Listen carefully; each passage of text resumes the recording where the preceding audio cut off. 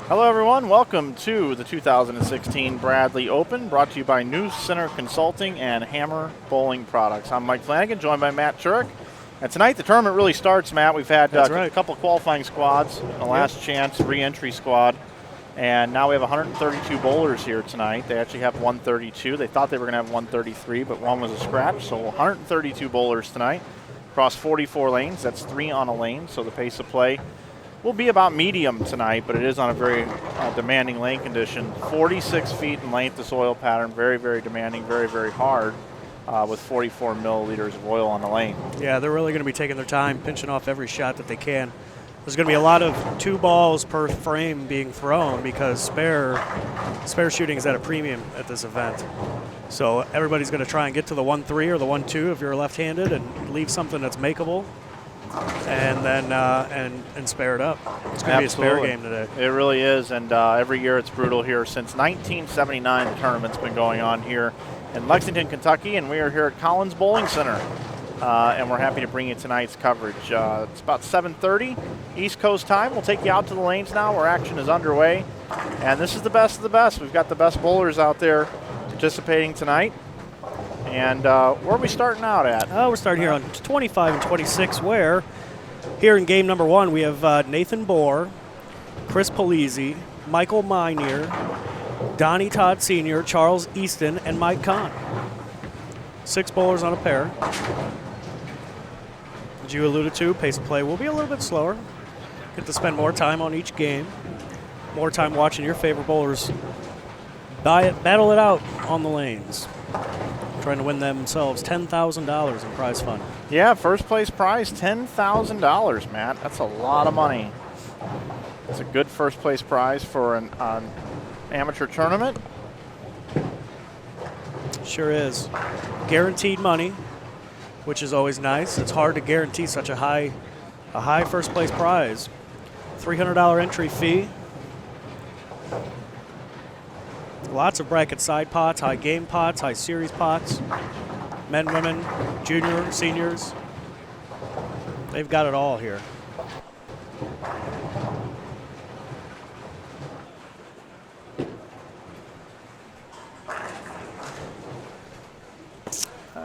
I noticed something I need to do.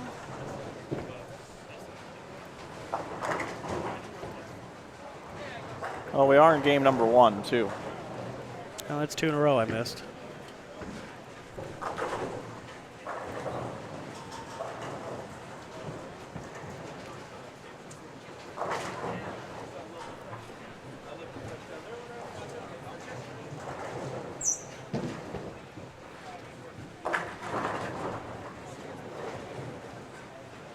Three bowlers to a pair, adjusting our cameras a little bit.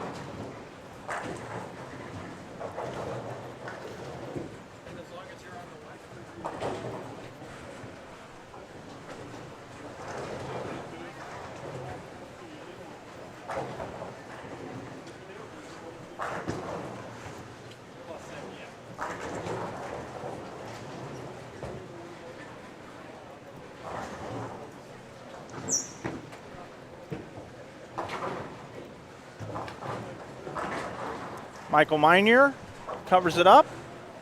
Let's take a look at Nathan Bohr on 26. He wears the number 10. That's his number. Puts it on all his jerseys. Brad Miller does that with his number.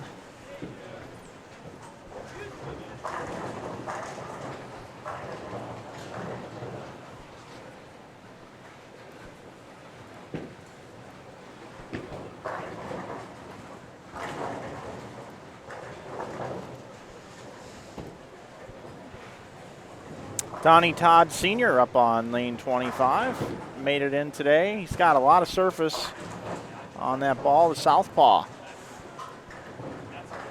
A lot of surface on the balls tonight. A lot of 500 grit, a lot of 1,000 grit Aberlon pads. Got that right. Take you over to our other pair, it looks like, huh, Matt? I'm kind of getting around here. Jimmy Cook, Mike Moore, Matt Gasson, Brian Wolochek, Russ Pyle, and Ricky Fuller.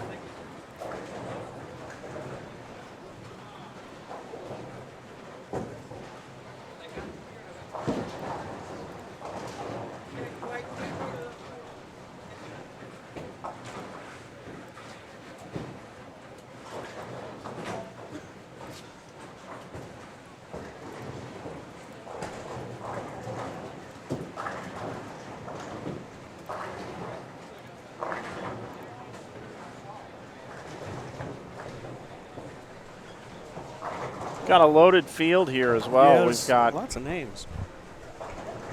a lot of touring professionals participating. Tom Doherty, Mike Wolf, PWBA star, and Diana Zavilova, and Aaron McCarthy, Dave Wodka, Brian Himmler, who's never won this tournament, finished second twice. Shot 300 last year, right? Yep. I believe. Yes, he did. We have Ari Wilson here. Some of the top amateurs.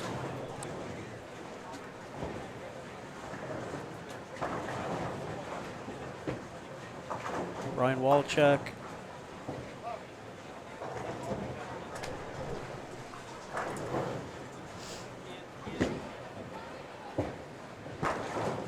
Rob Gottschall, two-time Team USA member now. Ronnie Sparks Jr. is bowling. Dave Wodka is bowling. Cameron Doyle.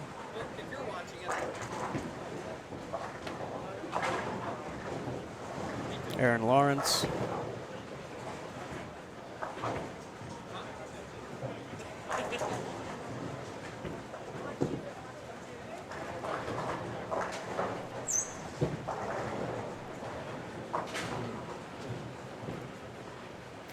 Thanks, Bowler Show. We lowered our stream rate down to 480p, so hopefully you're enjoying what you see.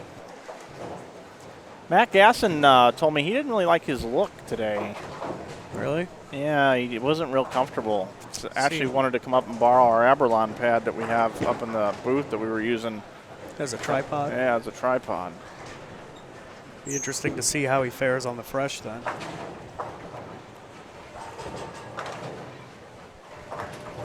Yeah, keep in mind this morning the bowlers that bowled in the morning got the bowl on the fresh, and then the bowlers that bowled in the afternoon bowled on the burn. So about half the field, this is the first look at the fresh. And this is what they'll be bowling on from here on out, except for the round of 8. Exactly. They'll see fresh again tomorrow if they make the top 40. Casey Kasem's top 40. And I'm Casey Kasem, counting them down. We've got a request and dedication. Matt writes in, "Dear Casey, you know, I love working bowling tournaments with this guy named Mike.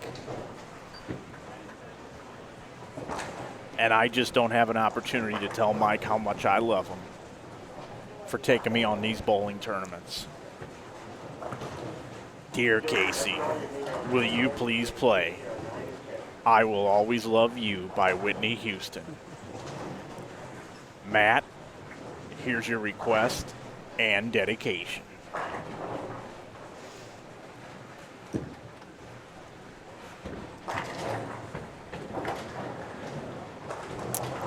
Chris Vai's also in the field. Yep, absolutely, here in the chat. Chris Vai just took home the National Amateur in Las Vegas. He's the National Amateur Champion. Defeated Cameron Doyle. Both are in the field. Yeah, we mentioned it earlier. A lot of the bowlers that were out there, a lot of bowlers out on team trials out in Las Vegas made the trip in. It's just with one day off. Made that trip to come and bowl this great event, the 2016 Bradley Open. Brought to you by Hammer and New Center Consulting. Russ Pyle crosses over. Here's Mike Moore.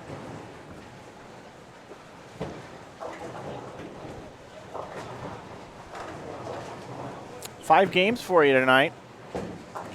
Pens will carry over to tomorrow. These bowlers are looking to make it into the top 40. 132 gets reduced down to 40, and the top 40 will cash. 41st position, the first number out of the cash, gets $300 also. Nice.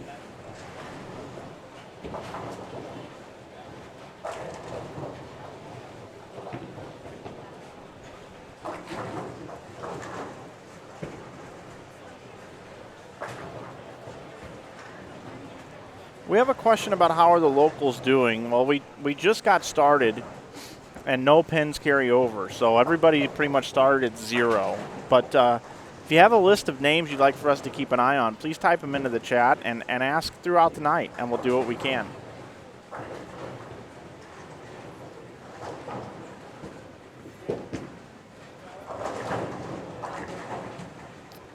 Thanks, CVI 300 Bowler. I'm assuming we've got a relation to Chris Vi in the chat. Glad you could join us. We'll make sure we keep you updated on how he is doing. Pace of play is going to be a little slower tonight. So we have 6 on every pair.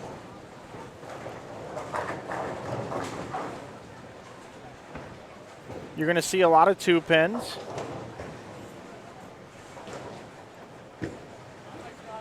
A lot of washouts.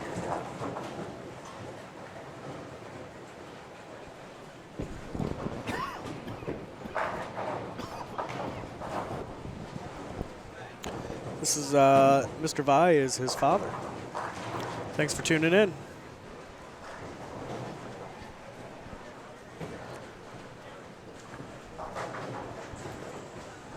Brian Wallachek here also getting ready to take to the lane on lane 20. Wally called some action in our Inside Bowling broadcast booth with Bill Spigner, Matt Turek, and myself back a couple years ago in Woody Dema's Grand Boot Hill tournament.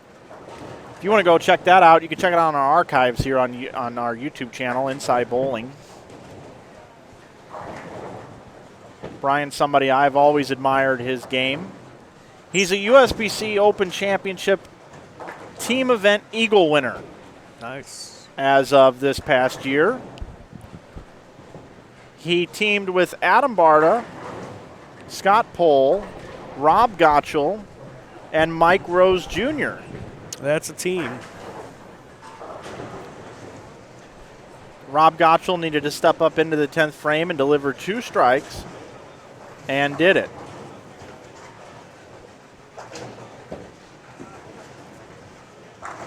Rob Gottschall also bowling tonight. As we mentioned earlier, he has become a member of Team USA for the 2nd time in 3 years. Selected onto the team for an outstanding finish this year at the team trials. And Rob is also the Ebonite International Tour representative for the greatest bowlers in the world representing Ebonite International, as well as he is the events and marketing promotions coordinator for Ebonite International. He lives near Hopkinsville in Clarksville, Tennessee, and he also just made it back from a long week at team trials, and even a longer week for him because not only is he there to bowl, but whenever he's in a bowling center around the greatest bowlers in the world that are involved with EBI, he's also, no matter what you say, has got to do some sort of work as well and trying to keep up with the emails. I don't know how he does it and still can compete at a high level. Yeah, that's a busy life. But kudos to him, and he's in our field this evening. Mike, I want to point out all the spectators. You look down there, and it looks pretty packed, but go ahead and look over at the bleachers. A couple hundred people in the facility watching. And earlier today when we talked to President Daniel Collins, he told us that that's part of the reason why they do this. All the bowlers from the town and the spectators are all come out and at Bowl League. There's 2 centers and watch this event. This is their major in this town. This is their major.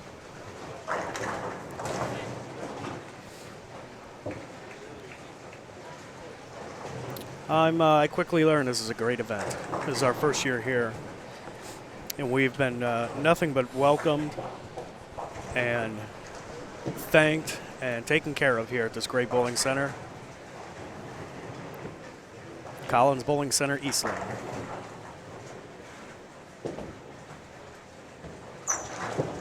Yeah, Gasson just doesn't look comfortable. I mean, it's easy to see people not be comfortable, though, but Gasson really is not. I just don't see him in a real comfortable spot of the lane for himself. You don't see that very often out of Matt. No. I'm not saying he's the only one that's in this predicament, but that was a nice conversion, by the way, also.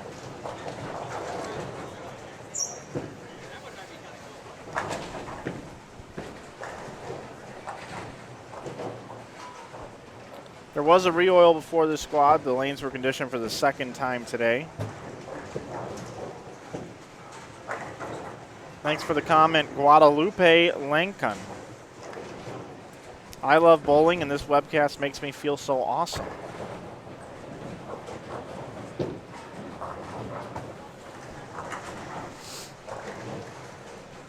So 3 frames in. Lots of spares. 2 opens. One of them is a split.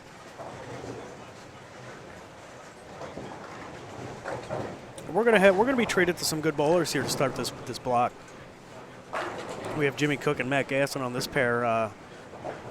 That you're watching Brian Wallachek also, but we'll check into our other pair, 25 and 26, where we have Nathan Bohr, Chris Polizzi, Michael Minear, Donnie Todd Sr., Charles Easton, and Mike Kahn.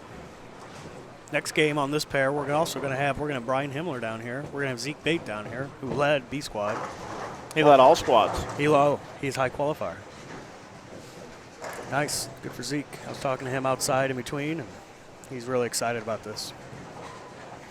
Yeah, other bowlers we'll be seeing tonight: R.J. Pollard, Aaron McCarthy, Dave Wodka, Brandy Branca, Matt Ogle, Brett Shepard, Tony Lambert, Gary Schluchter. We'll also see Vern Peterson, who finished second last year, Kenny Abner, Brian Gunn, Jim Hilligus Jr., who we called in the matches down there just a little while ago. He made it in on the last chance re-entry squad.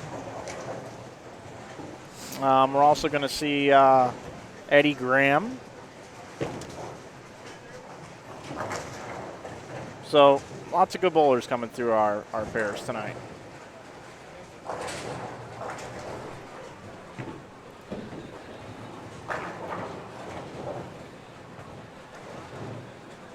What's up, Bobby Schmidt? Thanks for tuning in. Oh, yeah, Bobby.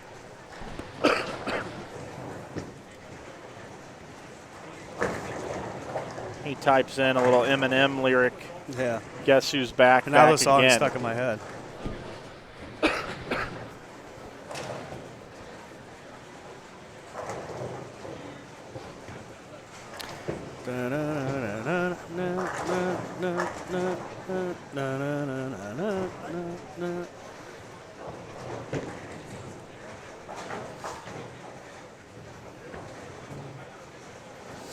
I've just really been enjoying watching ball reaction.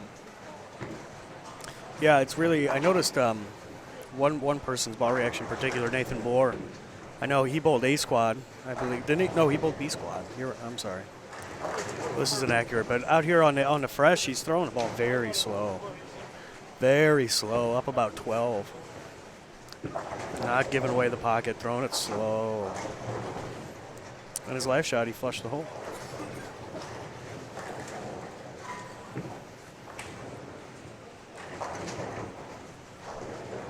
Get a look at him here coming into the screen there, number 10.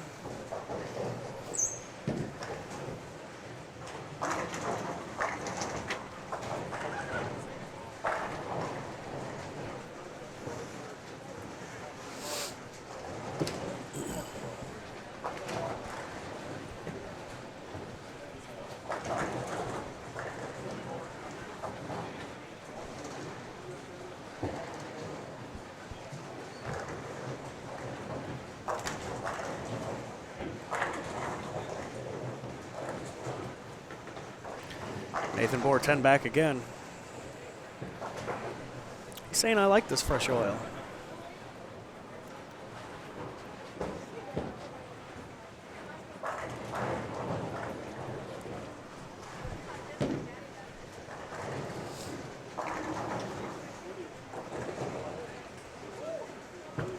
Got a question about, is Tom Doherty going to be coming through our feature pairs? And he will be around our feature pairs, but right now he's on 21-2.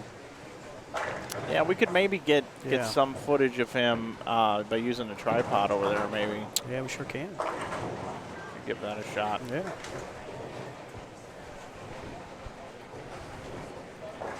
I can slide left. 46 feet and 44 milliliters of oil.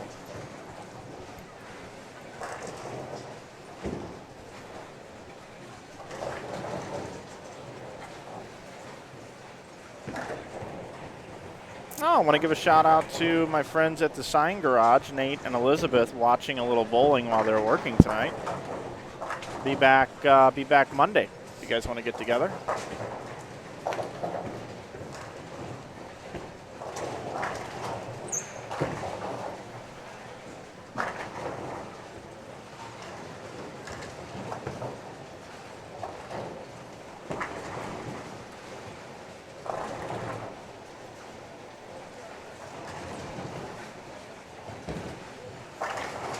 Tom Doherty's going at a Dutch pace right now. He's in the 5th frame, throwing at a 4-pin. I know he's made it to the round of 4 at least once in the last couple of years, maybe even more.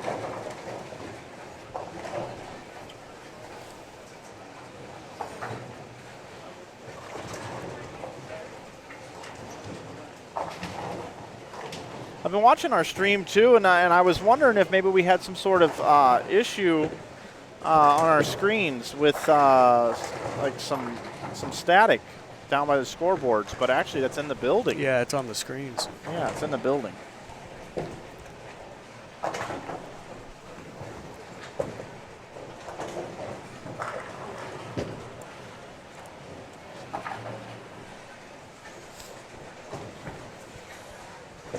Any predictions on who's going to win the tournament, Matt? Man, I was thinking about that during practice, and I was trying to just kind of scope out where everybody was at just to see, and I really got a good feeling about Zeke. So Brandon Novak wins last year and keeps his angles pretty tight. Tommy Jones is a power player, won in 2014. Tony Lambert is a lefty that could point it with the best of them in 2013. Tom Smallwood, he doesn't put his thumb in the ball. He wins in 2012. You got a shot maker in Dan McClellan in 2011. So it's really anybody's ball game. I can't conclude anything looking back at past champions to try to figure out who would win. Vern Peterson finished second last year, and Brandon Novak won, and Brandon Novak bowled 300 earlier today. Yeah. You've got extra camera, it looks like. Yeah, got to look at Tom Doherty. Just signed with Hammer.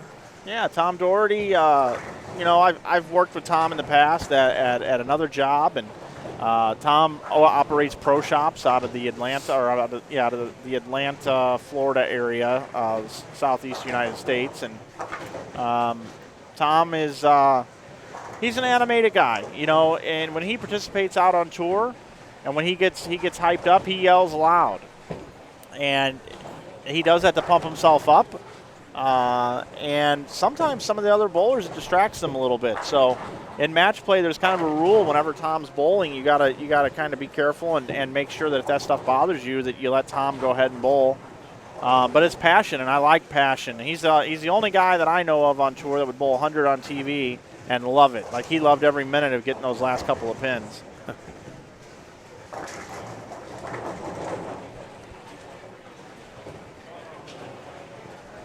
So no longer going at a Dutch pace, 98 in the 5th.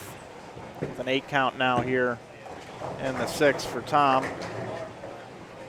Those of you who have been watching football, it is going to be a final. Kansas City defeats Houston 30-0. Well, I knew the better team would come out on top. Yeah, you did.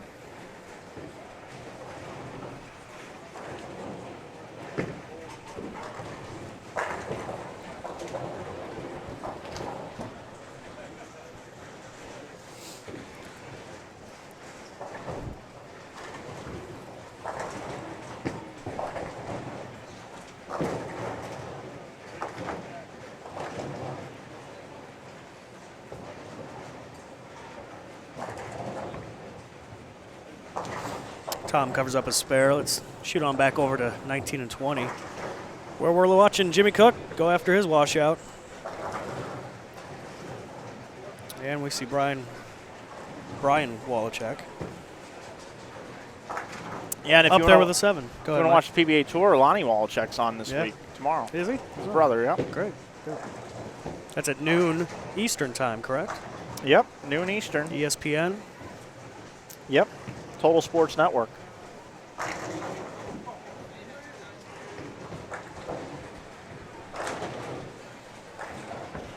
Thanks for tuning in, all 175 viewers. Go ahead, tell all your friends we're on. This is the Advancers round at the Bradley Open 2016 edition. Share it on social media. Retweet it.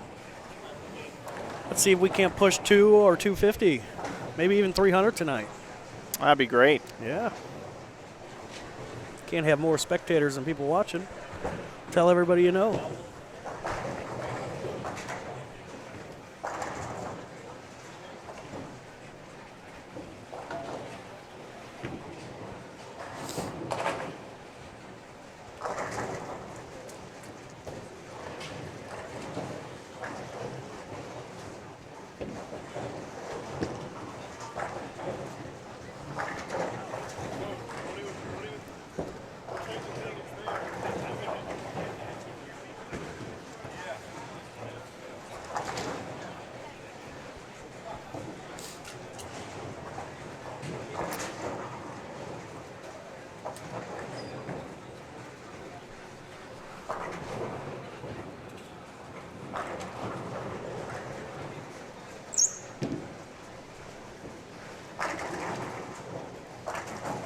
Good to see old Andy Reid get a win in Kansas City.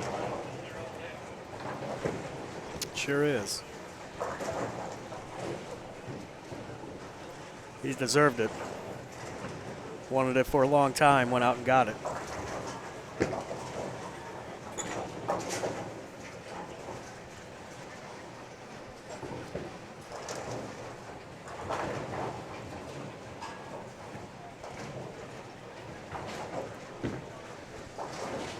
Went out and got it. Another look at Brian Wallachek. Also on the left lane is Ricky Fuller. Sorry.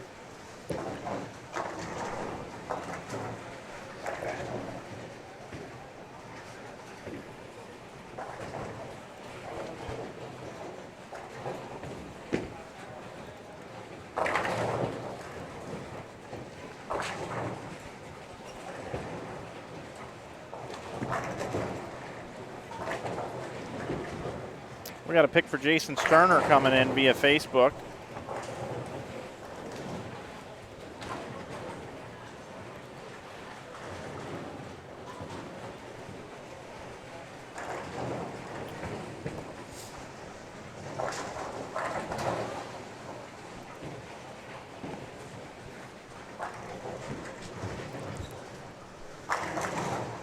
A little over 2/3 of the way through game number 1 of this 5-game Advancers round. Mike Flanagan, Matt Turek here with you at the 2016 Bradley Open. Co-title sponsors New Center Consulting Incorporated and Hammer Bowling. Nothing hits like a hammer.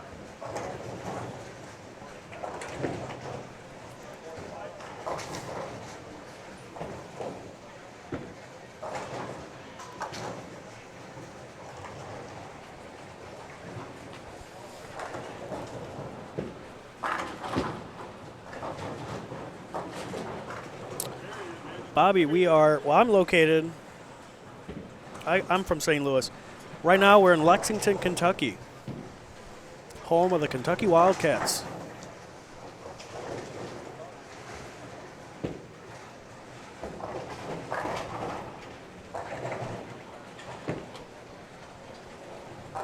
No problem, Robert. Try and get you another look at him when he's up next. Who's that? Oh, Robert is a big fan of Tom Daughtery. Can't say that. Tom Daughtery? Daughtery. Now you got me screwing it up. Ricky asked if we could call him and plug him in via phone to the soundboard. I thought he was done watching. Well, he doesn't have a computer where he's at, but he said he'll join us on remote. Here's a look at Tom. Tom Doherty. Doherty. I don't think I could say it. Just call him TD. TD. Call it a day. The old TD, touchdown. I've never had a problem saying his name. And I've got people texting me saying, you keep saying it wrong. And now I'm going to screw it up. Daughtery.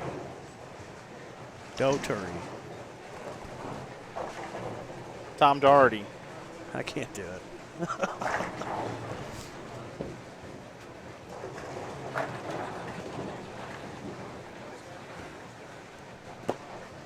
So here is Tom. TD. Good shot That there. looked like a Warrior Elite going down the lane.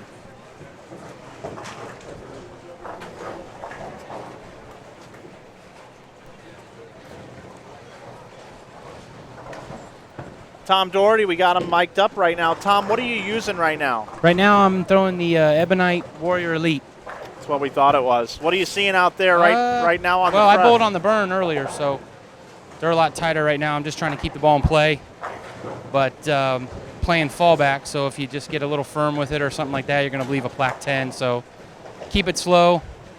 And I got a lot of guys throwing surface on my pair, so having to move a couple boards almost every 2 or 3 frames and still keep it slow so I can get the 10 out.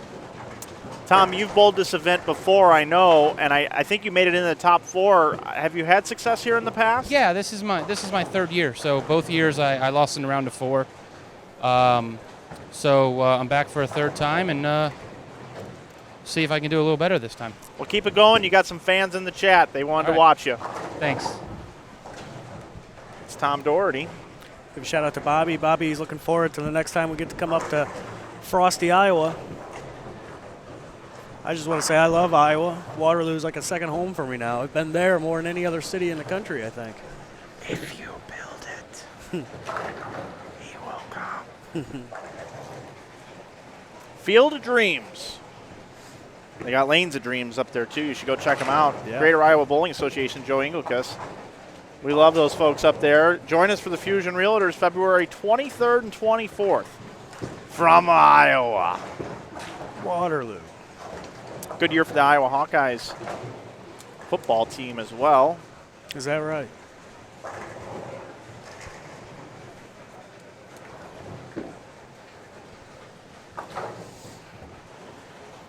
So we shall bring you more action on 21 and 22. Just a couple more shots here of old Tomsies. Yeah, after Tom bowls, we'll head over to 25 and 6 for the completion of that game, and then it looks like 19 and 20 will finish up behind him, about 2 frames behind.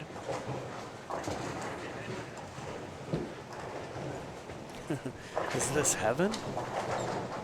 No, it's Inside Bowling.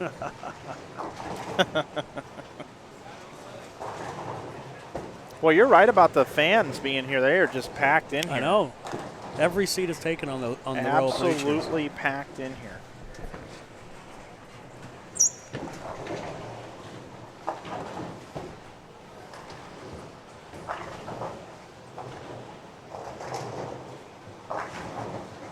Bad shot. A little left.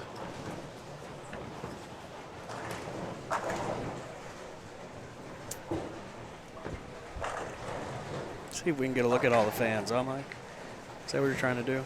No, I just wanted to, there was a guy in the way, and I didn't know if we were going to get it or what was going on. Here's 25 and 26. Yeah, let's check in and see how everybody's doing over here. Looks like we've got some 10th frame action going on here. Yeah, Nathan Bohr is A. Possible 183 for Donnie Todd Sr. So he's going to be in the 170s if he spares this. Nathan Bohr can still bowl 207. 205 for Chris Polizzi, who's B.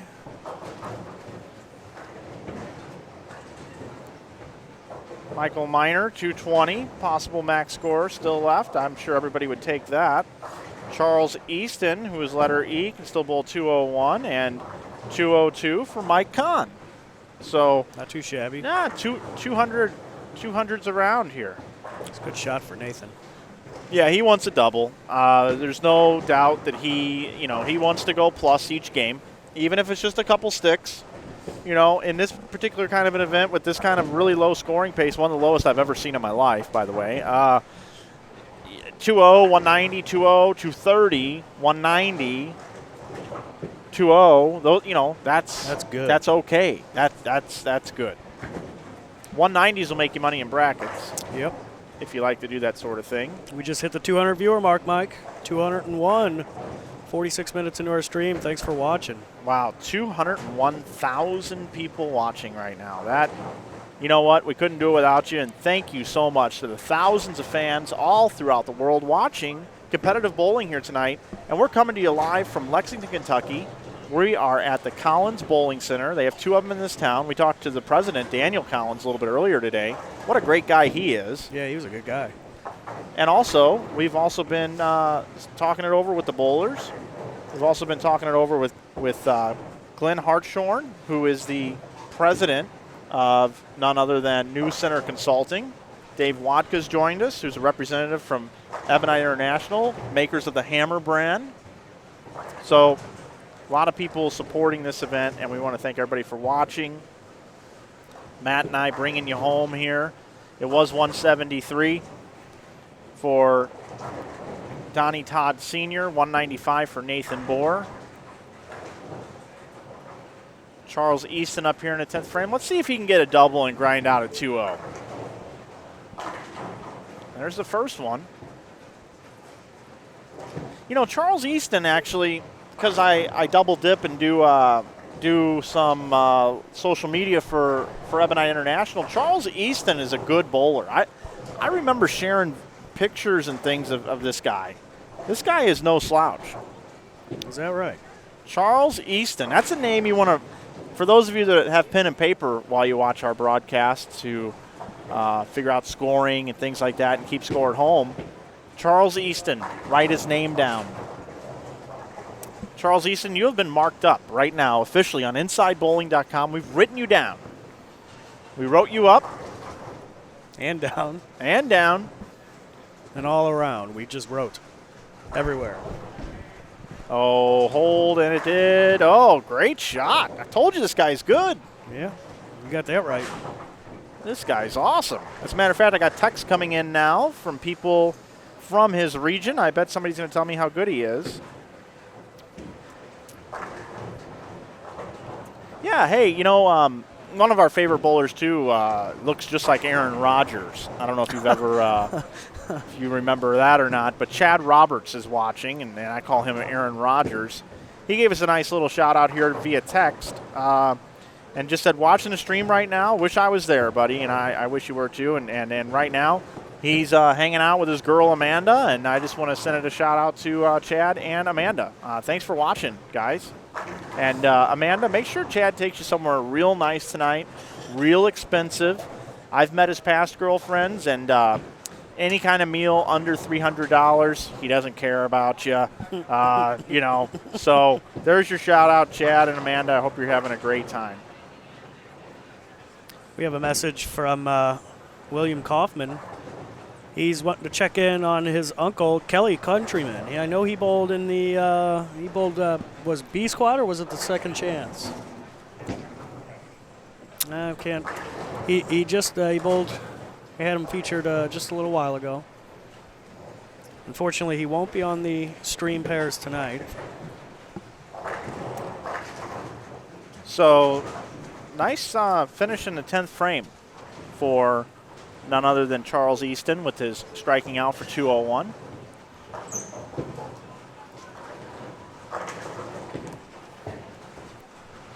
Real quick, too, I don't know if you could quickly bring it into our, hold on just 1 second here. Bring it into our. There you go, a little bit down. Yeah. All right. See that right there? Yeah.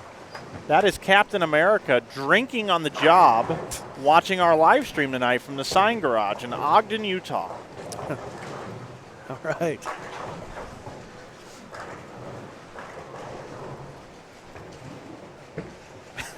That's fun. Captain America watching tonight. You know, there was actually a bowler named Captain America. Yeah. He made a TV show, and that's bad. Missing a 5-pin. 198. Oh my goodness. Well, it's just you got to draw the line and get out of there.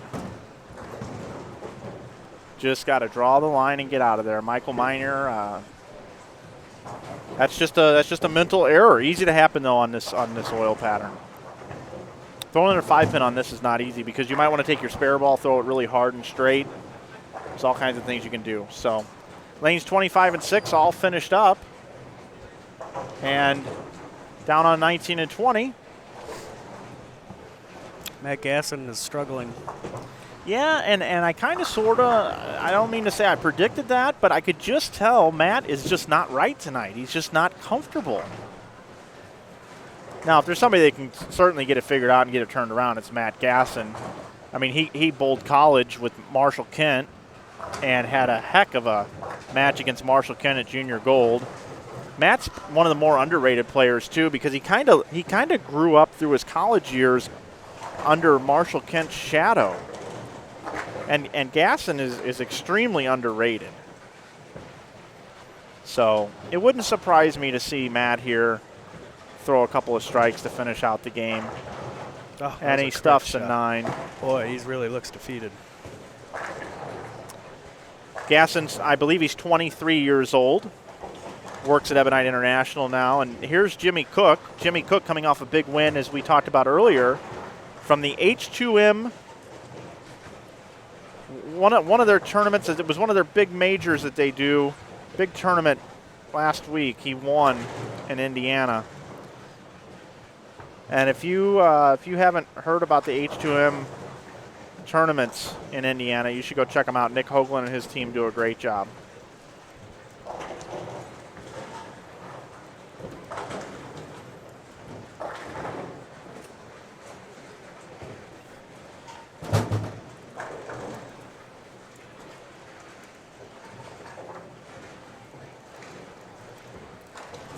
Jimmy Cook can still bowl 170.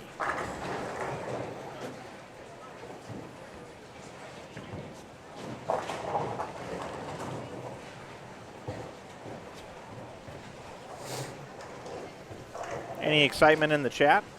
Yeah, there's a few fans out here. Nathan Bohr, got a couple Matt Gasson fans out in the area. Bowler Show is active as usual.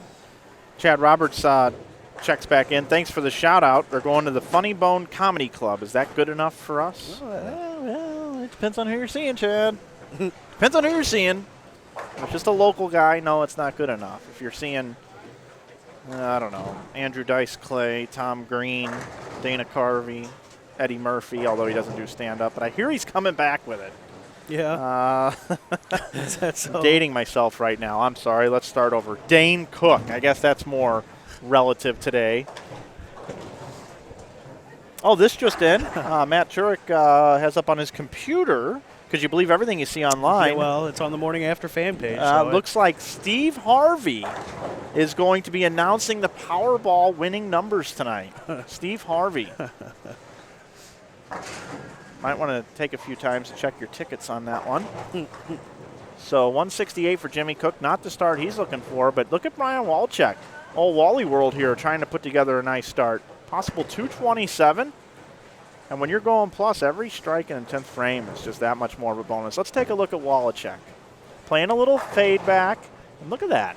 He's looking good out there.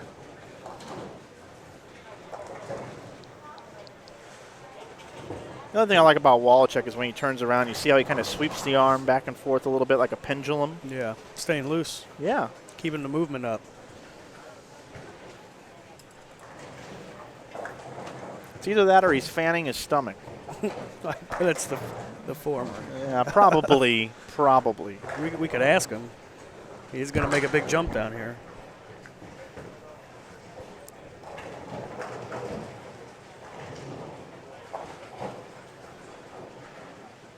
The guy they're seeing tonight at the comedy club is the guy that won last comic standing. Oh, really? Yeah. I don't know what year. You know, no details out of Chad. Make me look it up. All right, Brian Wallachek, nice game. Nice game. Good start, 224. Mike Moore can still bowl 178. Russ Pyle can still bowl 177. Ricky Fuller can still bowl 195. And 171 for Matt Gasson.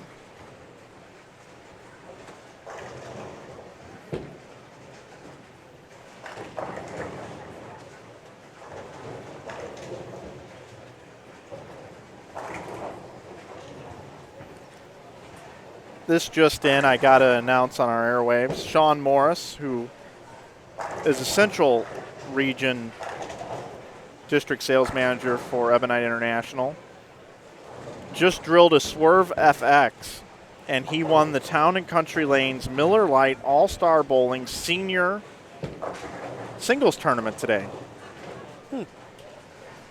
Well, I'll be. That ball is supposed to be pretty good. Yes, it is.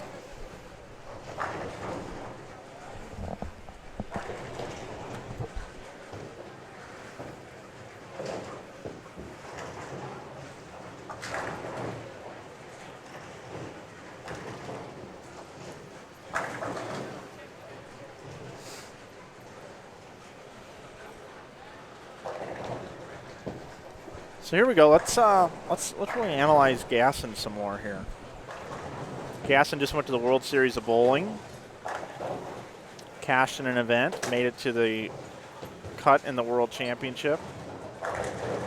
Man, you think he's just giving too much of the pocket away? I don't know. You think he's throwing it too hard? It didn't look horrible, but it just never faced and recovered. I think he lacks a little confidence today. Yeah. I think we're going to bring him up to the booth and really interrogate the kid. Yeah, just loosen him up a bit. Yeah, we're going to interrogate him and find out what is going on, and we're going to live vicariously through Matt Gasson tonight, as if we were bowling the tournament ourselves. Yeah. Good spare shot. If we had a hot or cold list on Friends of the Booth, Matt's really far up there on the hot list. Because here's the thing, he's no dummy. He comes by and just kind of lurks around the booth because he knows he's going to find information out being here. Oh, yeah. And then we normally say, hey, you want to sit in? And he's never said no. Yeah. Now wait until he's about 28. He never really asked to leave. Yeah, he doesn't. When he's 28 or 29, though, that'll no longer happen. Because we've seen already, being 5 years old, you get in your late 20s now you got to start worrying about taking your medicine, taking your vitamins, making sure you're all taped up properly. He's young enough. He's got plenty of time to spend time with us. So we got to continue being nice to Matt. Now, what was that? A great that looked shot. Slower. That looked slower. It looked slower. So maybe he's just got fast with the last one. That looked slower. Maybe he might be on to something. Does he get one more? No, he's done. That's okay. it. So 159 for Gasson. So finish it out here with Ricky Fuller. Fuller with the spare can still bowl 174.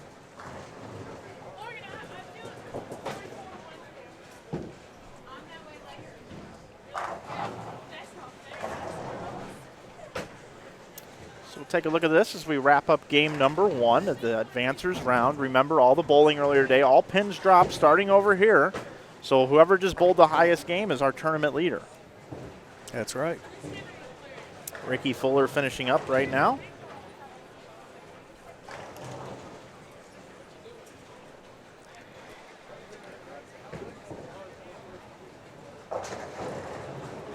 Oh, you should have seen that.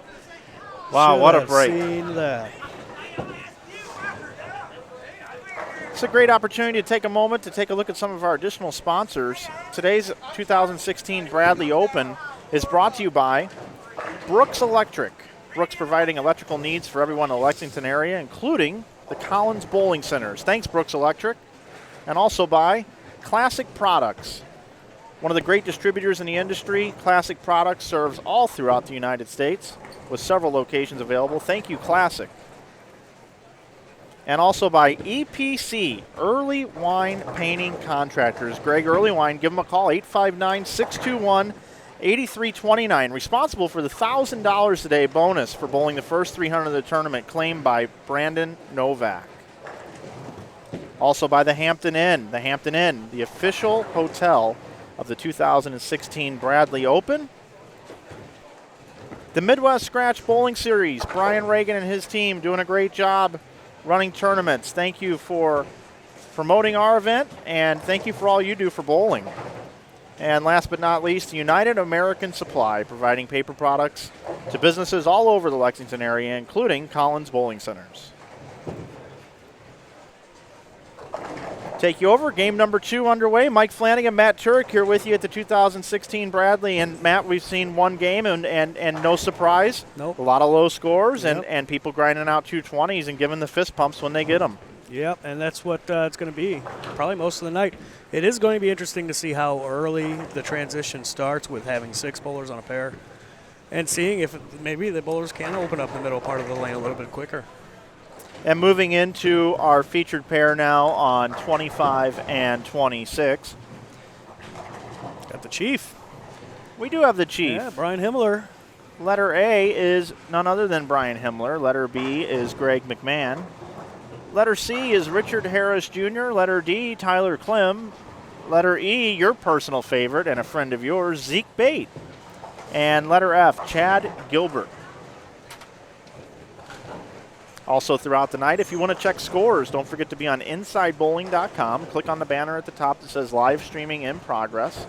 It'll take you over to a little website called InsideBowling.tv, and that's where you can stream your picture this evening. And down below, there's a blue button. The event information tabs will be updated throughout the evening. As soon as they get the scores, it'll be updated there, and then we'll get it tweeted out on our social media outlets, which is at InsideBowling on Twitter and Instagram. And you can also give us a subscribe on YouTube. We sure would appreciate that. And you can head on over to Facebook.com/InsideBowling, and we'll be updating throughout the night with standings and every once in a while some behind-the-scenes features. It's always neat to see the behind-the-scenes features. Get a little look at how we do things up here in the booth to bring you the greatest bowling action we can. And if you're about to take your loved one out to dinner, or maybe you got a late show to catch, or maybe you got a rave to go to and you're going to be signing off of our broadcast for the evening, well, goodbye. We'll miss you. But this is where it's important for me to let everybody know that if you want to join us tomorrow when you're recovering from whatever you do tonight, we will be on the air at 9 a.m. That's and right. at 9 a.m. for the Cashers round to be the top 40. Just like you were talking about, Casey Kasem in the top 40 countdown. Well, tomorrow we'll be counting them down to 8, as a matter of fact. About 1 o'clock, then we're going to bring you the what they call in this neck of the woods a bracket, which is fitting to be right by Kentucky University. That's right. Kentucky's done very well in the NCAA bracket, so we're going to have a bracket here, and it's best 2 out of 3 matches. 1 will bowl 8, 2 will bowl 7, 3 will bowl 6, 4 will bowl 5. We'll get down to 4 and then down to 2, and then we'll get down to business, you and I, and we'll finally get good at broadcasting, hopefully, for one match. Yeah.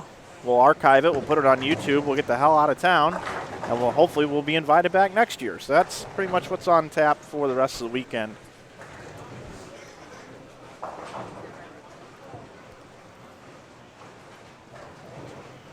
Starting to wake up, Matt. I'm glad you are, because I'm not. So hopefully you can carry me for a little bit. Yeah, that's what I usually do, so that'll be fine. Guy walks into it. He just walks into it, folks. He walks into it.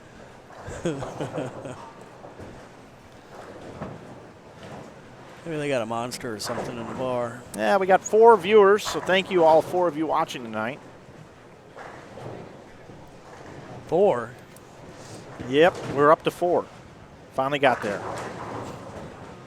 I want to thank everybody for your comments in the chat. We are reading them.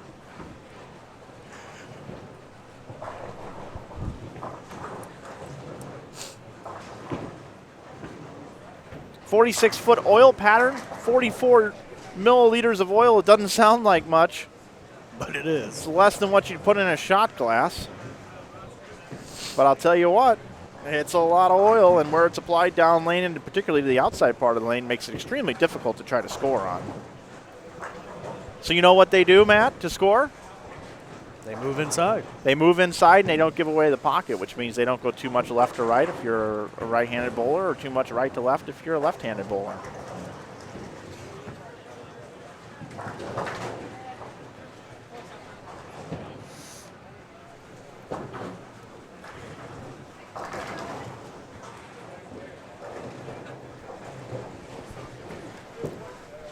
Brian Himmler has bowled this event since about 1989, I believe he said. He's finished second twice, bowled the only 300 in the last 10 years prior to today, last year in the 2015 edition. And now this year, Brandon Novak bowls 300 and says, I want to be like Brian Himmler. Yeah, that elusive club of two within at least the last 10 years that have shot 300 here at this great tournament. And what did he get? He got something special for shooting at 300 today. $1,000. Compliments of Greg Earlywine at Earlywine Painting Contractors. Once again, if you didn't write down that number, grab your pen. 859-621-8329 and let Greg and his team take care of all of your painting needs. I don't know if he travels, but I know he'll take care of you in Lexington, Kentucky. Does a fine job. Speaking of fine jobs, how about Jason Uchwal and the job he's been doing, organizing this tournament on Facebook and all the work that's gone into that. He and his great staff here at the Collins Bowling Center, Eastland Bowl. Yeah, this place is phenomenal. They got a cool building. They got kind of like an overhang valet-looking area right out the front door, and they've got this old school bowl sign that's all lit up above it. It almost looks like Kauffman Stadium with a big sign that says bowl. Yeah, you're right. Also want to give a shout out to Sean St. Clair, who's watching. Says we're for sure going to be invited back because we are the most hilarious and best joke tellers on the planet. Thank you, Sean.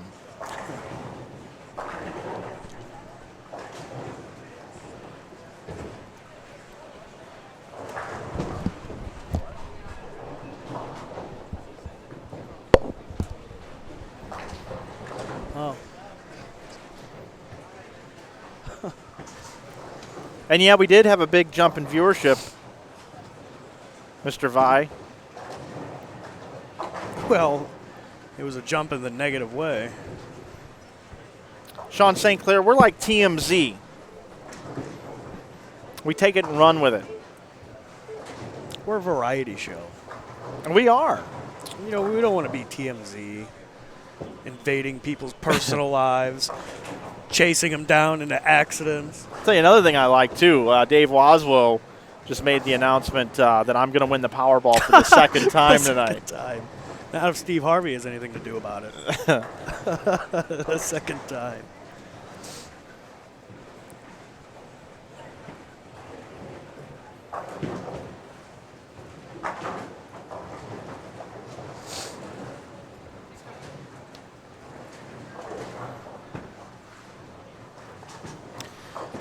One of these tournaments that we do, Mike, I'm going to remember to purchase a cheap pair of binoculars. No, you're right. Well, with the money you make, why don't you just buy an expensive pair? Well, I could do that. Yeah, that's a good idea. I could do that. I'm going to get a monocle. A monocle? Like Mr. Peanut? Yeah, or or a top hat and a cane. The Monopoly guy, too. Yeah, the Monopoly guy. Yeah.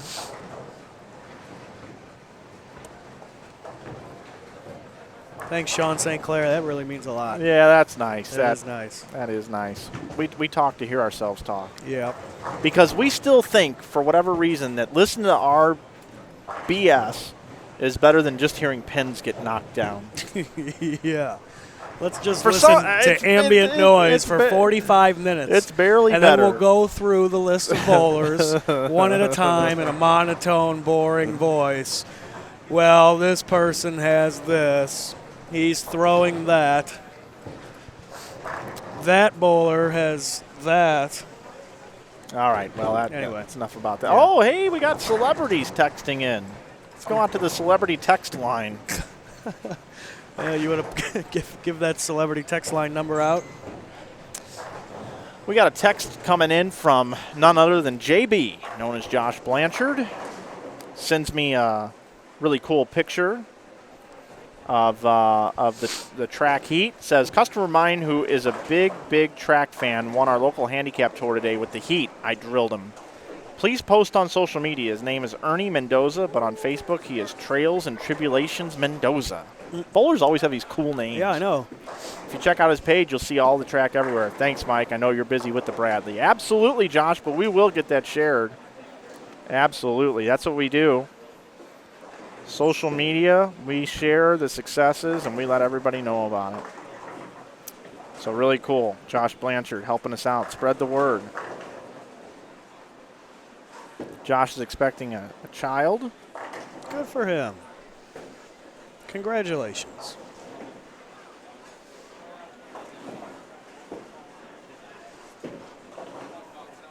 I will tell you something new that's happened in the phones Yeah. that I don't really like. Oh. Does somebody send you a photo that was taken some time ago? It knows what time it was taken, so it shows up different in your chronological order in your phone. So you're looking for the most recent picture. Really? But it's like back. No. Yeah. So like let's say Is that a setting? It's not the collection. You're not on collections, are you? You know how you go to collections? Yeah. No. I'm trust me. I know. What This is you're under albums. I know right? what I'm doing. Yeah. On this particular case, I know what I'm doing. You're not under Not photos. always. Not always. Well, that's just backwards. Yeah, no, I know. Trying to do us a favor, and it just doesn't always work out that way. Yeah.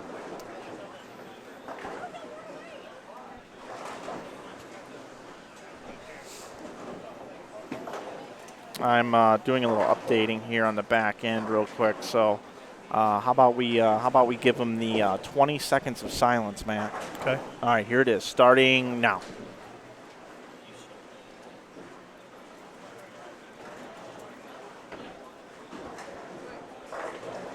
I can't do it. I can't do it, Mike. I can't sit here for 20 seconds in silence. I can't do it. Sorry. We were close. We were very Almost close. got there. Almost got there. Almost. But that's okay. We were close. Boy, that was brutal. That was brutal. What was I doing over here? Oh, yeah. Novak doing any good the first game? We'll go check on that. We got 2 Novaks in the field, so we'll do both Brandon and Steve. The Chief just coming up, hanging out. Is that your bucket, Chief? Chief is sponsored by Miller Lite this evening. Hey, Brian, we'll just interview you.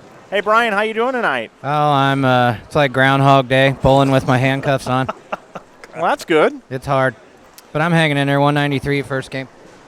And then just trying to keep it in play and stay out of trouble, which is not easy.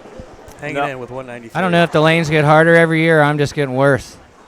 They're tough, as always, but just going to hang in there and fight. So, hey, speaking of handcuffs, thank you, Brian. That was the hammer hard-hitting interview of Brian Himmler. It's kind of getting late, so I'm gonna take this PG-13 for a second. Okay. You know, there's these movies called 50 Shades of Grey. I think it was just one movie. One movie, right, 50 Shades of Grey. Yeah, okay. There's a book, too.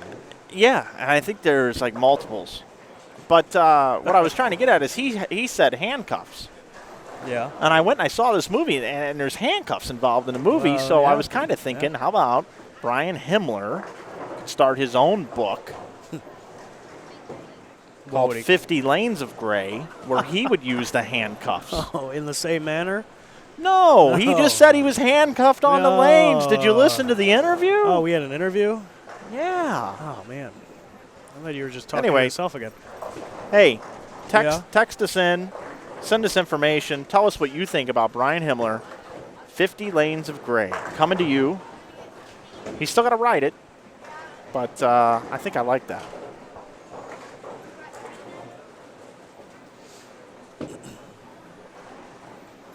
Got some football starting over there on the old boob tube.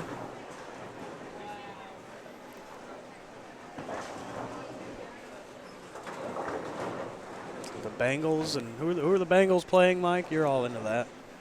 Oh, Pittsburgh. Into that football. As a matter of fact, I've got the game right up here. Yeah, it's bottom also left. right up there. Oh, Front they've got it and on center. in here. They got it on in here. Front and center. They've got it going on.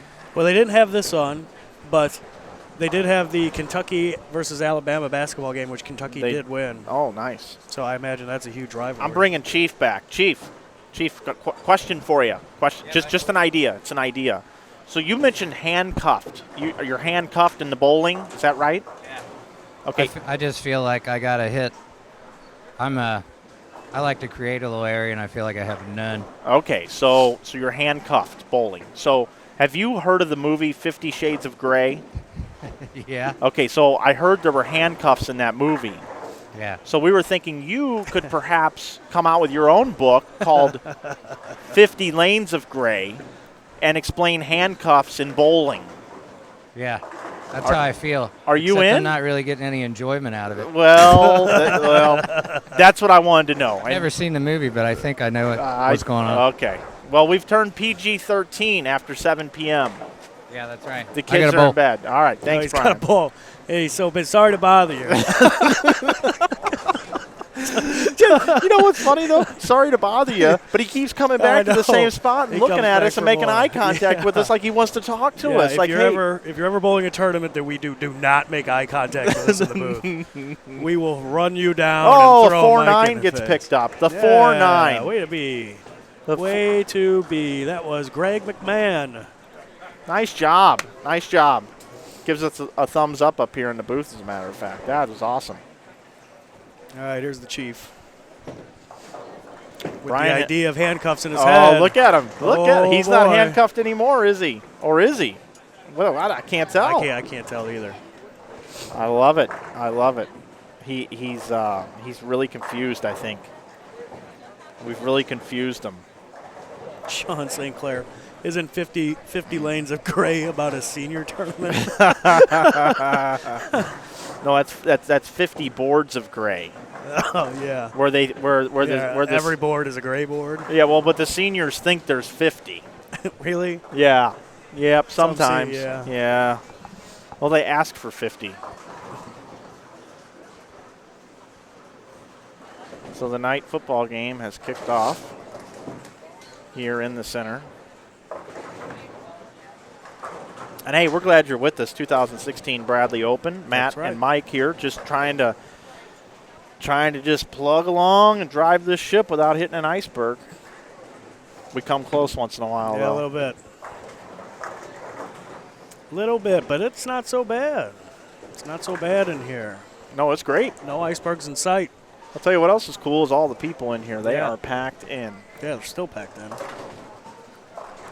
Can't even see anything around us. There's so many people.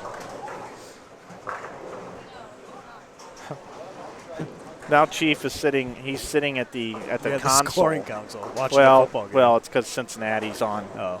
Yeah.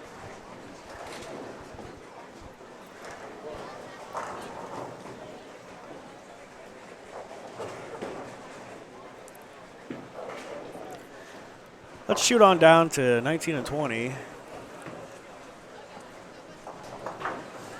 Our first look at this grouping. Vern Peterson, Ken Abner, Kirby Allen, Billy Vincent, Danny McMillan, and Brian Gunn, fan favorite.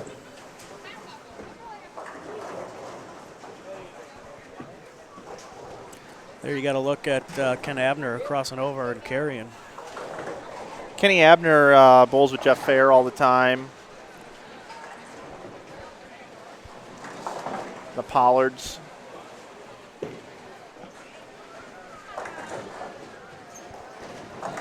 Got to give a shout out to Katie Estes at home watching, holding down the fort. Eating pizza and drinking beer, probably. Yeah, Cookies. give me a call later, Katie. I got some things to report. Yeah, he wants to take you to Disney World, actually. He Yeah, told me last night. that's what He's got a big trip planned for you. That's right. I don't get to go. It's just going to be you and him. Yep. Yep. Disneyland, Disney World, whatever one's in Florida. I don't know. Well, I'm gonna give her the choice. Oh. She can go to either. Well, she'll choose Florida. Okay. That's the one that That's the only one that exists. Well, then I'll tell her she can pay for Florida. I'll pay for California. Then we'll see what she picks. All right. Eddie Graham is the other guy I was thinking of that bowls with Abner, the Pollards, and also Spigner bowls with them sometimes too, I believe. Jeff Fair. Good group, Cincinnati. Good group. Watching their Bengals here in the bowling center, doing a little bowling themselves. Little balmy, 49 degrees at the Bengal game, apparently. I wonder if we got an update yet. I wonder if they're listening. Not yet, but it's coming. I know we're just right around the corner here. Right around the corner. We'll keep checking that.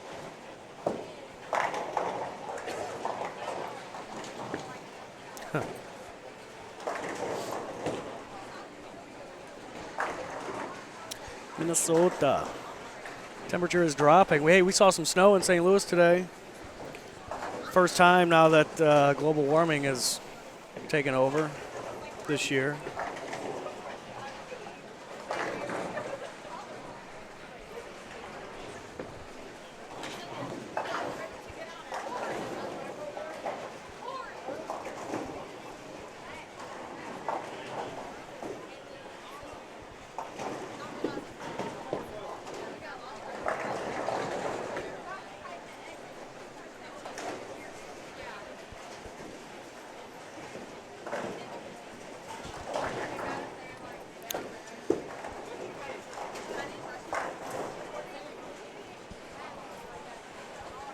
So look at,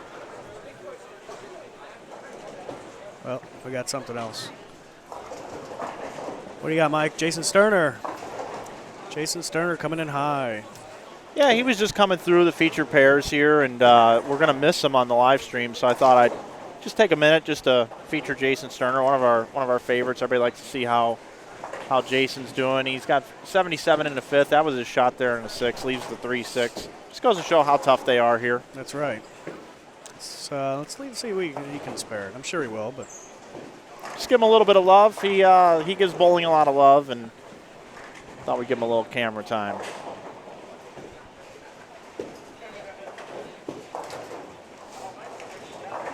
at that. Look at that head. Look at that hair. Look at that hair. Well, okay, Mike. All right, people in the chat. That was a good shot for Jason. Back down where Brian Gunn is going up. We're trying to get a double. All right, chat. Chime in here. I want to know all your guys' opinions of the man bun. What are your guys' opinions of the man bun? What about you, Mike? You want to grow your hair out into a man bun? A little bit? I think I'm all right. Shave it off on the sides? I think I'm all right. I think I'll be all right. That's a no on the man bun? Not for me. Not for me.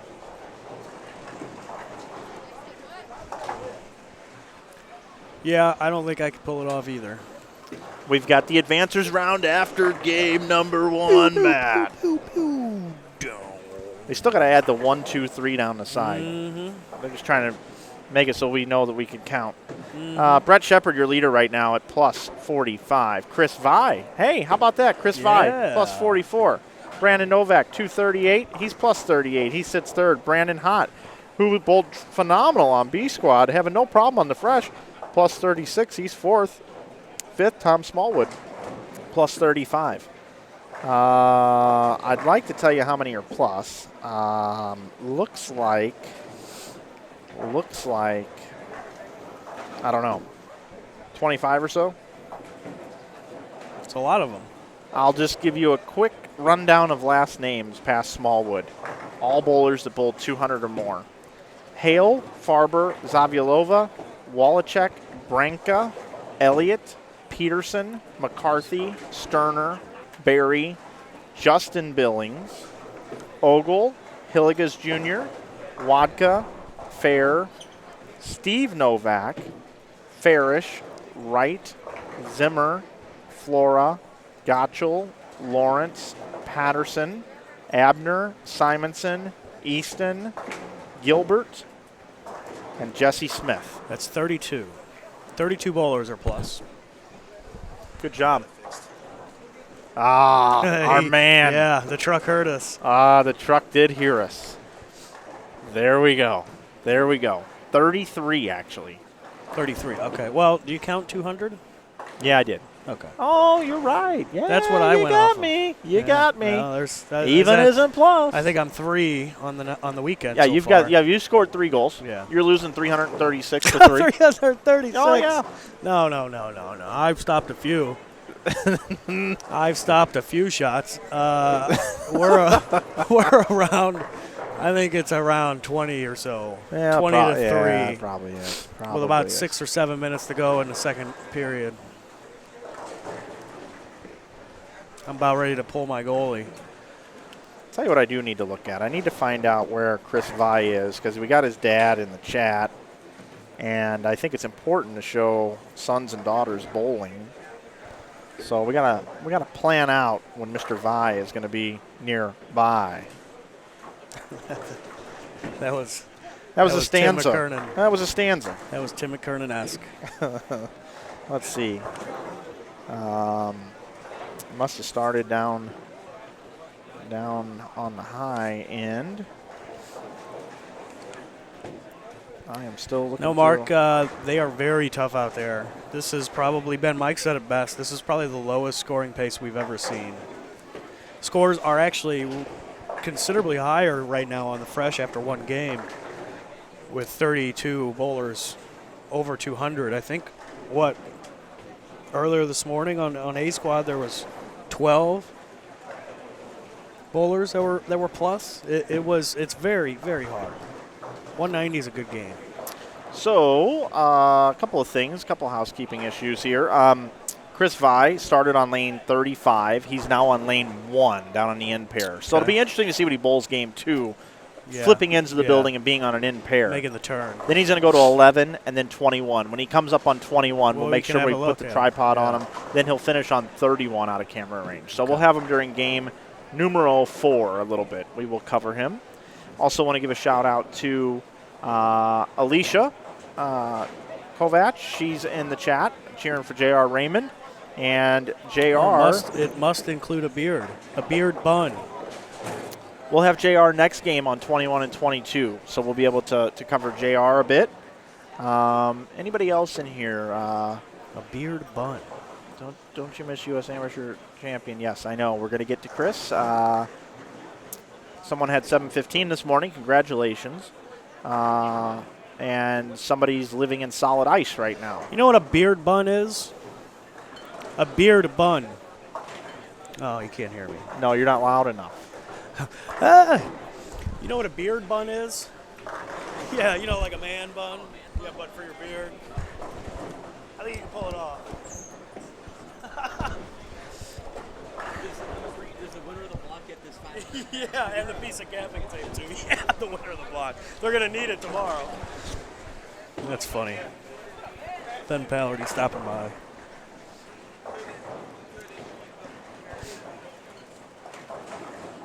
Beard bun. I don't think I've ever seen or heard of that. But yeah, I do agree with you guys. A harder shot is better drama. It's a lot more fun. Make for a long day of bowling, but it's really makes you try and make good shots.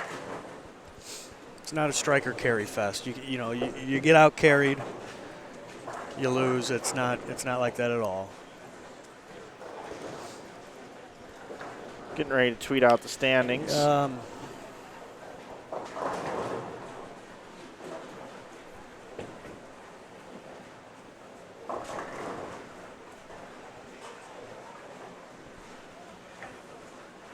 going to reset the stream, Mike.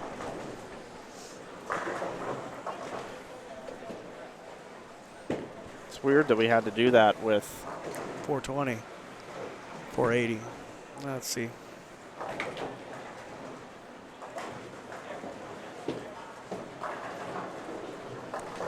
And we're back. We're trying to fix up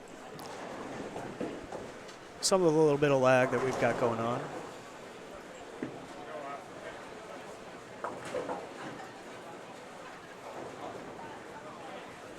One, write it out again. What's that? Right out.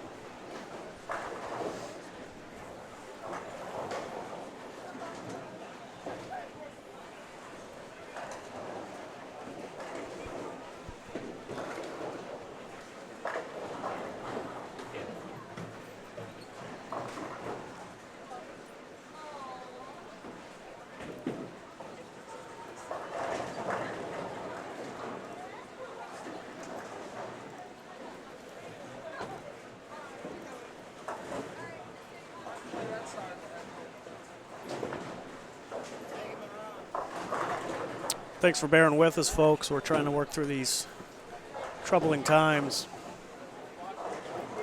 It's just got to be an internet thing that just goes down for a minute and then comes back, because there's no way we should be having any problems with the quality that we are streaming at.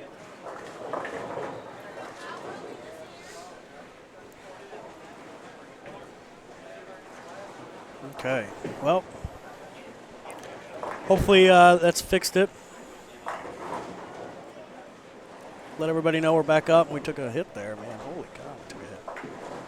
Well, yeah, he booted everybody off.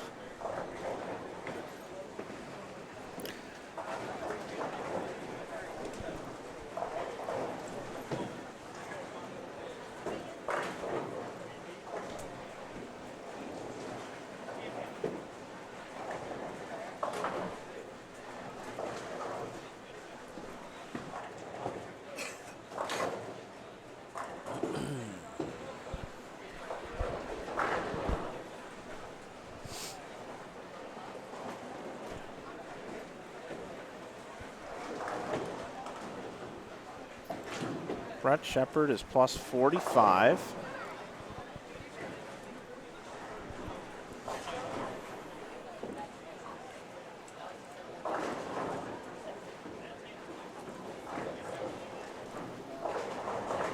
And to cash right now is Nathan Bohr at 195. That's a tie. It is. Wish we could get away with having like a hot take bell up here. I don't think we could get away with that. Not in the though. bowling center. No. Can you imagine that? 9th frame of the final. Need to strike out to win by 7. He gets the first one and all of a sudden, ding! That wouldn't work. No, it wouldn't work. That wouldn't work at all. This, Dylan Ruth, is the 2016 Bradley Open, brought to you by Hammer. Nothing hits like a hammer and New Center Consulting. We are at Collins Bowling Center in Lexington, Kentucky, home of the Kentucky Wildcats. I am Matt Turek. To my right is Mike Flanagan. And we're bringing you great bowling action all night long until they're done with this 5-game block. This is game 2 of 5. The advancers round here at this tournament. Yeah, we do have a question about Kelly Countryman, if we could get him on. He's going to be on 27-8 just off to the right over here. We'll see what we can do during game number 3.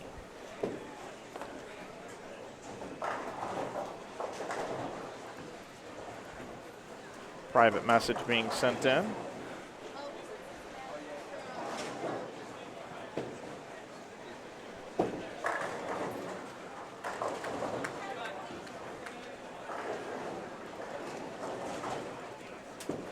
Nasty split for Brian Gunn.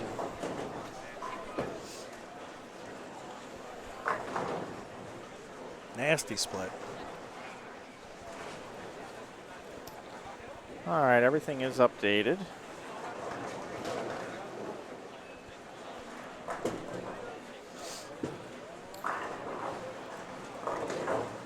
All right, we're looking good. We're looking good.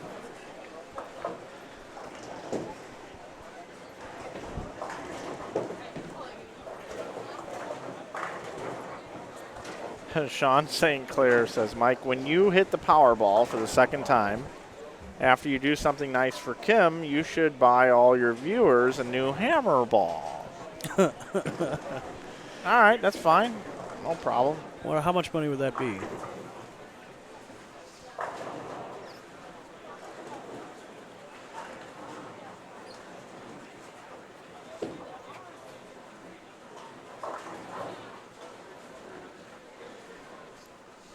I'd pay retail for them too because I'd want to get back to the industry. You got enough money. Winning the Powerball twice. Yeah, right. Right. Golly. I know. You know, Tell me about you it. want me to purchase those really expensive binoculars.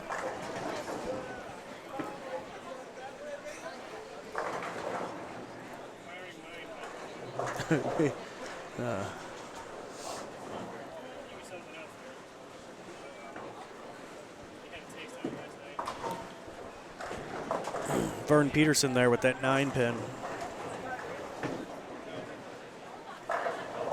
And Billy Vincent there coming in high, leaving that 6-9-10.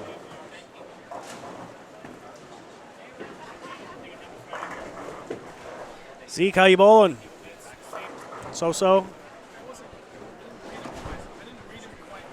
Yeah. All right, good. Good. Zeke didn't read the first game quite right, but now he's made an adjustment, and looks like it's paying off for him.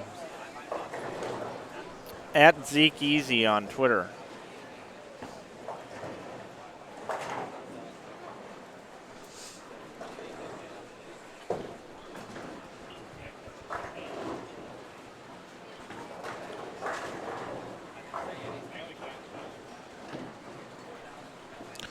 Boy, old Brian Himmler is not bowling well on our other featured pair.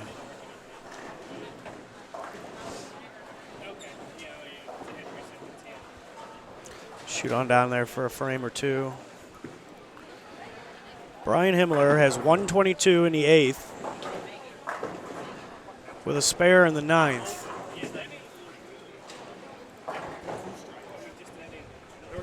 That is rough.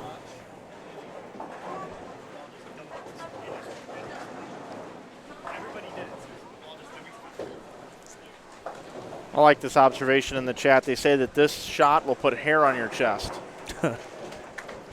And that is true. It is like eating green beans, because that's what my mom always said. Eat your green beans, Michael. Put a hair on your chest. Green beans. And I was like, oh, that's cool. That's cool. Now, unfortunately, women prefer a man with no hair on their chest. So that would not work anymore, Mom, if you're listening. Yeah. Not going to work. Nice try. Yeah, you're probably hairy like the Dickens, too, aren't you? How about, Mom, buy me some candle wax so I can burn the hair off of my chest from eating the green beans. How about that? How about that? It'll take hair right off. Take hair off your chest. Yeah. Go bowl in a house shot for a little while. I want the opposite of green beans. And don't say fava beans. And don't say fake beans either. Beans, yeah. Any kind of beans. We don't want beans. You know what? Who likes beans anyway? Do you know what baked beans? You know, there's a song about them. Is there? Yeah. Can you enlighten us? Is it still PG-13? Well, yeah, it's after 7.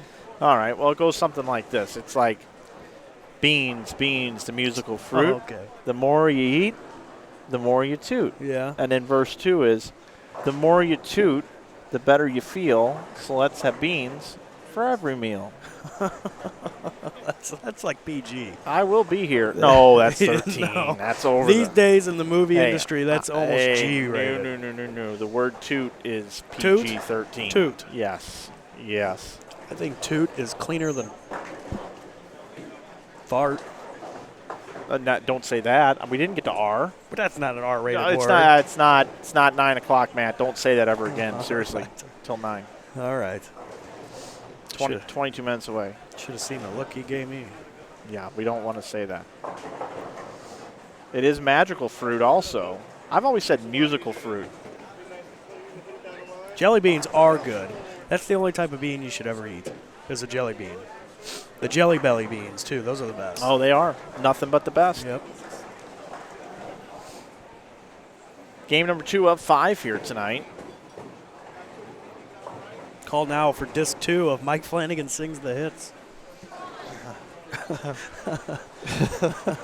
that's a hit. Disc 2. Yeah, Chief is struggling.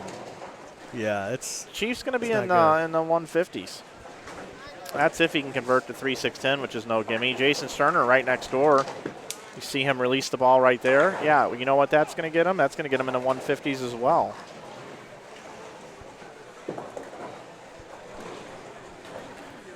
We just saw a whiff there. The 1-2, missed the head pin twice, back-to-back, staring at 160 now. For none other than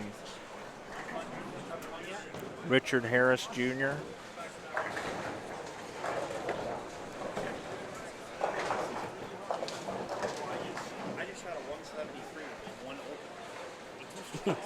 I just heard I shot a 173 with 1 open and 2 strikes.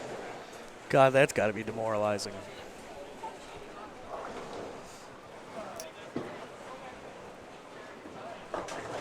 Look at what the video manager says, Mike. Oh, now it's resumed. It said complete. It didn't say we were just low. It said stream complete. It's just struggling. It's just struggling a little bit.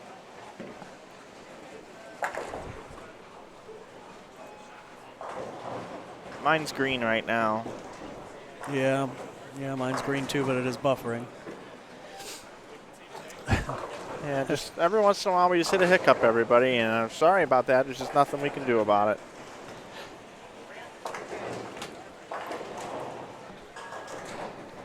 $173 for Tyler Klim, going 9 open to finish the game.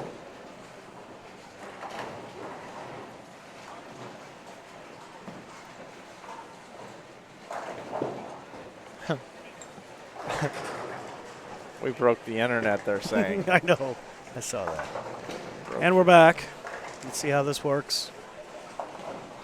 And looks like here Greg McMahon is going to be in the 170s. Zeke can still bowl 193.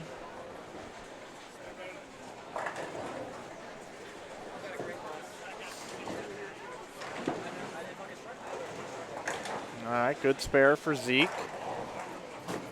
Zeke the Plumber. What show was that TV? That character from? I'm not sure on that. Zeke the Plumber. Was it Tales from the Crypt? Or was it like a Nickelodeon show? Logan Joyner. I have a request for Logan Joyner. Have to get that information to you.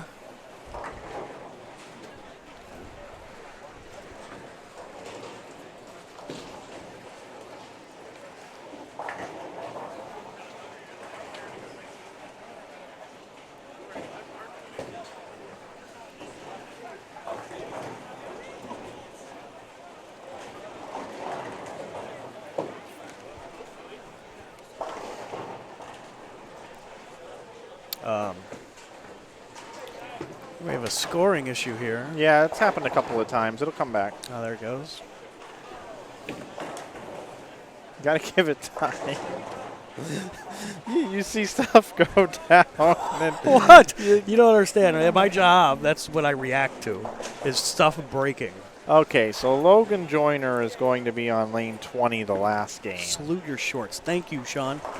Salute your shorts. Yeah, Logan had 183 the first game.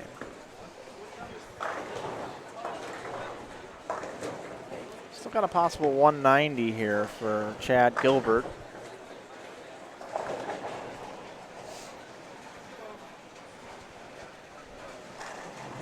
Richard Harris Jr. finishing up on lane 25. I know we had a question in the chat earlier. Are we going to get a look at Erin McCarthy? She's actually going to be on our featured pair here next game. Oh, nice. So we're going to get a good look at her right in the middle of this block. Erin's in the top 40, I know that. What do you say we go down to 19 and 20, Matt, as they're finishing up down there? You got Vern Peterson, finished second last year, staring at a 6'10", can still bowl 183.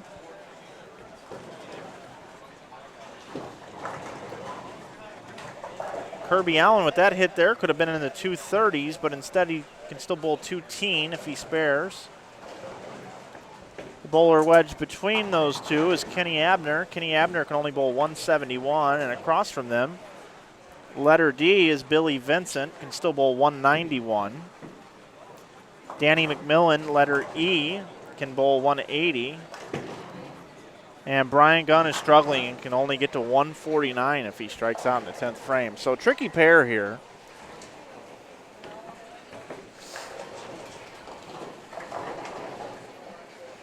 Game 2 of 5, 3 more to go. We're approaching the 9 o'clock hour here on the East Coast. I keep looking at the wrong time, too. I Yeah, why keep don't you looking at my clock. Yeah, you should probably just change it. That's my. I don't Or know. add an hour.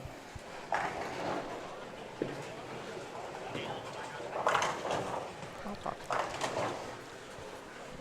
Nope. Maybe. Yep. We're just gonna bring up J.R. Raymond real quick. J.R., how are the lanes treating you this evening? As usual, they don't like me at all. This place never likes me. I don't know how I scored as well as I did last block, and I was lucky enough to bowl on the burn. But I got 188 points that first game. Woo-hoo. That is 11 points better than my first game last block. And then I got 216 points this game. That's nice. a really good start, actually. Hey, you know what? I'm happy. And actually, the 188 got me through half my brackets, which is pretty surprising. Wow. So Well- scores are low. Yeah, we saw Chief bowl 159. We Yeah. saw Sterner bowl 152. So right now, if you're around par, you should feel pretty good about yourself, and Yeah, then maybe it- you can pop a 220, 230 here or there. Yeah, it's not bad. I'm actually using the same ball that I used last block. I used the Paradox to start because I was on 1 and 2, and lane 1 in this building is terrible. Yeah. It's so hard. It's like 50 tighter than the second lane. And I say 50, and it might actually be 60. I mean, it's that bad. I don't know how it gets like that, but 1 is impossible. Mike Wolf almost left a 5-7-10 in frame 5 or something like So that. did you just come off of 1? No, that's where we started. Oh, you started at 1. and I got okay. 188 points there. That's really big there. Right, because Chris Vai's down there bowling now, and he had Yeah. a good first game. I don't know what he had game 2. None of them looked happy down there. Okay. He's bowling with Cameron and Steve Novak, too. So, Right, okay. Yeah, not sure. Otherwise, scores are typical for the Bradley this year, which is nice to see. and So those- I love this tournament. It's fun to bowl in something that is all about shot making. You know, it's not so much about bowling ball matching up, which it is to an extent because you still got to get your ball to go through the pins the right way. But here, it's more so about shot making and getting your ball in the right direction more than anything. So it's fun. Those are nice tournaments. Cool. Well, thanks, JR, for coming by, man. No problem. JR, give us a little update of what's going on the lanes for him. Always has a nice perspective to give to us. JR Yeah. Raymond, he's around the Mendoza line. You know what the Mendoza line is? The mean. 200. Yeah. So That's from baseball. Years ago, if you didn't, there was a guy with the last name of Mendoza that batted 200. And if you went below 200, you were below the Mendoza line. Okay, so it's not like an average or the par. No, Mendoza is It's about as just bad as it specific. gets. Yeah. Okay. Correct. Got it. Yep, the Mendoza line. We do. Sean St. Clair is a big fan of J.R. Raymond. In fact, she's gone as far to pick the final two as J.R. Raymond and Aaron McCarthy. Wow. I know somebody that'd be very happy if that ends up being true. Well, considering these folks down here on 19 and 20 aren't bowling their best, how about we get out of here and we head over to lanes 25 and 26 for game number 3, where Aaron McCarthy just happens to be. Yeah, that's right, Mike. Not only do we have Aaron McCarthy, but we've also got Trent Jarvis, R.J. Pollard stepping up on the approach right here on lane 25. And if you haven't watched this kid bowl, he is tremendous. Jimbo Rogers, Andy Campbell, Aaron McCarthy, and Shane Dunsing.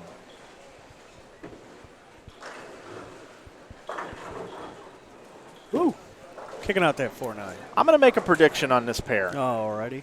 I think this pair will bowl no worse. Okay, play on words here. No worse. So better. Correct. Than minus 20 as a pair. Minus 20. That's a bold prediction. As a combined. As a combined pair. 6 game total. 6 game total. No worse than minus 20 as So a pair. they need 1,200.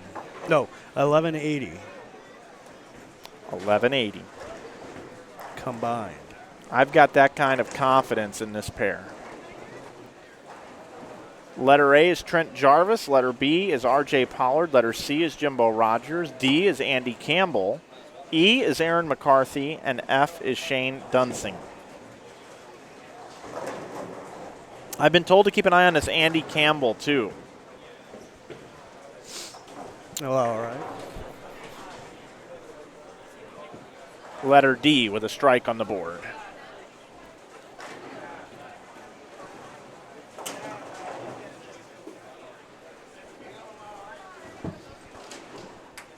Letter F of Shane Dunsing wearing the Jason Belmonte jersey. See Ari Wilson off to the right.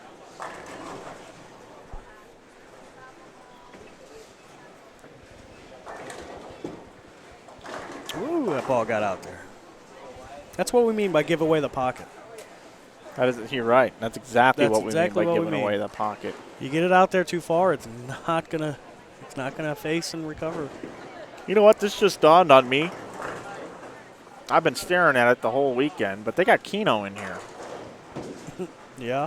That means they probably sell Powerball tickets. Of course they sell Powerball tickets. What time is it too late? I don't know. It's not too late. Well, you better do it quick. I think I got time.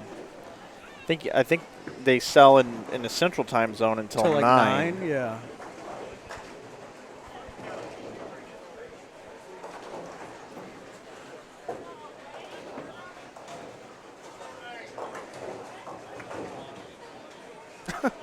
What movie is that?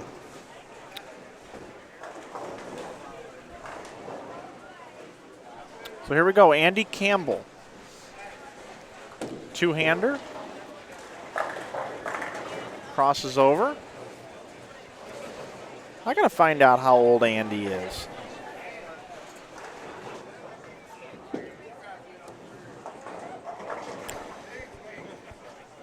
There's Big Mike Craig in the chat talking about something you see all the time in Lexington is a bowler wearing a hat in a tournament. And once Mike gets back, I'm going to bring this up to him because I know he's going to have something to say.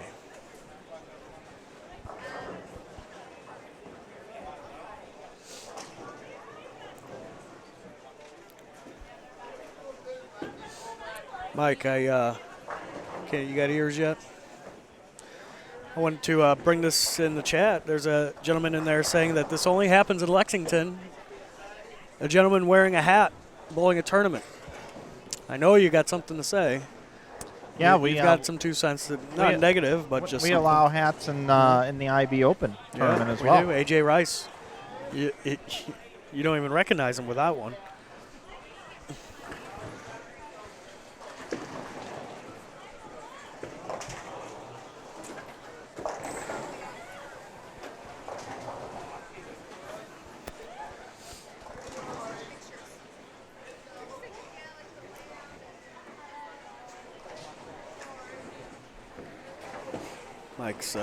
Mike's gone rogue. Hey, I'm actually here with Andy Campbell, and they were talking about him in the chat. Andy, I haven't watched you bowl too much over the years, but hey, Andy, tell me a little bit about how old you are and some of your accomplishments. All right. Well, I'm 16. I've actually only been bowling for just a little bit over 2 years. If you want to know, I've been practicing every day, so lots of hard work has gone into where I am now. But some of my accomplishments, I guess, this summer I got 5th in junior gold in U15. Wow. 39th in the Teen Masters. Wow. High series of 797. And right now in high school I'm averaging 242. Oh, my God. That's awesome. That's awesome, 16 years old. And I like who you're crossing with. You get to cross with Aaron McCarthy tonight. Yeah. Oh, yeah. All right, man. Well, good luck to you. Where are you from?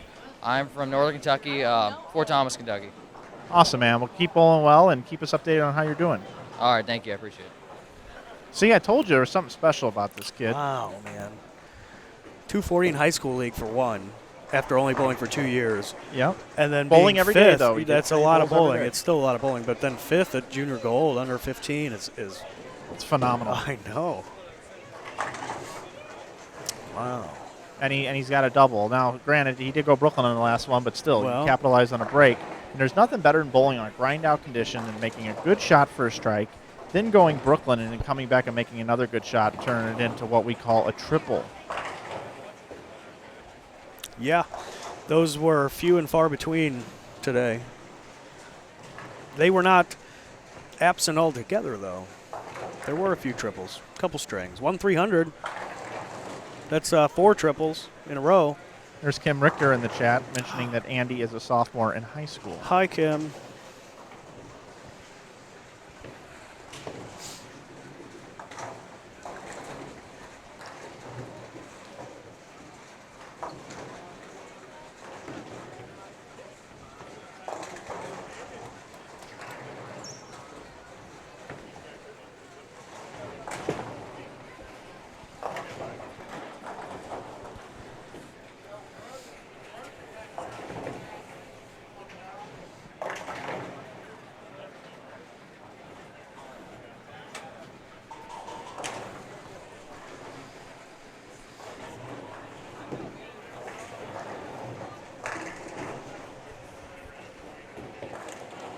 Quite the defensive struggle in the football game. The football game scoring pace is very similar to the bowling tournament tonight. You can watch. What is it? 0-0. Yeah, you can watch the paint dry with the NFL, or you can watch the paint dry here, just depending on what color you want. Hey, look at that triple! Yeah, look at that triple for there's Andy. One. Hey, remember who at the beginning of this game predicted that this pair would score no worse than -20? And I got to tell you right now, You're on pace. Through 2 1/3 frames, there has not been an open yet, which means RJ is going to go up an open now. Right now. Oh. 4-pin. I'm telling you, this pair, they are superstars.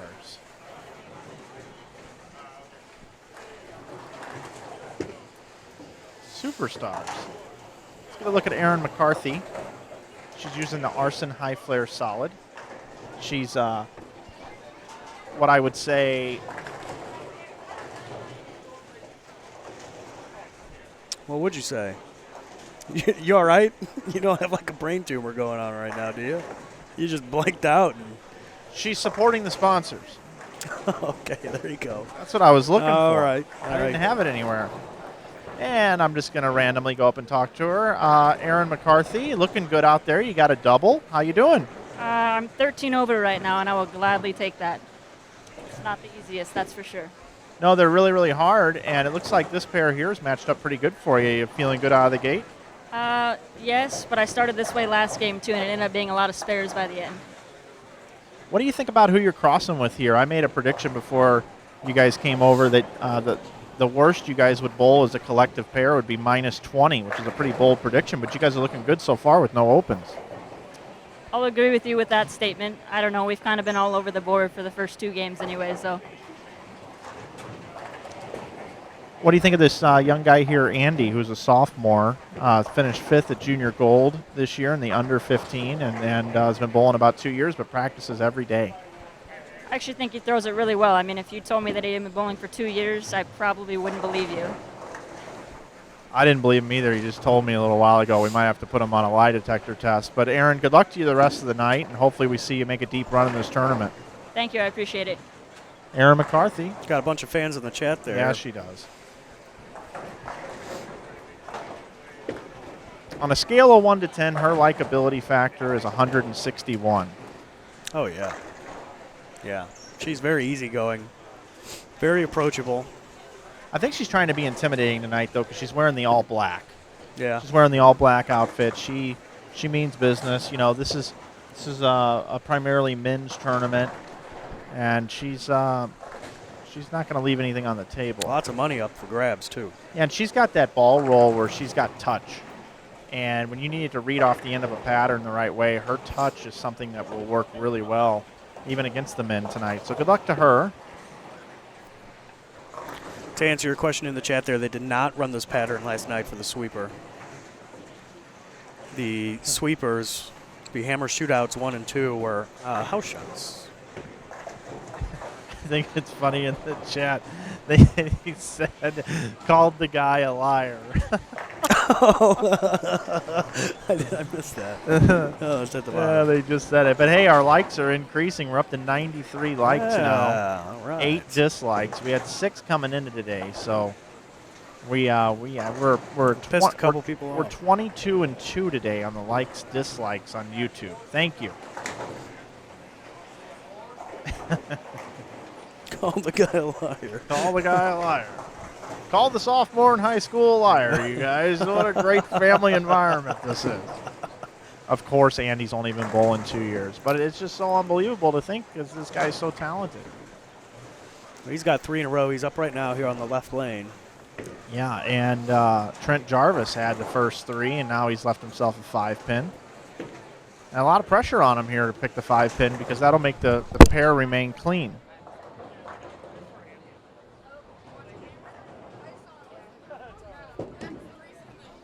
And I'll tell you something we're 100% on, Mike. going to events and people saying, do you know there's a microphone down here? Yep. It had to have happened. And it just did.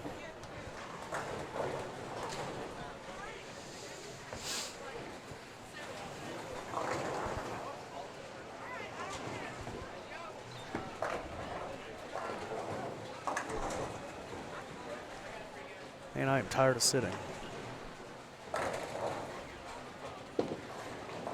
We'll watch 25 and 6 through frame 4, and then let's go take a peek down on 19 and 20 once we get through frame 4 over here.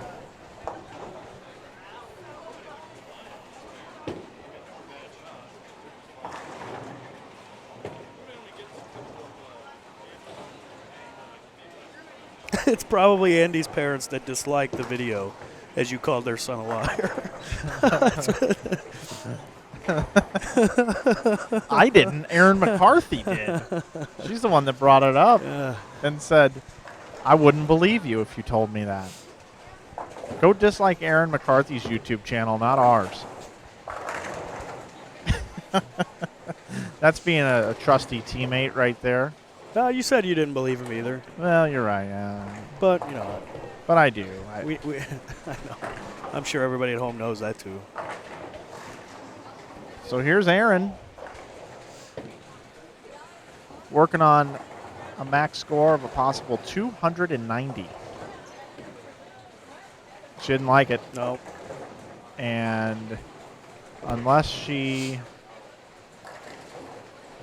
finds a way to bounce these twister pins out of the back, we're looking at our first open on this pair, folks.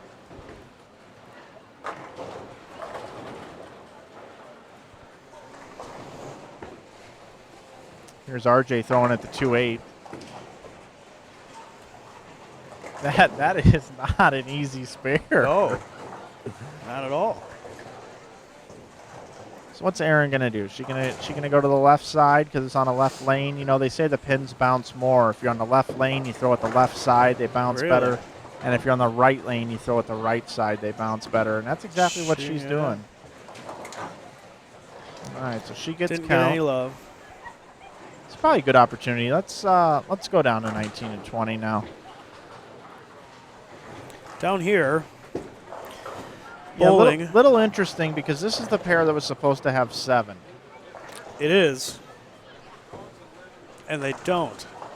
No, because they moved somebody off of this pair to another pair, and I believe that they moved.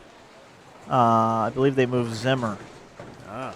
So the letters should be true. The letters should be true. Yep.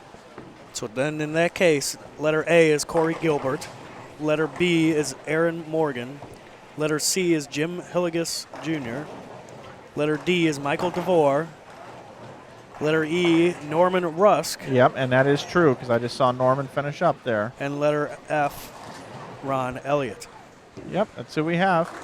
You see J.R. Raymond just off to the right, and that was his second shot on 21 and 22. He's actually paired up with Mike Wolf. It's on his pair.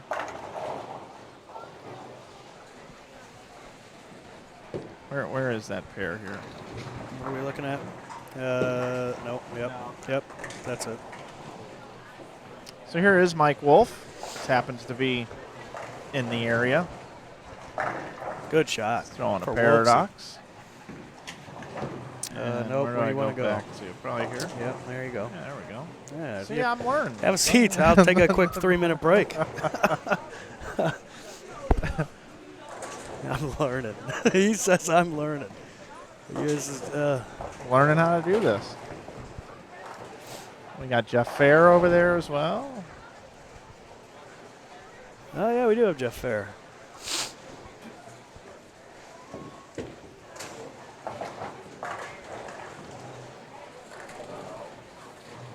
Oh, now it's raining and sleeting and snowing in the Cincinnati football game.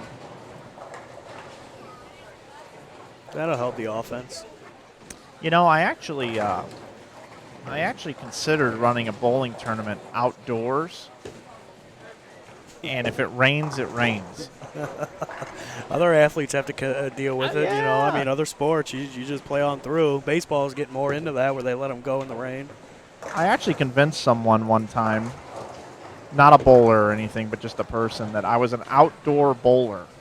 And Really? I've got cleats that are perfect for sliding outside.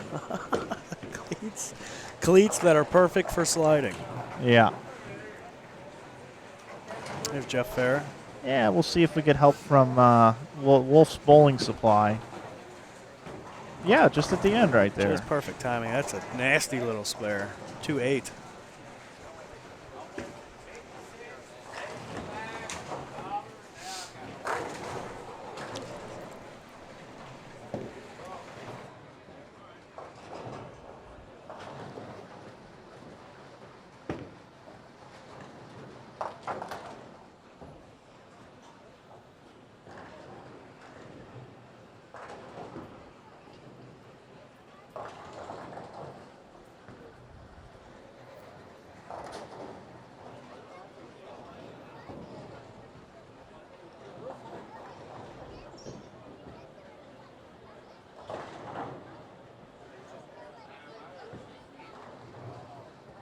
Continuing coverage, 2016 Bradley Open Advancers Round, Game 3 of 5. Mike Flanagan here with you. We're taking a look at lanes 19 and 20.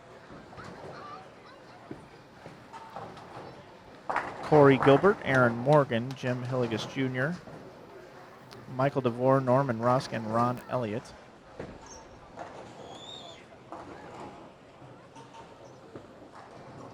.46-foot oil pattern, 44 milliliters of oil, which is a whole bunch.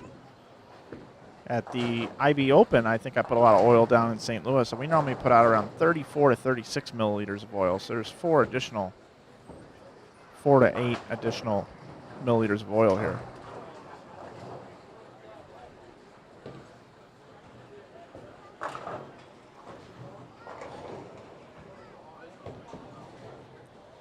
The top 40 from tonight will bowl tomorrow morning with pins carrying over from this squad. All will cash, and $10,000 is the first place award that will be awarded tomorrow afternoon.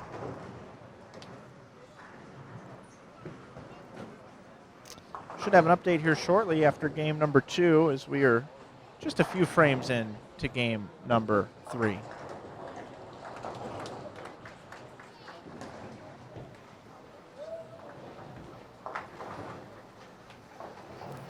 Also got lanes 21 and 2 over here.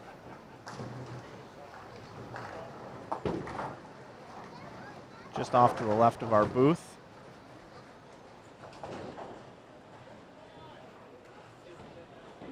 We're glad you're with us. Thanks for watching on our YouTube channel.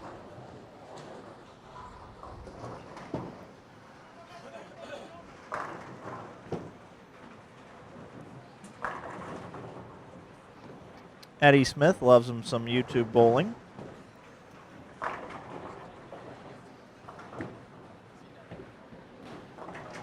Also, when we were talking about the outdoor bowling, maybe Eb and I can make a ball with Goodyear Aqua Tread. Jim Hilligus owns cheapbowlingballs.com.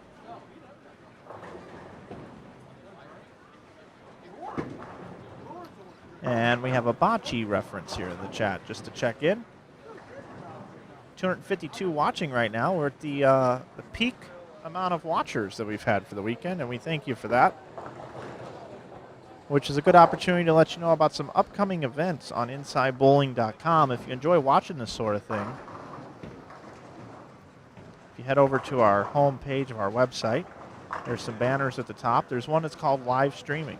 Of course, we got the Bradley here on the 27th to the 28th. We'll be at Maple Lanes in Waterloo, Iowa for the Fusion Realtors Open. Joey Lucas and his crew always runs a great event, and we have several archived Fusion Realtors Opens on our YouTube channel. Make sure you subscribe.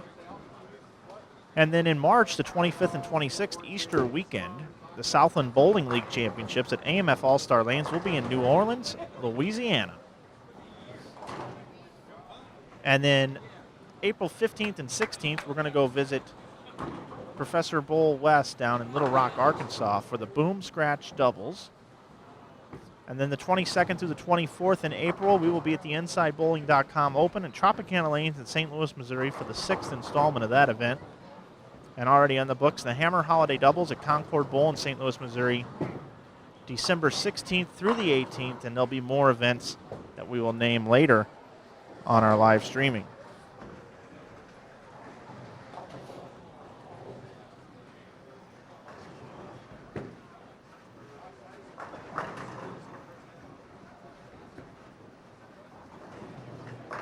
Say hello to Mike Sargent watching at Sargent's Bowling. Thank you, Mike, for coming in and saying hello. And we've also got someone saying the lanes are quite greasy tonight. Now, 44 greasy milliliters of oil on the lanes, yes.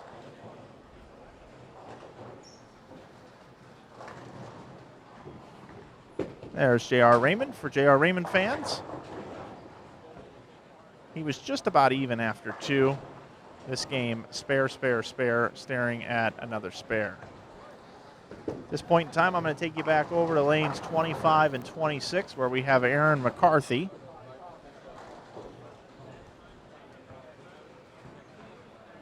Looking for a double. And that was a pretty good shot. She big forward on that lane last time.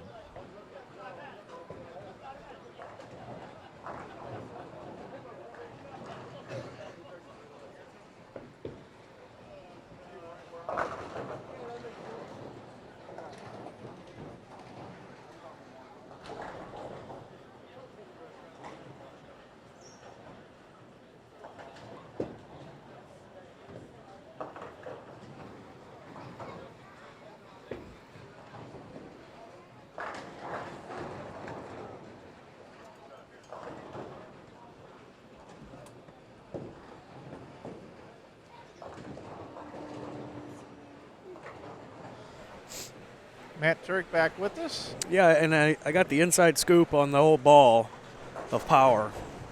They do not sell Powerball tickets here. Oh, really? It's just Keno. Oh, okay. I was going to slap 100 down. Oh, really? No. A hunge. A hundo. We just, I just switched back over to 25 and 6. Alrighty. Aaron McCarthy 4-pinned on lane 25 after a big fouring the last time. That's pretty much what you missed.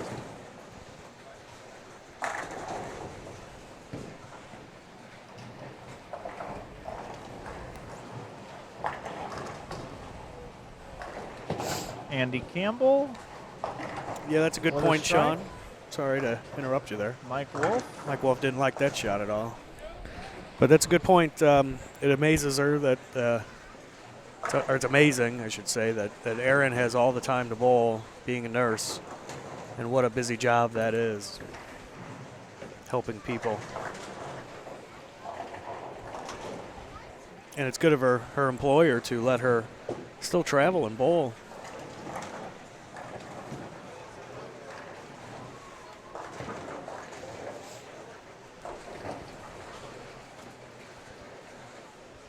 Yeah, I couldn't imagine having that job and bowling all the time. And in bowling at such a high level, and the stress that she has to go through.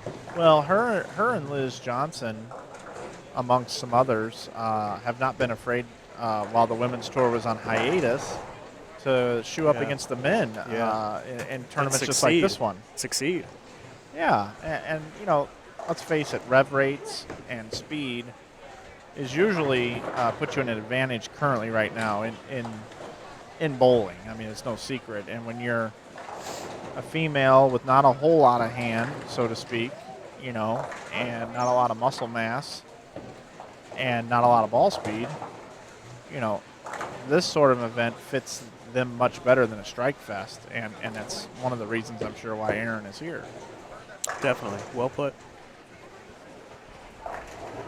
They're still talking about you calling the kid a liar.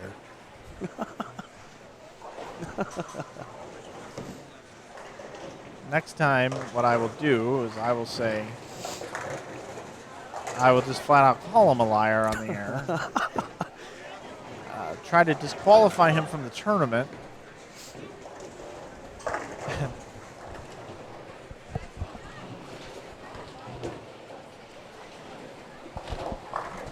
Let's see if that comment has affected anything. No, we actually grew by 7 more new likes. No dislikes. Thank you. And we just passed the 300 mark, I saw. Wow, we sure did. But it dropped. It just dropped on me as I said it. 300. Well, just wait until we get a hiccup in the stream and then we boot everybody we'll again. Drop everybody. Yeah, it's kind of how it is goes. what it is. We come back very quickly. Technology and stuff. Did I tell you, by the way, that my least favorite spare on a grind-out condition is the 4-9? Yeah, I think you've mentioned that a couple times. Just a couple. That is just brutal when you leave 4-9s. The reason why I said that is I saw a couple 4-9s recently spread out throughout the house. And they call bowling centers and alleys houses also. Yeah. Did you know that? I did. Like if a new-time viewer were to come in here and listen to our jargon, that's something that I think that we need to do a better job of, Matt, is explaining to if there was a novice viewer in here. So when we say, hey, across the house, they're really difficult. Packers just intercepted. No, the Packers aren't playing tonight, Not the Matt. Packers. The yellow team. The Pittsburgh Steelers. Just intercepted the ball. Yeah, they did. They ran it back to about the 40 in the rain. And A.J. McCarron did not even make an effort to go tackle the football player. Yeah, 4 minutes left, and it's tied still. Yeah, 0-0. I think our re-entry squad webcast was more exciting than this football game. I'd have to agree with that. And that's saying something. You say, no, you're supposed to say, Mike, I find your claim unbelievable. The statement you just issued is not the views of InsideBowling.com. Yeah. Yeah, we need a disclaimer. That's what we'll do. Let's do that instead. Oh, now what's going on?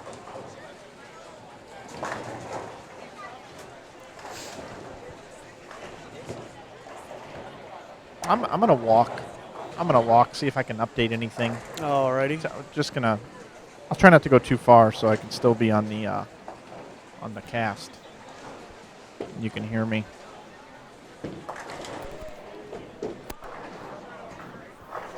I'm gonna go down and ask Vern Peterson one question and then walk away. This is gonna be funny, okay? All right. All right, here we go. Here I am with Vern Peterson. Vern, are you keeping the ball in play tonight? Oh, I'm keeping it in play. It's not. Thanks, Vern. Hey, did you like that? Did you like that interview? Yeah, that was funny. Vern, those are our new interviews. That's how we interview people now. Perfect. See? And I'm out of here. That's it. That's our new interview structure.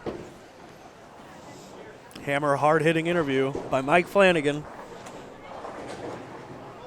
Yes, Eric Binky, SLU, does have eye insurance. You are right. I pay an arm and a leg for it. An arm and a leg? Yeah. I'd give up one, but not both. Well, it's hard to get around that way, too. But I don't. I still don't have glasses.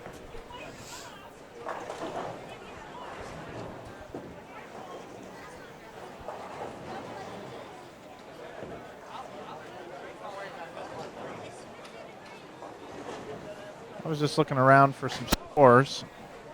Seeing if there's any big strings or anybody doing something extraordinary down on the high end, and I did not see anything, buddy. Excuse me. Yeah, I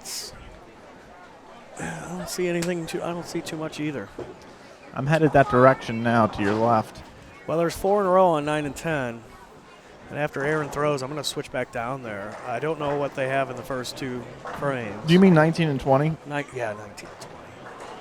I'm getting fried, Mike. I'm getting fried. I was going to say, when do we move cameras to 9 and 10? While I was away, that's what I was doing. Oh, okay. All right.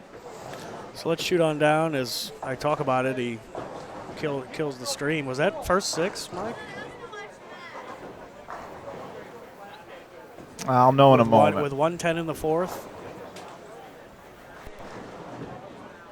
No, I guess that would have been a spare because it should have been 120 in the 4th. Correct. Yeah, you're right. It was a spare. See? So. I told you how that works. Yeah. Isn't it nice? Yeah, thanks. Yeah. Hi, Dave Wodka. Huh? No gift card for me? I guess Dave doesn't have a very good look.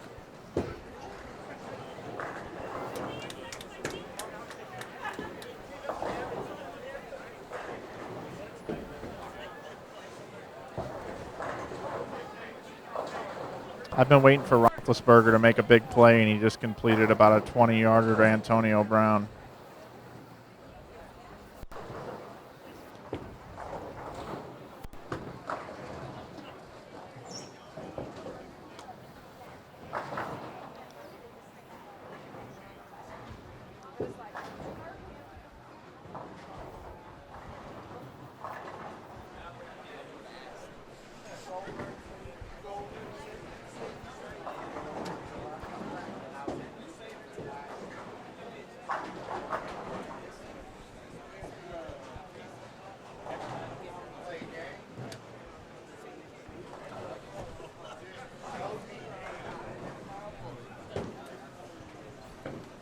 Ron Elliott comes in light.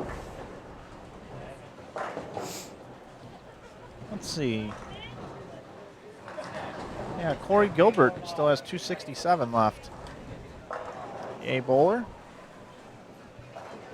That'd be a phenomenal game. Might be high. Yeah, it would. Might be high so far. He'd win the high game jackpot. Yeah.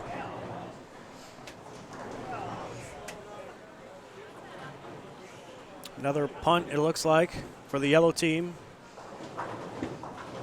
Yeah, this squad did bowl on fresh.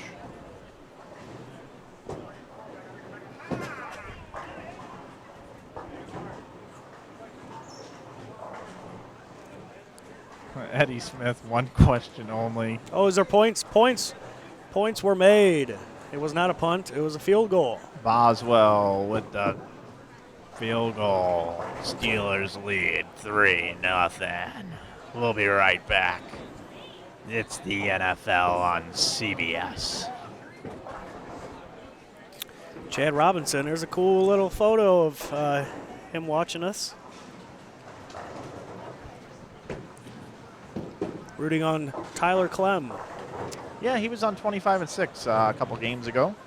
Hey, do me a favor. Will you hop back over to old 25 and 26er? Yeah, sure. The reason why I say so is Andy Campbell can still bowl 256. 232.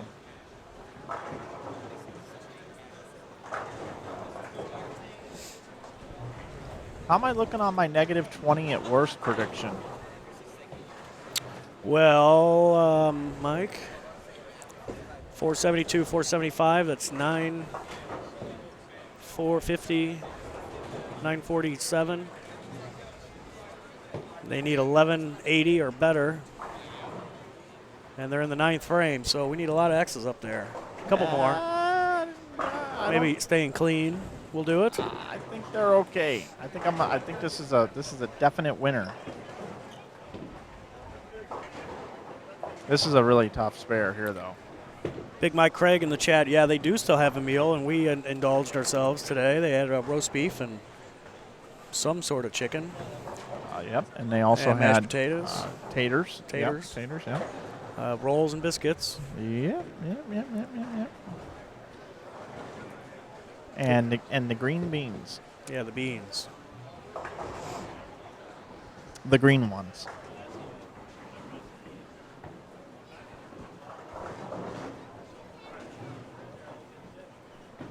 What happened to our viewers? Yeah, we dropped off a little bit, Mike. I thought we had like 300. We were. We are bouncing up and down like a pinball. I noticed that. What's going on there? We had as many as now we're up to 256 just instantly. Well, yeah. Now mine says 258. Oh, hey everybody! Thanks for joining us. We really appreciate it. 2016 Bradley Open. Got standings after 2, Mike, if you want to take a look at them. Oh, yeah. Of course I do.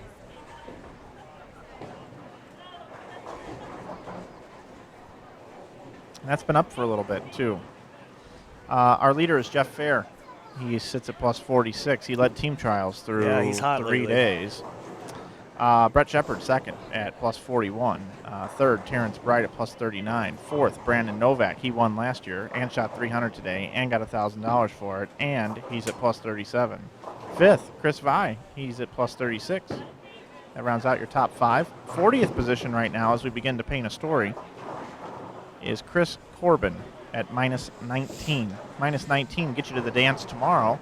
And Dave Wodka was down there complaining about, well, he wasn't complaining. He just said that he wasn't going to win the tournament because I won't get a $100 gift card to Best Buy, which he promised he'd give me. He's in 36th right now at minus 16. So I don't think the outlook is as bad as David has it painted for us right now.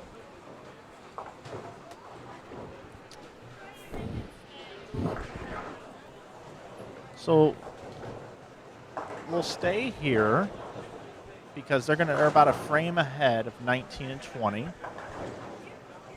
And we'll see if I think this pair can get the plus. I think they can finish plus. Their spare shooting has been phenomenal. I only know of one open on this pair. I'm going to actually walk down to the scoring console and make sure that's right. Should have a seat back down there, Mike. Maybe I will. I'll just sit there.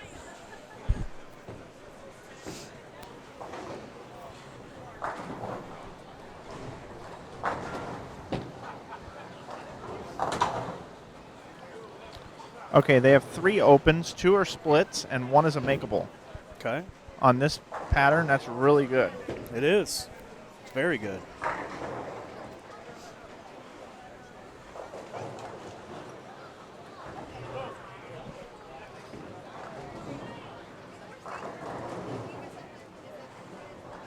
Really impressed with Andy Campbell.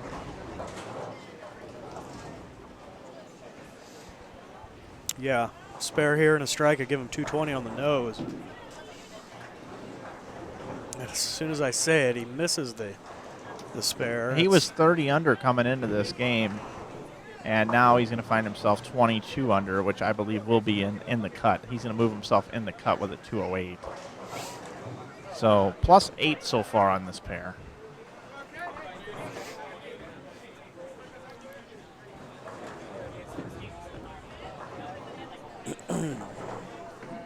Uh-oh, it's going south in a hurry here. Yeah, I noticed that.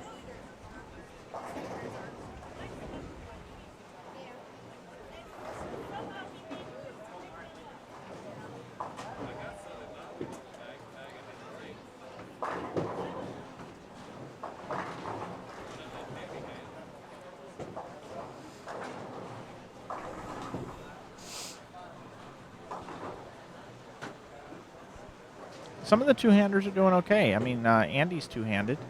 Anthony Simonson's doing okay. But they are certainly not using their power to open up the lane. No, it's just too slick for that. They're actually increasing their speed and throwing it more direct.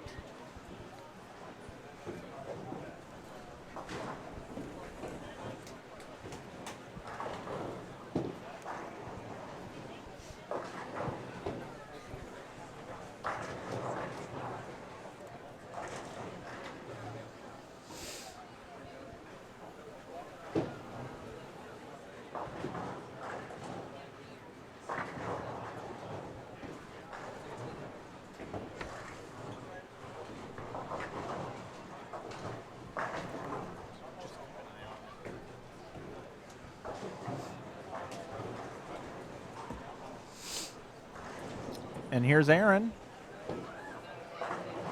Good shot, Aaron. She can still bowl 211. That'd be 19 over through 2 players. Possible 190 left. And it looks like Trent Jarvis still bowl 202. Looks like he's going to make a ball change. See what other kind of look he has here on this pair. It's going to a red ball. He throws a strike, so that's +2. So that takes this pair to +10 through the leadoff bowlers. Dave Wodka is going to be on this pair next game. He sure is.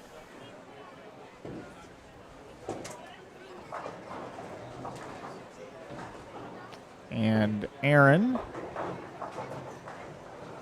comes in high for a 410. She gets count. She can bowl 2-0. So that would put us at 10 over with R.J. Pollard up in the 10th frame on 26. He needs to strike out for 2-0. One thing most of these players have in common is they don't give the head pin away. Let's see how it plays here. And there's the first one. That was a good shot. There's the first one. R.J. Pollard comes from an amazing bowling family. Ron Pollard. Pollards are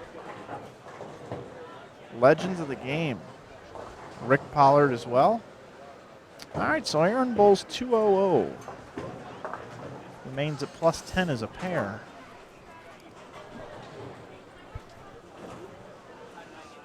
It's going to be close to that. It's going to be really, yeah, it really is close, man. This is coming down to it.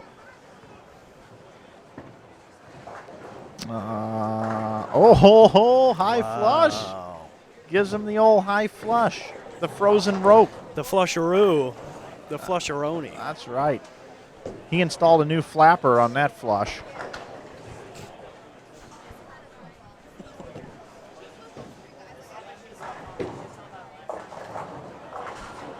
All right, still got 185 left for Shane Dunsing. Important to pick the spare. Well, R.J. Pollard's working hard. I bet he gets the last one, too.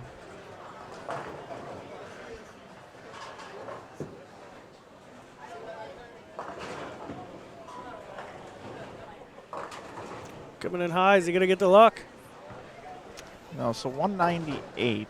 198 takes them to +8 through the first 2 bowlers on each side.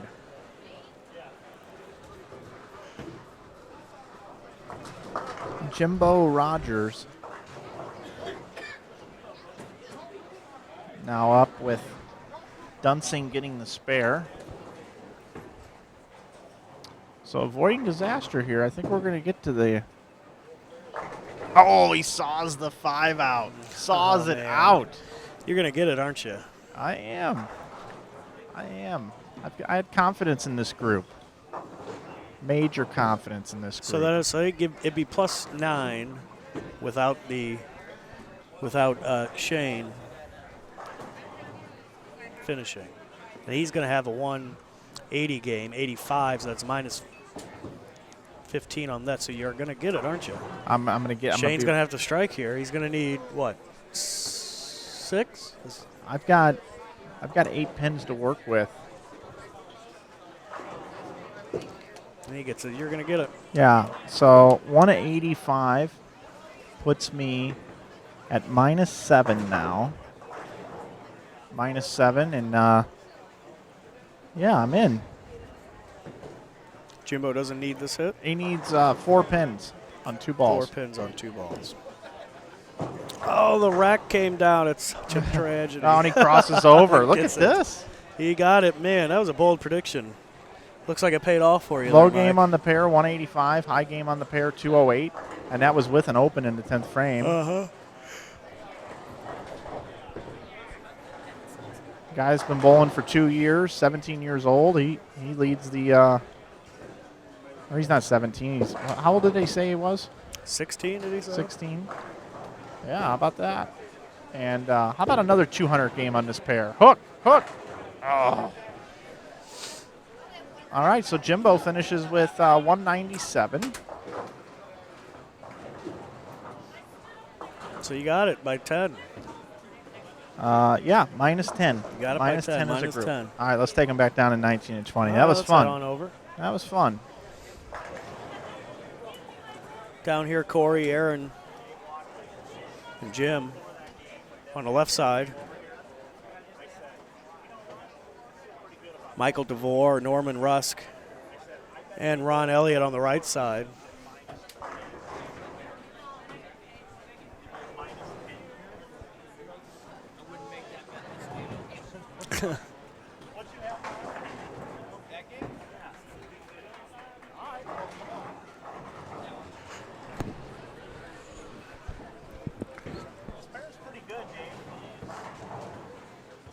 You say that. and Giving Wodka some encouragement. Yeah, and he's going to end up shooting like a 160. No, Hate he you. won't. No, I'm gonna set the over under on Wodka this game, going to 25 and 26 with a total deflated mental mindset right now.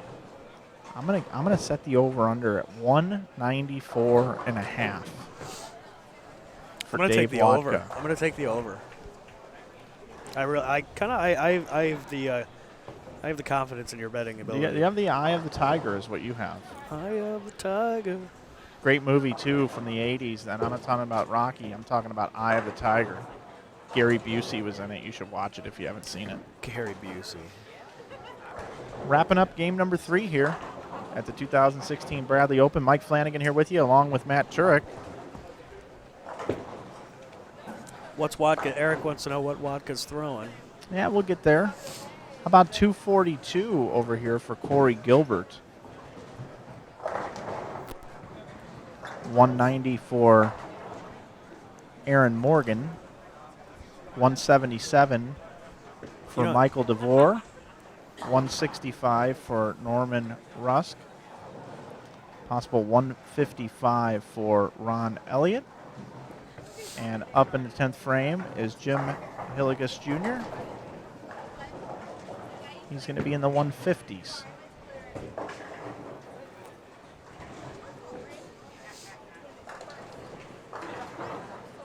Hey, Dave, we have somebody in the chat wants to know what you're going to use on this pair. What ball? Raw Urge. And about where are you going to be trying to fit the Raw Urge?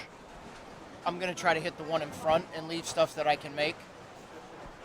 Okay, you're going to be doing that from the right side, the middle, or the left side of the lane? I don't even care. Oh, all right. All right, Dave. I don't care which side it hits it, as long as it hits the one in front. That's been an issue lately. Okay. All right, Dave Wodka. Dave Wodka, he's pretty excited. Do you have a good reaction to make 3 splits? Oh. Mitch Beasley says, you have a good reaction when you leave 3 splits and you shoot 170. Okay. Want to take us over for the beginning of the new game? Sure, Dave Wodka's let's- opening shot. Yeah, let's go. Look at that. Here he is. Look at this, Dave Wodka. He hit the front in front. 194 and a half. 194 and a half is the number. Left the one behind the one in front.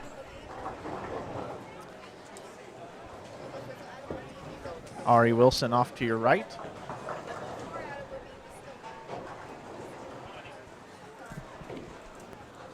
Now we keep having requests here for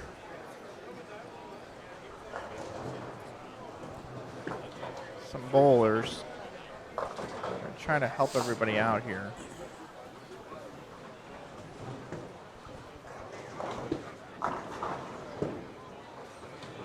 Oh, wow. Wodka just missed the 5-pin left.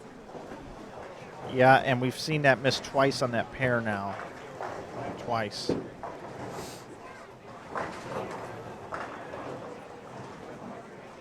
Maybe that 194.5, that under is looking good right now through one frame, unfortunately.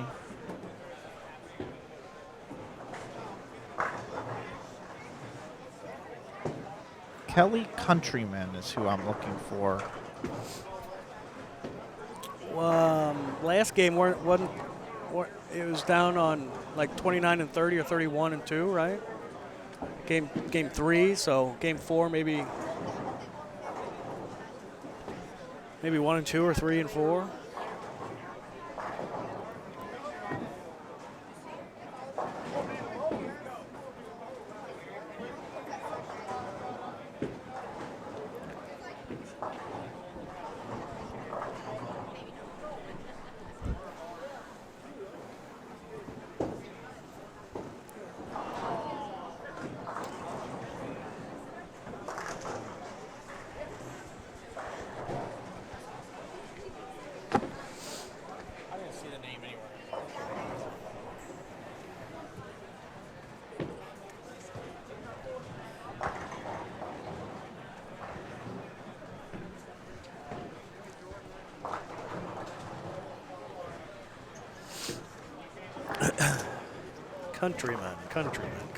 Countryman.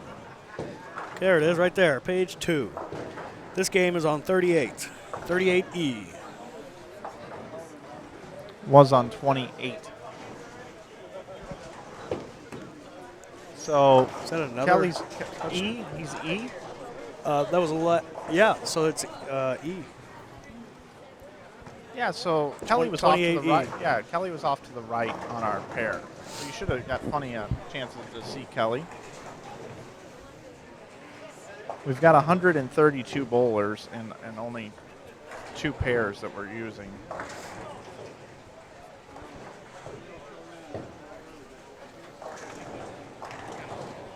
...2016 Bradley Open, game number 4. Mike and Matt here with you.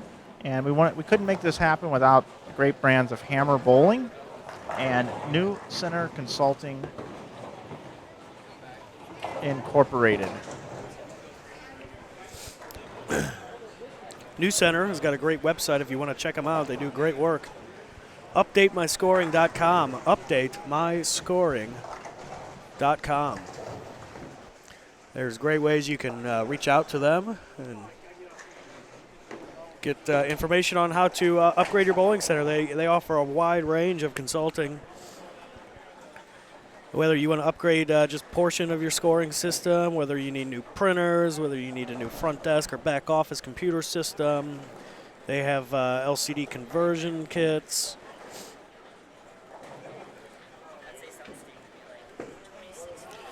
They also offer different ways to keep score and manage your leagues and your point of sale system with Touch Desk,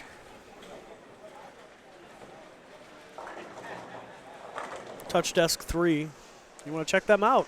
UpdateMyScoring.com.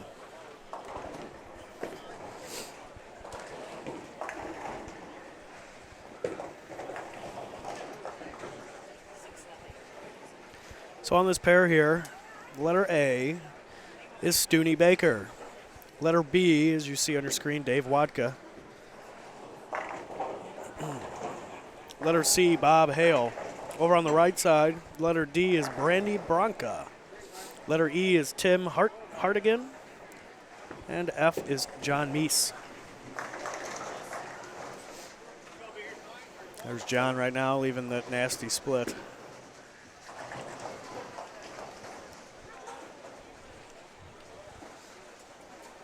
Tom Smallwood, Aaron Lawrence is right out front here to the left. Ronnie Sparks Jr. also on that pair.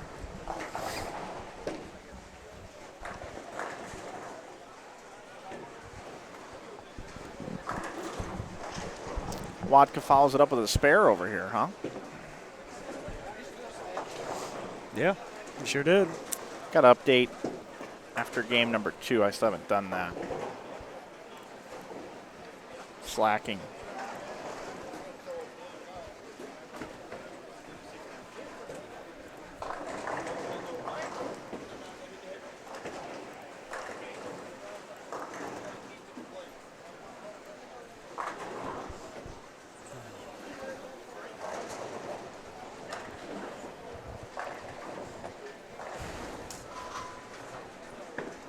How'd you like that Vern Peterson interview?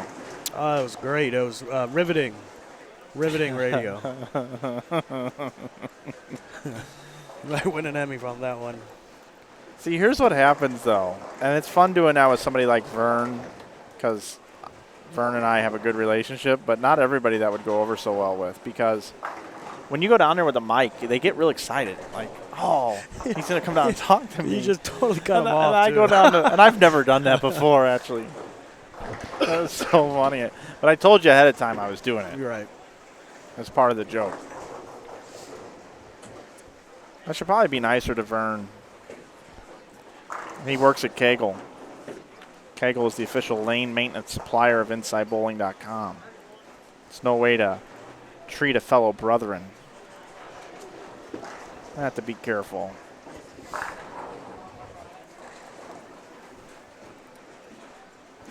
I got quite a few tweets and stuff coming in. I'm going to have to look through these. I've got a little homework to do. I've got a date with a little lady I call social media, Matt. You get all dialed up for that? Oh, I do.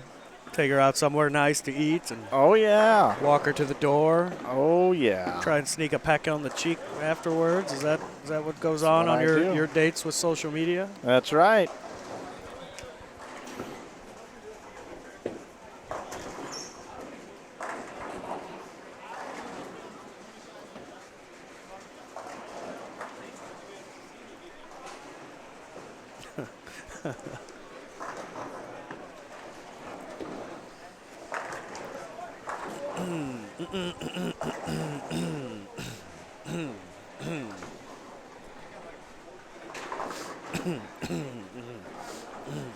Let's shoot on down to 19 and 20 as they're now underway in game number 4. Over on this pair, letter A, Chris Tomlinson started out with a strike. B, Brendan Flora with a nasty 5-3, probably a washout. Oh, where I lost it. C is Seth Hillis. You're watching on the right side. Didn't miss the head pin to the right. It's nasty out there, folks. Nasty. Be careful. Letter E, Eddie Graham started out with a strike. I totally skipped over Jacob Horrell with a strike as well. Just watch the spare conversion on the left lane. Letter F is Brandon Hott.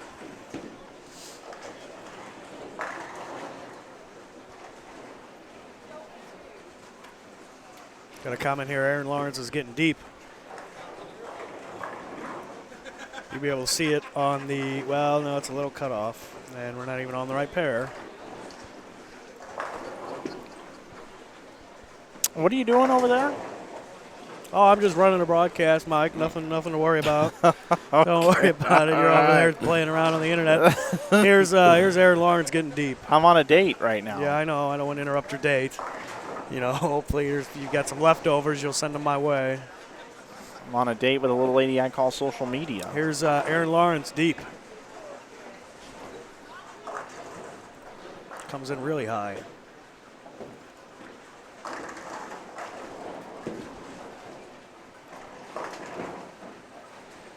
Roads are like the lanes here in Minnesota. Slick. I see what they did there.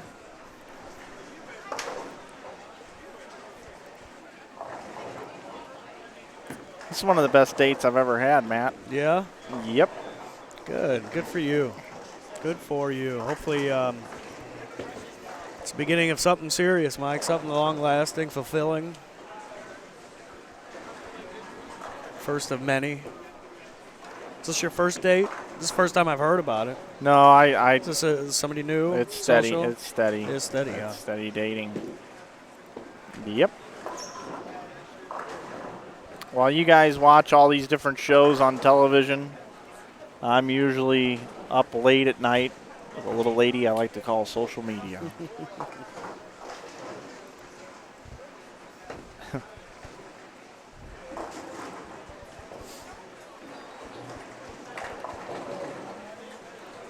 They have got an exciting shootout going on in Cincinnati tonight between the Pittsburgh Steelers and the Cincinnati Bengals.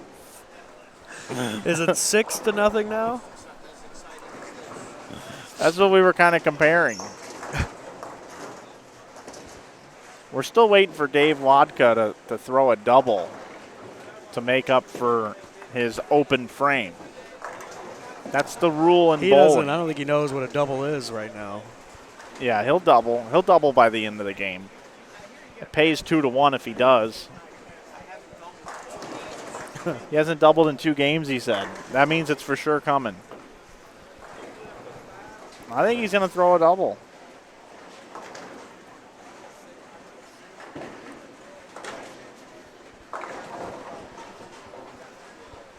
There's no allowance of saying the black cloud on this broadcast because the lane condition is the black cloud. Okay? The lane condition. That's what you should call a pattern. The black cloud. That's a good idea, actually. I do like that. It's a pretty good one. Well, unfortunately, we're gaining more viewers. Good. Yeah, that's a problem. Why is that? I only paid for YouTube bronze. I don't know what that means. YouTube bronze, you're only allowed so many users, so I need people to quit watching and never watch our broadcast again. It's a bold strategy, Mike. I know it is. You tell them the opposite of what you want. You think somebody that's won the lottery twice. It's a little thing called reverse psychology, you think Matt. somebody that won the lottery twice can afford to pay for YouTube Gold. At the very least. So do me a favor, everybody. Do not share that you're watching this. Whatever you do not get on social media. That little lady I like to date. And do not You're dating share her right this. now. I am She dating hears her. you, everything you're saying. You talk that way in front of her all the time? I do. Speaking of dating social media, I'm over on Twitter right now. Is that like the new dance club? I'm looking at... Is that where you go rave out? Looking at the notifications. That's an interesting way to say that. Wow, Gary McIntyre says, final, Kentucky 77, Alabama 61. Nice win for the Cats on the road. Now to at Derby Wars and at Inside Bowling, a busy night in sports. Yeah, we got called a sport. Yeah, we sure did. Who won? I wasn't paying attention first. Alabama won? No. Kentucky 77, Alabama 61. That was the basketball game. Yeah. I predict the number of viewers at Inside Bowling will increase in about 7 minutes after Kentucky wins over Alabama. Well, it did. That's right about when we hit 300. Yep, Gary McIntyre. Scott Gilmore at Inside Bowling has the second round started yet at the Bradley Open. The live stream says it's offline. That was 3 hours ago. I think we're all good now, brother. Let's see. All right. That keeps you up to date on our tweets. I'm Ubering back to the hotel, Matt, while you try to figure out how to get the green screen to work. Oh, my God. I forgot all about that. Not me. Oh, you just shattered my world, Mike. Shattered my world. You're going to Uber back to the hotel. Leave you the key to my car. At least you're nice enough to leave me the car so I don't have to pay for the Uber. Well, Uber's only open till 3 a.m., and I think you might be here later than that. Is that true? No, I'm just making it up, actually, as I go. I don't know. Timothy Young says, great to see bowling. Need to advertise. Hashtag Inside Bowling. Alicia Raymond says, watch bowling completely free right now with at Inside Bowling and at the Bradley Open in Lexington, Kentucky. At JRPBA Raymond, good luck, vibes your way. Oh, the green screen. Yay, go Mike Minear. Love your wife. Like, love your wife. It's his wife. Oh, okay.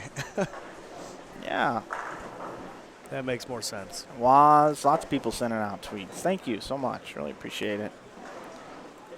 Really appreciate it. Sorry we don't have a chance to look at it all the time, but we do usually try to go back and revisit. I'm going to go out and do some retweeting right now. Thank you, everybody. Thank you, Alicia. Thank you, Lawrence family. Thank you, Waz. Thank you, Collins Bowling. Okay, I think we're up to speed here. Up to speed. All right. I do love doing this. Do wish we had a couple more people here, though. I wish I had my date here, social media. Are you not still on the date? Well, I am dating social media right now, but Iggy Strode, my God, this stadium talk is more boring than the Bengals-Steelers game. Referring to the Rams, talking about the stadium and the Rams moving to L.A. Ron Burgundy in the chat says, how about those Chiefs? Speaking of 80 grid, how did J.R. Raymond do game 3?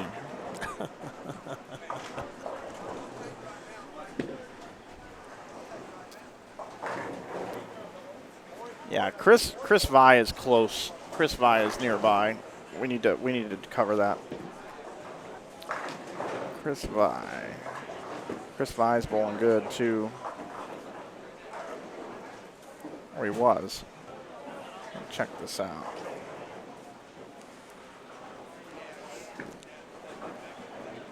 Rob Gotch will be down this way for the last game.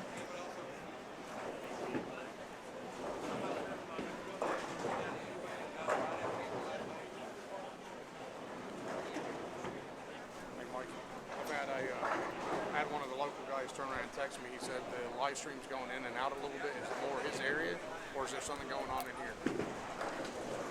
We had some issues earlier, off and on about an hour ago.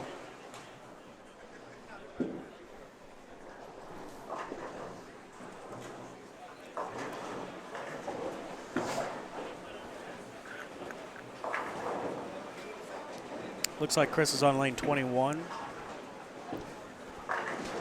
that accurate?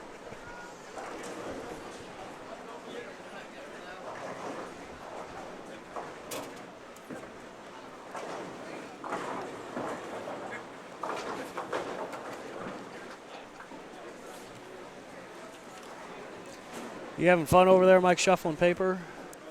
It's a lot of paper. You're doing good at it. I mean, you've probably done it about 3 or 4 times. 21A. 21, Chris? Yeah. Yeah, 21. I just said that.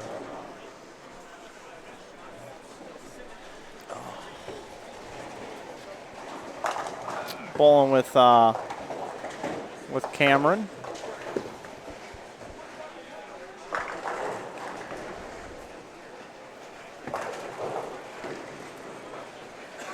Over on 21, 22 we got.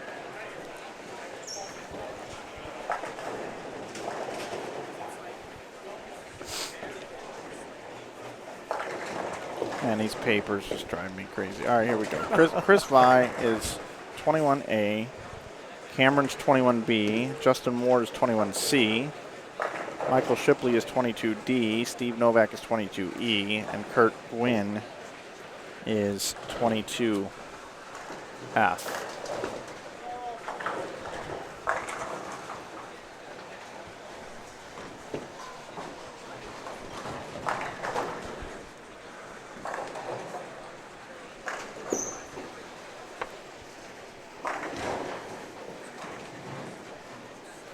Thanks, Justin. The stream has been doing pretty well. We do the best we can with what we have. We appreciate very much so everybody being patient while we work through any issues that may come about. Yeah, and it's not an equipment thing. It's just it's always internet connection. Yeah, and it's always kind of a random. We can't, don't really know what causes it. It just kind of drops out for a few seconds or a minute. Take it over to this pair real quick. Get a shot of Cameron Doyle. There he is.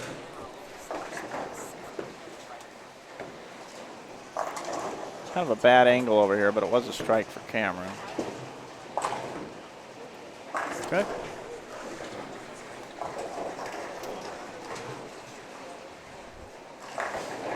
Looking at Brandy Bronca.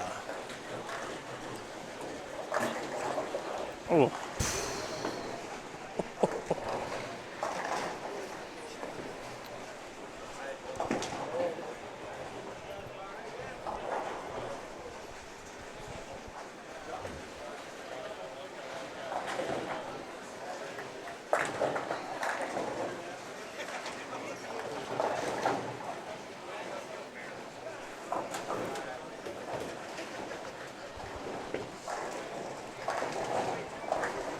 Nasty split for Brandy.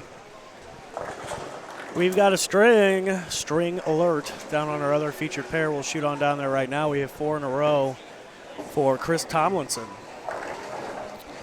Yeah, he's bowling with Eddie Graham, and Eddie's got strike, spare, strike. Eddie's another team challenge guy. He's done just about everything in bowling. Give a look at this style, Matt. Eddie Graham.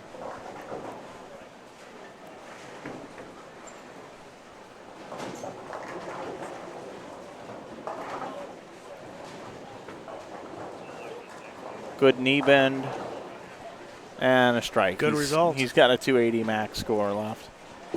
A lot of bowling to do before he gets to 280, but one of the greats. One of the greats. Sean St. Clair. Is that Sean? You want to go over to 21 and 2 real quick? Sheldon? No. Oh, nope, 21 and 2. 21 and 2. Yeah, that's all right. Just wanted to get a little Novak sighting. All right. Sorry. Steve Novak. That's okay. Missed that one.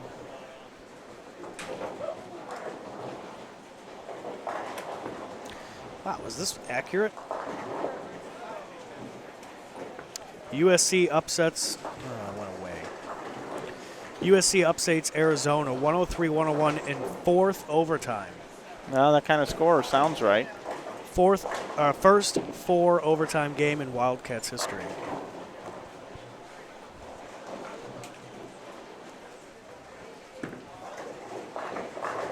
That was a great ball for Brandon Hott.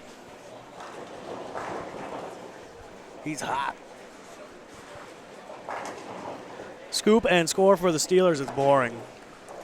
That's 6. It's about to be 13. No, they nothing. scored. Yeah, they just scored just now.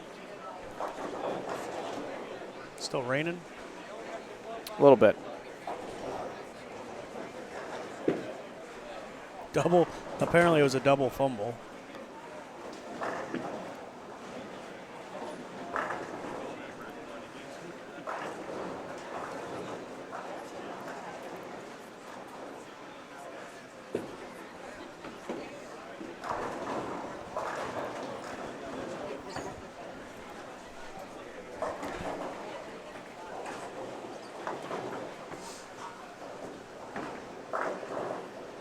You know what's better than a fumble? A double fumble.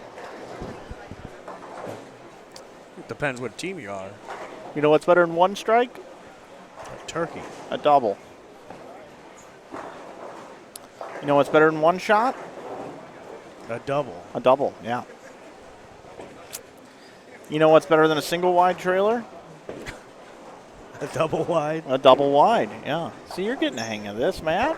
And you told me you weren't smart.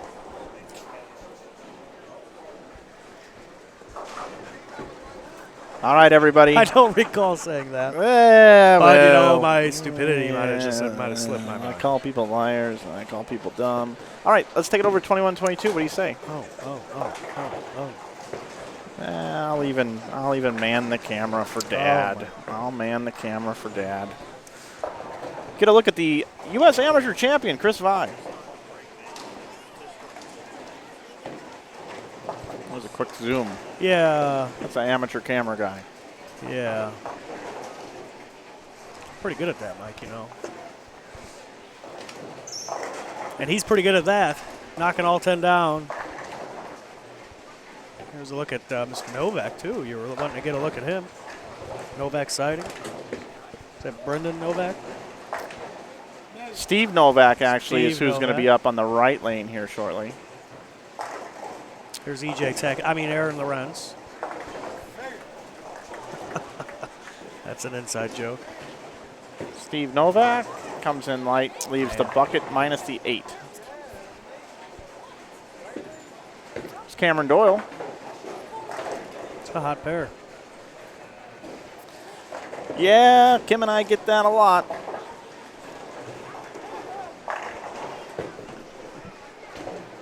Here's Cam. I bet. Good shot for Cameron.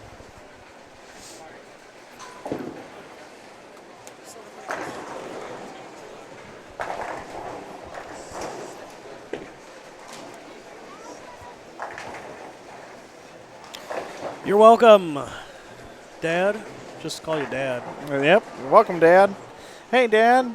Do you think maybe we can go get some ice cream after this? You know what? That does sound good. Ice cream. Yeah, some Cold Stone Creamery right here, up in here. Right here, up in here. Yeah, some liquid nitrogen.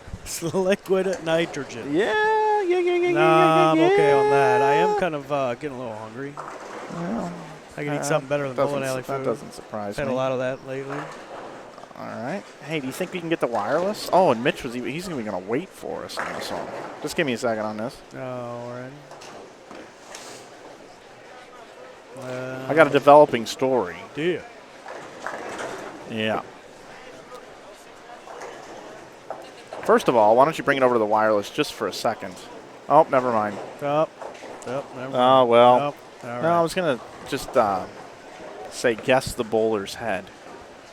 Here, we can still do that real quick. All right, hold on. All right, there's Brittany. Let's watch Brittany bowl first. Okay. And 10 back, and here we go. Guess the bowler's head. Guess the bowler's head. Go in the chat. Who is that right there?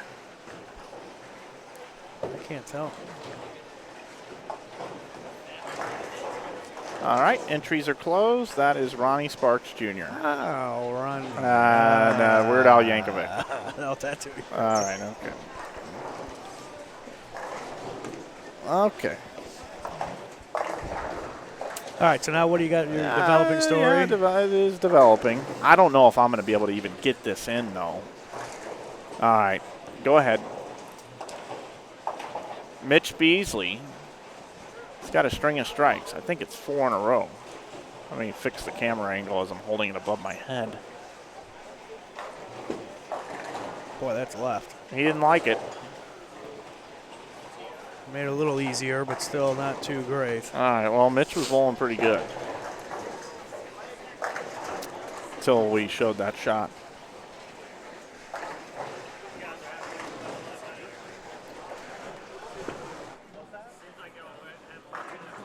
We do. We have a blast. Got Weird Al talking to us. Leroy Anderson, I think, did guess correctly.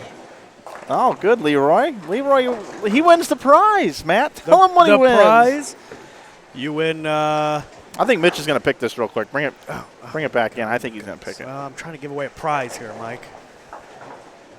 Trying to give away a prize. Tell you what, Mitch Beasley picks this up.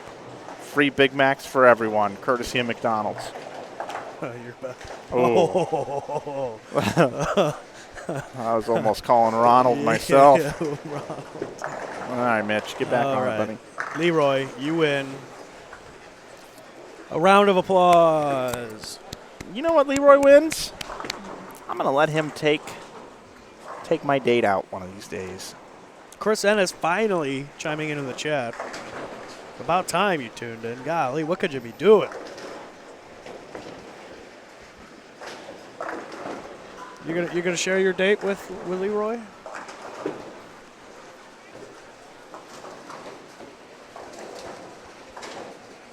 Have you ever heard of Leroy Brown?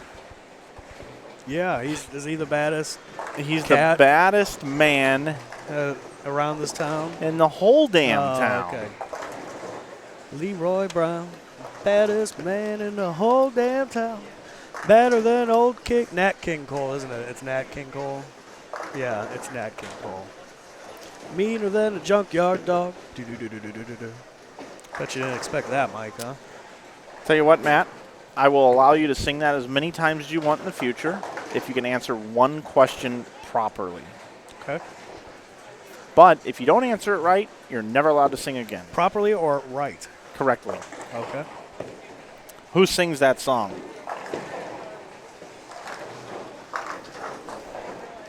You have 5 seconds. 4, 3, 2. I went over to the Google box. Just ran out of time. Yeah, I can. Jim Croce. Ah. Now, I'll give you a chance to sing again if you can name one other song sang by Jim Croce. 5, 4, 3, 2, Oh, no. 1. I'm not going through all this. 3/4. Hammond song.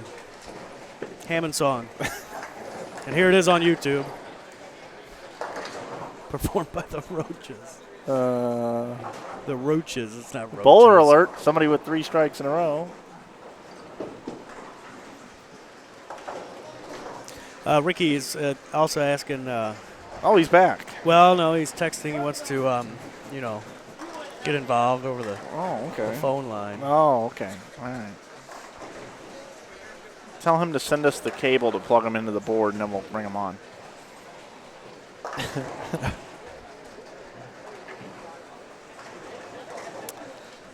All right, we're going to open up the phone lines, everybody. Did they sing Cats in the Cradle? Jim Croce, he sang Cats in the Cradle. But there's been remakes too, though. Yeah. Ugly Kid Joe. Well, this is the Motown version. Motown. Jim Croce, Motown. Is it Motown? No. Well, they used to play it on like 103.3 back in the day. Oh, it could have been an oldies, but does not mean it's from Motown. Okay, all right. Temptations, Four Tops, Supremes. That's Motown. Yeah. Jim Croce Well, is not Motown. Yeah, well, that old John Denver at Motown. John. Okay, so it's along those lines. Yeah, oh, yeah. All right. Yep. I guess I'm never singing again. Harry Chapin, Cats in the Cradle. Yeah, the fact that just came right through. Yeah, yeah. Waswell.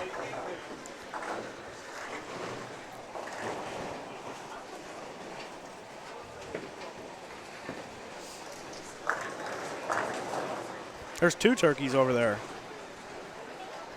on 21 and 2. Sure are. Chris Vai's up right now, actually. You still on that? No. Yeah. Are we? Nope. Well, wasn't worth showing anyway, Dad. That's Wasn't a great shot. This camera moved. I need to get it more on the lane here. You lock it down. Lock it down. Riding along in my automobile. No particular place to go. My baby beside me at the wheel.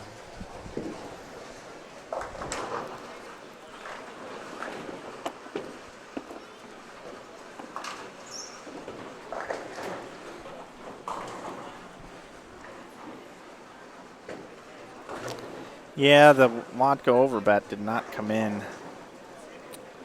Johnny, tell him what he lost. Good one. I like that. All right, continuing on. Game 4 still. Just wrapping up. We've got about a frame to go here on 25 and 26. Can shoot on over to 19 and 20 once these guys are done. They're a couple frames behind. Sure are. Feeding Frenzy scores have gone down as time has gone on. They started out pretty strong. There was 32 bowlers plus after game 1. I imagine it's not the case right now. Have we gotten the score update yet for 3? We have, Mike. You want to take it over? We have a new leader. New leader amongst the top of the board. Terrence Bright. Wow, plus 64. Brandon Novak, plus 50. Jeff Fair, plus 41. Brandon Hott, plus 35. Shepard is at 33. He sits 5th.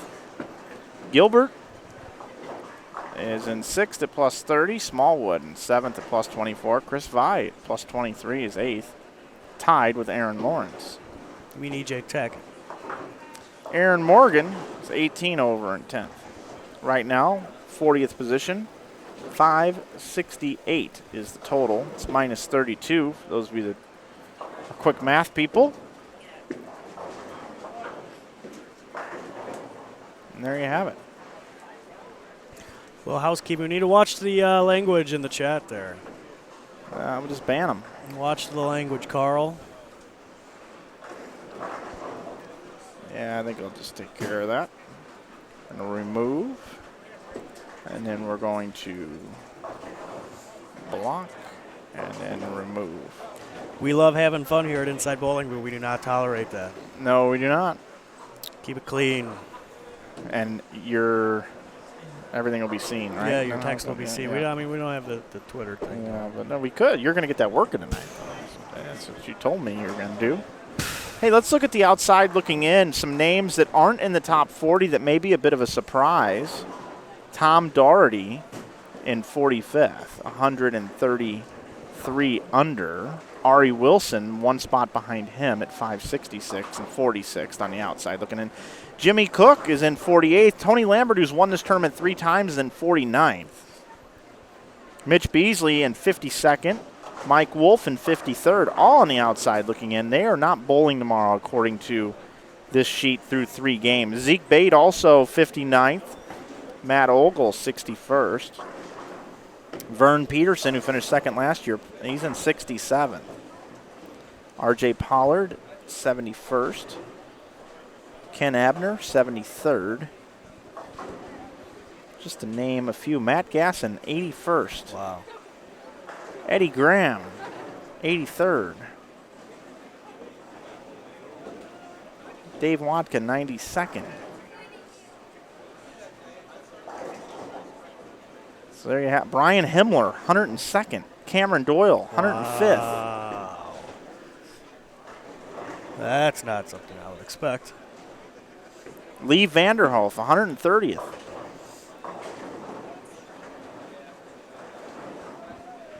Was Matt Ogle? Was he up there? Where's he at? No, he's down. He's down. Yeah, I just mentioned his name. Okay, there's a question in the chat there about it. So there you go. If you want to see that, it's available Advancers Round after 3 on the Event Information tab. I'm about to send all that out. Terrence Bright is in first. They're Feeding Frenzy. You can check those standings out if you go to, well, and you can check our social media. Mike's on another date, but yeah, I'm dating social media right now. So but in the meantime, you can head on over to InsideBowling.tv. Below the window that has the video, you can click on the Event Information tab. Click on Manual Refresh if it has not already updated, and you can check those standings out from the entire weekend, actually. Yep, and you can bet on it. You can bet your Bippy that it's going to be up here in just a couple of minutes. That's your bottom dollar. I prefer the top dollar. Top dollar? Yep, the top one. Why is that? The top what do you one. Like about the top? The top one's easier to get to. You don't have to move the other ones out of the way to get to the bottom one. Yeah. And I'm lazy.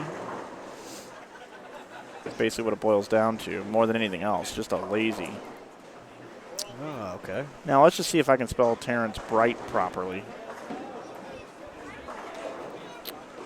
All right, here we go. Media, we're going to go find game 3. After 3 at the Bradley Open, Terrence Bright leads at plus 64. The cash number is now minus 32. Watch on InsideBowling.com. How about that? There you go. That's the tweet. It's like we're all going along on Mike's date with social media. We'll bring all 267 viewers with us.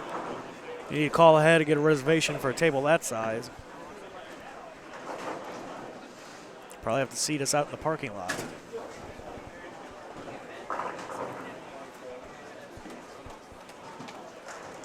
And that is now out as well on Facebook. All right, good to go.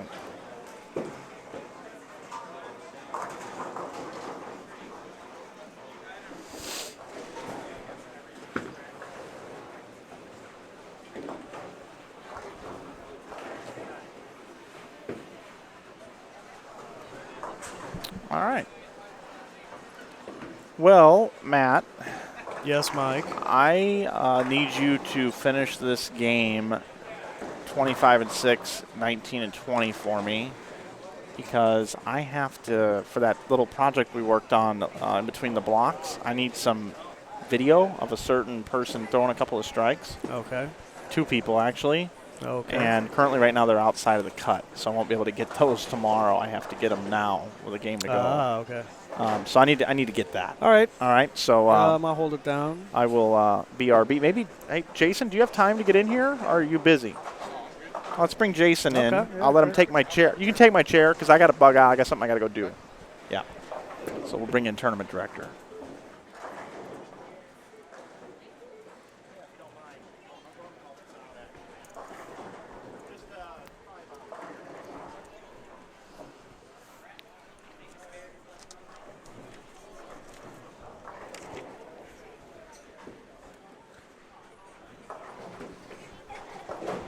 Joining me in the booth right now is tournament director and bowling center general manager, and I'm going to totally screw this up. Jason Uchwal. Uchwal. There we go. I told you, I knew I would. I knew it would happen. It's all right. I called Aaron Lawrence, EJ Tackett earlier. That's all right. Indirectly. and it went on for about 45 seconds worth of conversation until he clued me in that I was totally wrong, and then I turned beet red. Yeah, I've heard so many different variations of my last name that it doesn't matter anymore. Yeah. So how's things going back there in the tournament office? Pretty good. We're happy with a lot of things going on. Good. Yeah, I mean everything seems to be running very smoothly. Yeah, so far so good. I've got to give a lot of credit to the mechanics in the back. If they weren't on their A game, then we wouldn't be running this smoothly. Yeah, no, not at all. Pace is a little quicker than I anticipated, to be honest with you. I was expecting about an hour per game, but we're under that by a half an hour. An hour and a half. We're on 3 hours and 25 minutes of recording. Yeah. And we're just finished up with 4. Yeah, I'm really impressed with that. This pace is quite quick, to be honest. So as 25 and 6 get done, we're going to shoot back over to 19 to 20 here and finish up game 4 down here while Mike is on assignment. On this pair, you're watching on the right side of your screen, Chris Tomlinson. And on the left side is Seth Hillis. Seth Hillis missed the head pin to the right. And that's a nasty little spare there. It's been there all weekend. That 1, 2, 4, 8.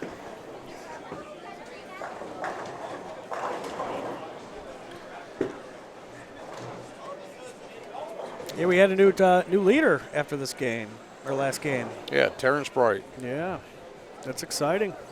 Some moving and shaking going on. I think on 19, isn't that Steven Zimmer? 19.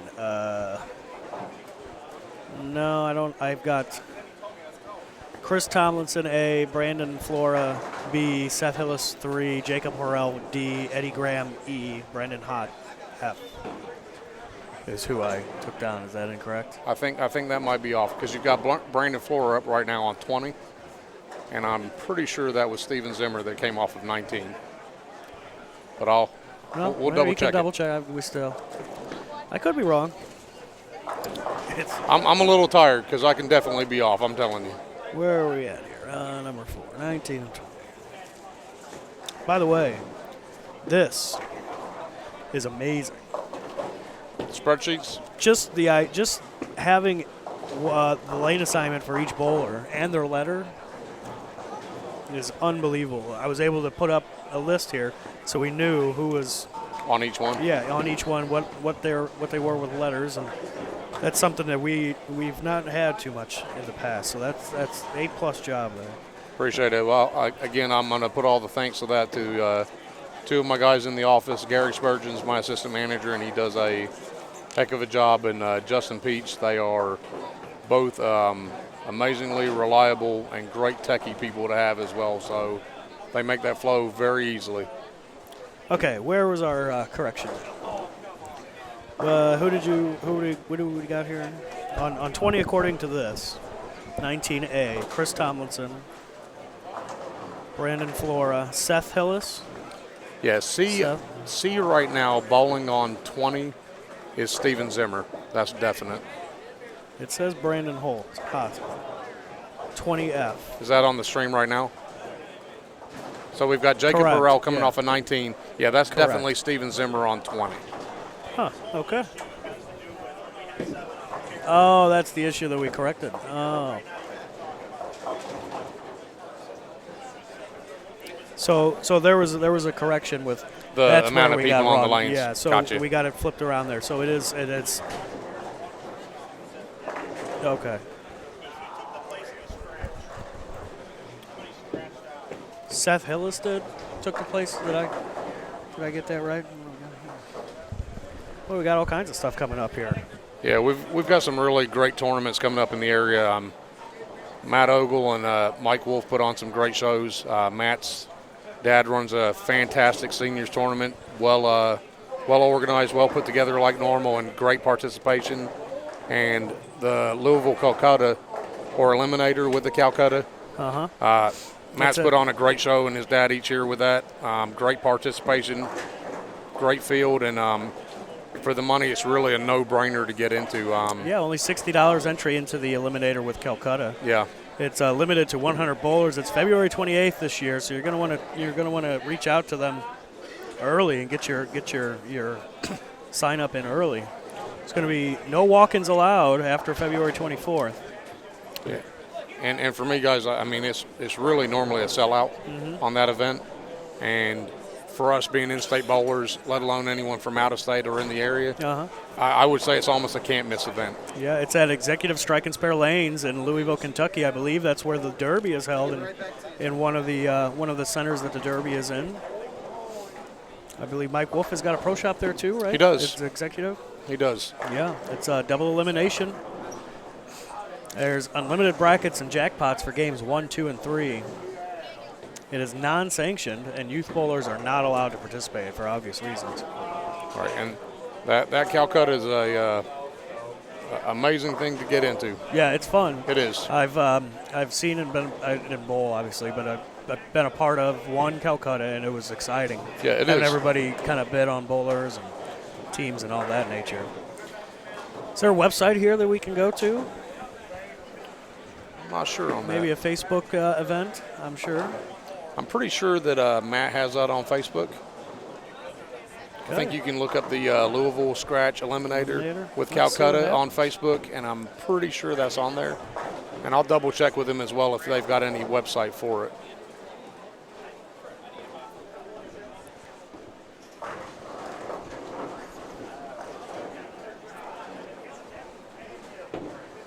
Yeah, here it is right here. There is a Facebook page, Louisville Scratch Eliminator with Calcutta, although this says March 1st.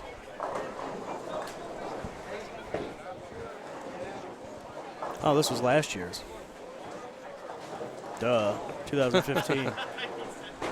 Anyway, the other event here, I'm going to screw this one up. 2016 Kentuckiana Yep. Seniors Tournament, hosted by Fern Valley Strike and Spare in Louisville. It's a singles, doubles, and team event. It's sanctioned by the USBC. Saturday, March 5th and 12th.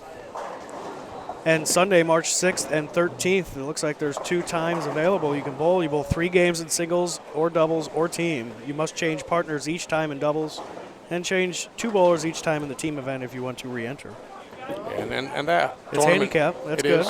And that tournament is hosted and put together by Doug Ogle.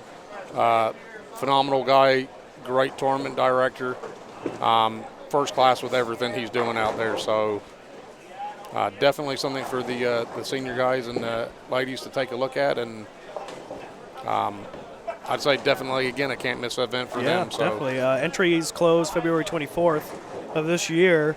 And I imagine you can probably call the locations to sign up. Of course. Location. Phone number for Fern Valley Strike and Spare if you guys want to get into it. Louisville, Kentucky is area code 502-968-2695. Again, that's 502-968-2695. So some great events coming up. And I'm pretty sure that event is also on Facebook if they want to look it up as well. Okay, great. Yeah, the Kentuckiana. That's clever. I like that. Scores finishing up here on 19 and 20. 207 for Chris Tomlinson. I'm going to have to change all this going on here. You're going to have to correct me again on this. It was Steven Zimmer that we were looking for on that change. And that's F, right? Yes. No, or is it C?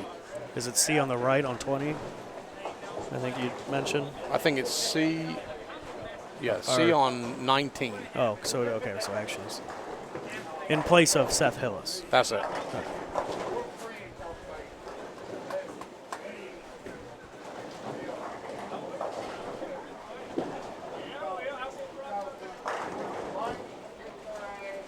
I think that's So- Brandon Flora up on 19 right now. Yeah, it should be 8 count there. The pesky 2-8. That's been a tough spare all weekend. He's a great young bowler.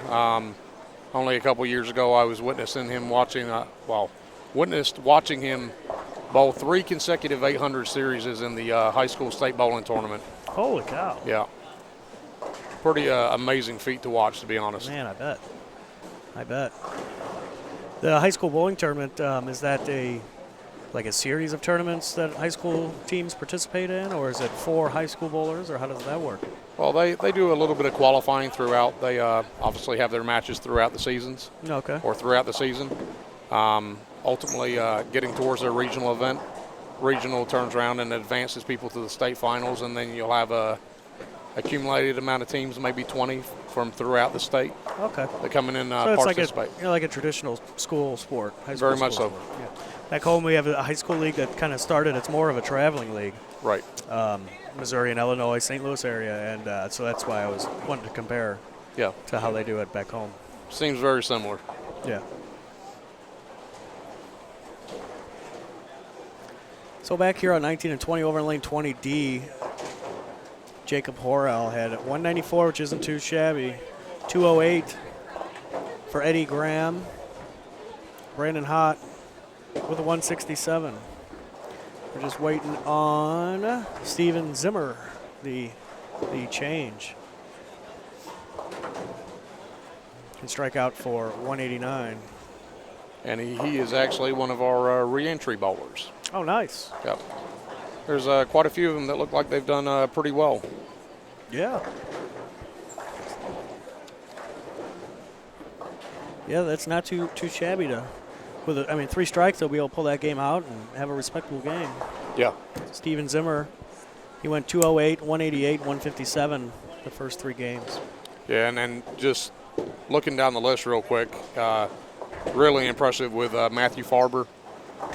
Struggled this morning, got in that re-entry, and is now sitting in the top 10, top 15. Yeah, how awesome is that? That's impressive. That's awesome. And we were joking and talking earlier about, has anyone won from the re-entry? Yeah. And here's your opportunity. There's can't remember, definitely somebody had brought that up in the chat. I can't exactly remember who now, but this could be it. This could be the year. It could, and that was welcome. It's definitely neat for me to see because it was something new that we introduced. Yeah, it's always 3 years now, yeah. I believe. Definitely a almost scary experience to introduce something new to a tournament as prestigious as this that's been around for such a long period of time. Definitely. And, you always meet resistance sometimes, but, we're trying to be ahead of the curve with a couple of things and make some changes to make it better for everybody. So yeah. Well, this seems like it worked out well. If you got a few bowlers. How many? It took 8, right? Yes. 8 from the re-entry. 1 sitting in the top 10. Yeah, we ended up having 20 bowlers in the re-entry. Okay. So they had a better than 1 in 3 chance to get in. Yeah. 8 advanced getting into this evening, and again, some of them are definitely doing pretty well out there. They're going to be back tomorrow. They're going to take a check home. Yeah. Is that now? I don't know offhand how many total bowlers there were. I know you pay 1 and 4. We ended up with 164, I believe, which ironically this year we were paying the top 40. So everybody that comes back tomorrow. Everyone coming back plus 1 are going to get a check. Plus 1. Okay. So great. The 1 bowler that does not make the cut for tomorrow morning is still going to go home with a check. Nice. So here's game 5 of 5 here at the Advancers round at the 2016 Bradley Open, brought to you by Hammer and New Center Consulting. On this pair right now, we have Gary Schlucher, Matt Ogle, Chris Corbin, Brett Shepard, Doug Aston, and Tony Lambert. Tony has had some history here, if I believe. Definitely. Only 3-time winner of the Bradley Open. That's right, from Louisville, Kentucky, right down the road. Yes. So let's see where he was at. Yes, a couple.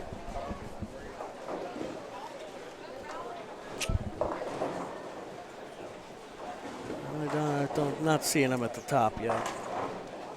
Looks like he's outside the cut line. Tony Lambert is sitting in 49th place after 3 games.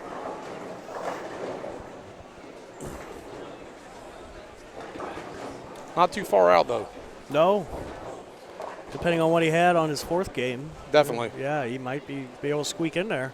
Yeah, before that, even sitting 49th, he was only 4 pins off being inside the cut. And he's off to a good start here this game. 9 spare strike. He's letter F.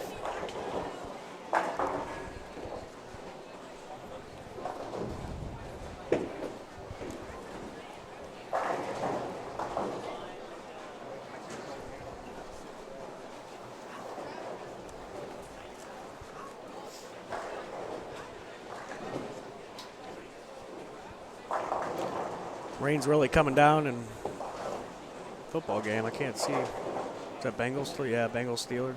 Bengals Steelers. It looks like 15 to Pittsburgh and 0 to Cincinnati, unfortunately. Yeah, it's been a slow start to that game. Yes. I don't think it's as bad as what Houston had it, though. So. Oh yeah. Yeah. Tonight, you mean? Yeah. Kansas City, I think 30-0 over Houston. Oh, I think it was 31-0. Yeah. That's rough.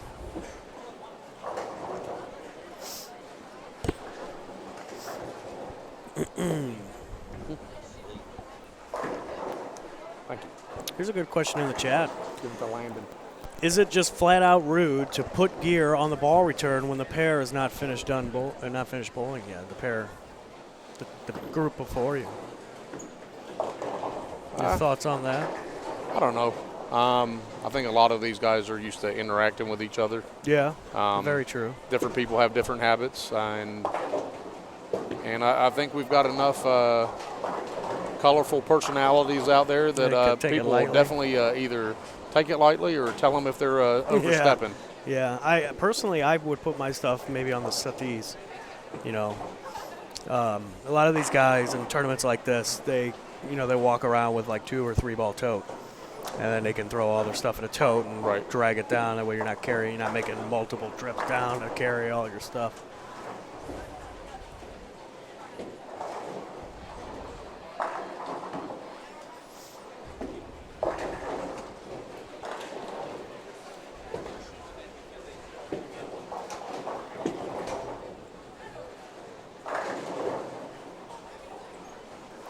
I got something going on over on 27. A bunch of added scores. I guess that's an absentee. Yeah, it looks like it.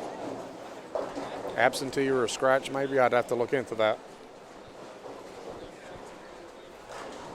Because typically most pairs out there have had a minimum of 3 on each side, and the one with the 4 got corrected. Yeah. So it looks like we may have had a scratch there. Oh.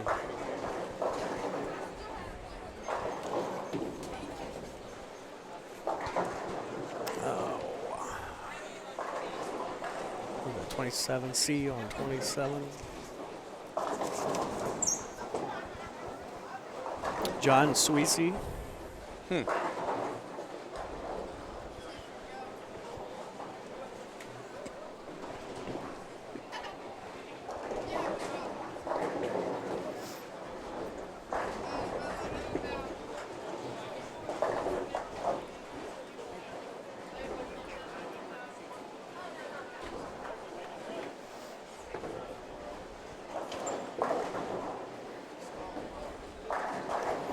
So do you run more than this event up in the area, or is this? I know this is like the big one. This is the bee's knees, but I mean, do you run multiples? Do you run qualifiers? I know there were qualifiers. I think I saw. Yeah, that's been another real helpful tool to us in the time since I've taken over. I really wanted to look at ways of encouraging a lot of people to get in. I know sometimes a lot of bowlers, especially local bowlers or some of your amateurs, will turn around and look at a $300 price as a sticker shock. Yeah, right, yeah. So anything that can make it affordable. There's a lot of guys out here. I think I counted earlier, maybe 10 in our top 40 that won their way into this event for anywhere between $40 to $60. So there you go. Yeah, that's where it's at. It makes it obtainable. You know, if they think that the spot's affordable, they can still get in and try and compete, and they make it to Sunday.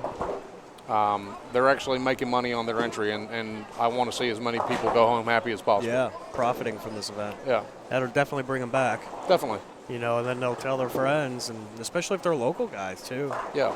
I know Lexington is not that giant of a city. No. More of a college town, right? And how many bowling centers are there around? I know Collins has got the 2. Yeah, we have the 2. There's a couple other local centers. Yeah. Our 2 are the largest. Southland's a 40-lane center. We're 44. Okay. All right. You know, there's some other surrounding centers. Galaxy Bowls in Richmond. So there's some decent places out there. So you know that would help you attract bowlers from those centers to come out and enjoy your tournament and get them into your center and see how great the staff is. You might be able to get them to come out and bowl a league. Right. You know, sign them up. That'd be great. And we're flanked by a big city in Louisville, and they've got, you know, such a high quality of bowlers out there from your Tony Lamberts to your Matt Ogles to Mike Collins. You know, all of these guys that have bowled big events with you guys and a lot of other ones that get out and travel, bowl more regional events, regional amateur events, and some PBA events, but that's still good. Yeah, like I said, when you're surrounded by a big city like that and you've got a lot of great bowlers out there, we appreciate their support of this event as well. If we didn't have their support and the local guys, along with everyone else that comes in, again, like I said before, I push this event to be as best it can be, and we strive for it to be better each year. But ultimately, the bowler support is what makes it go, with the IB Open and every other great event out there. Yeah. So, if the bowlers don't come, there's no event. Right. So, I mean, but having all these bowlers come out is just another testament to the, you know, not only the rich history of this tournament, but the way that you've taken over and run things, and it just shows that it's such a great event. I appreciate it. I've had a blast here. This is my first time, I've had just an absolute blast. The staff is unbelievably friendly. Thank you. And you know, they've taken care of us in every way we can think of. Yeah, so we try to look at it as a big team. You yeah. know? Oh, it's like a family. Yeah. Got to take care of your family, and you got to take care of your guests into your home. And that's what they do here at Collins Bowling Center. Eastland, it's Eastland, correct? Yes, sir. Yeah. Eastland. I like the look of it outside too. I mentioned I took a picture of it. I did not post it because it's kind of hard to see. That's not it. But this whole bowl thing that sits on top of your valet area, I called it earlier. Yeah, that's kind of cool. It's snazzy. Yeah, I'd almost call it a little retro out there, but I think that's that's awesome. Almost though. a comeback look nowadays. Exactly. That's what you want. That'll attract people to come out. Yeah. Makes them curious. Boy, look at that place, man. That place looks awesome. Looks like a crown almost. Yeah, I know you'd asked before about any other events that we may be hosting. Mm-hmm. A lot of big events this year, actually. Okay. Worked hard to fill the calendar. The Bradley is obviously, you know, our crown and jewel and our big kickoff tournament of the year. But 2 collegiate tournaments coming up. Oh, nice. One from Pikeville, one from Moorhead. Nice. Great programs, great events. We have the Youth State Bowling Tournament. We'll get to see a lot of the up-and-coming young talent coming through. Good. And we've also been privileged to be selected to host an upcoming PWBA event. So, oh, really? Yep. In this upcoming season? Yes. Nice. Schedules for June 30th, July 1st, 2nd, and 3rd. Okay. You know, good deal. Really appreciate those guys giving us that opportunity. Jason Thomas and Damon Sirocco. Frank DeSocio with BPAA. So yeah, it's a great opportunity. We haven't had a professional bowling tournament or official professional bowling tournament since 94 or 98. Oh, wow. Here in Lexington. I think it was early 2000s in Louisville. Yeah. So we're excited to have them coming back. That's a good deal. Good deal. All right, I think I got everything done I needed to. Sound out of breath, Mike. Running around everywhere. On his date with social media. Can you make them a little bit easier next year so I can get more strikes and I don't have to be gone for so long? I don't know if I can do that. I know. I don't blame you at all. Well, thanks for coming in, filling in for me, Jason. I appreciate you guys it. having me. And tomorrow, obviously, we want you to come in as well. So Definitely. Thanks a lot, guys. Yeah. Thanks, bud. Thank you.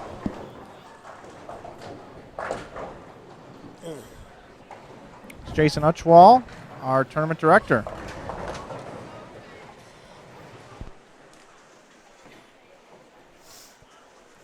There's a big string out there, Mike. Look at that. That's 7 in a row. 7 in a row and 25 and 6. You're watching it.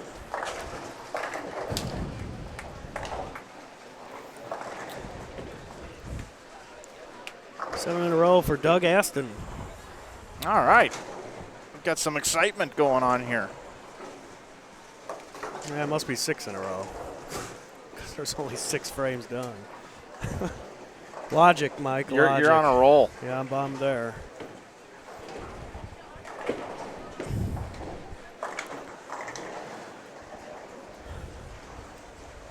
wonder if Tony Lambert's going to make it. We were talking a little bit about that.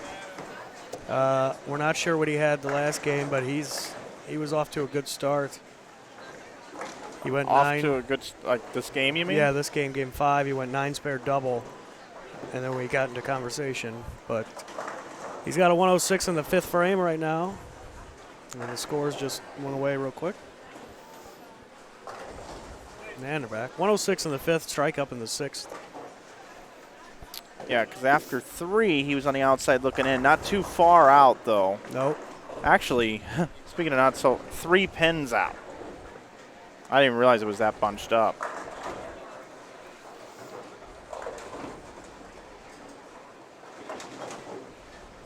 Gary Schluchter, 92 in the 6th.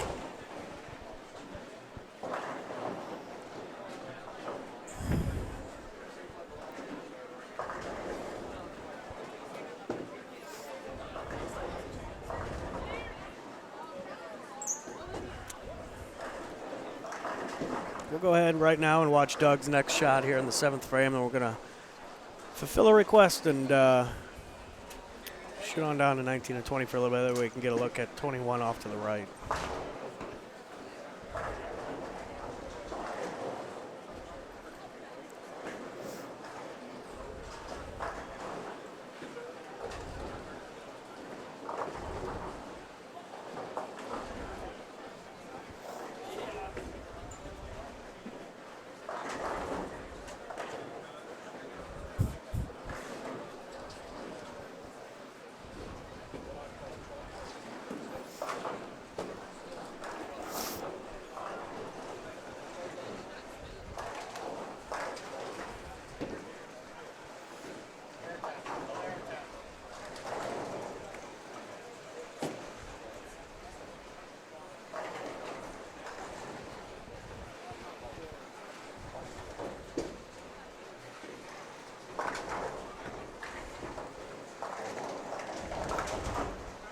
I see Brett Shepard.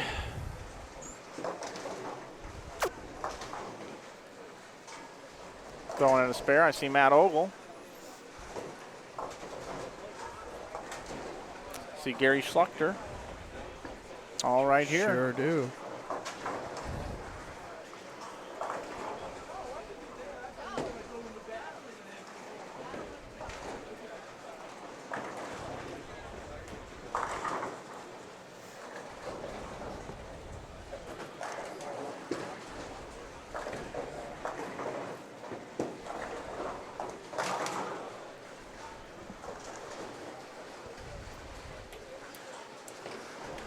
Doug Aston threw 3 games was 65 under. Oh, we've got after 4 now. Nice. Just updated. Looking for Aston. 113 under. Give you an update here.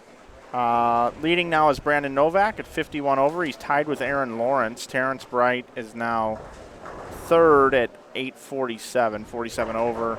Jeff Fair is fourth at plus 35. Aaron Morgan is fifth at plus 30. Right now, your cut number is 37 under. And look, there's the front seven.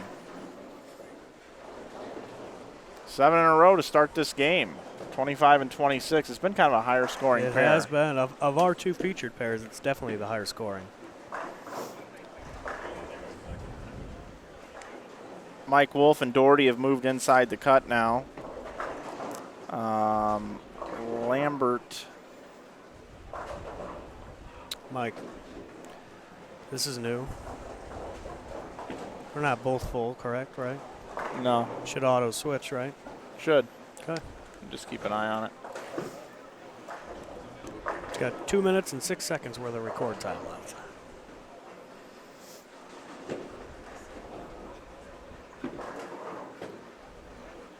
Lambert is at 717, and right now the number's 763. So Lambert not bowling. Well, he's bowling okay. He's going to need a bunch here. He is going to need a bunch, and he's got a bunch left.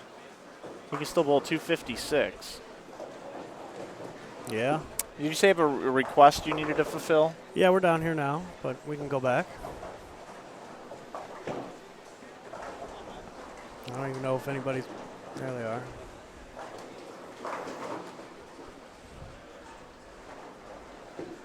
$19 and $20.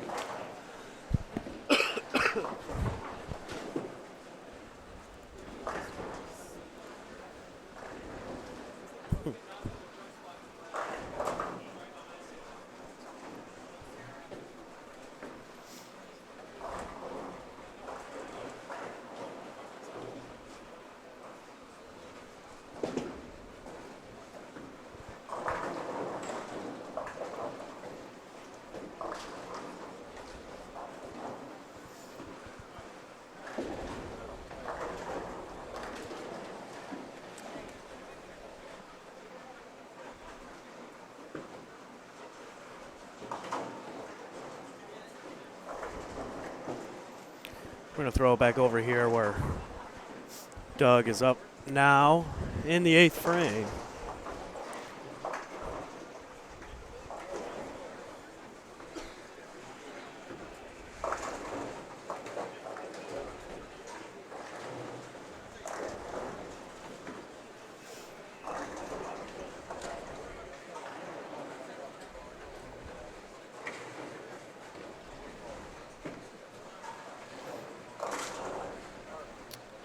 So yeah, big story here. Doug Aston, it's been very difficult to bowl any high scores. But Doug Aston has the first 7. And as we said, he's come into this game in not such a good position.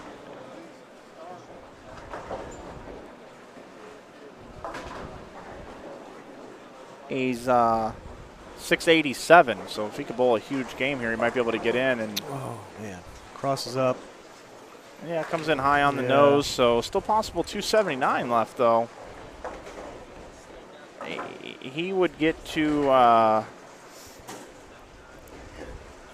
he could get to about 30 under.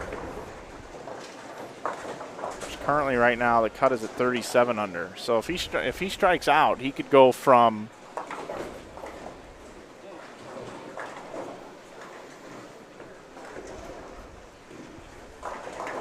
he could go from 104th to end the number in one game.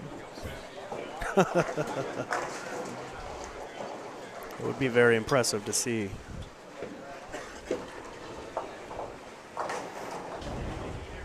Sure would. Tony Lambert needs them too. Yeah. Working on that double. I better get this out.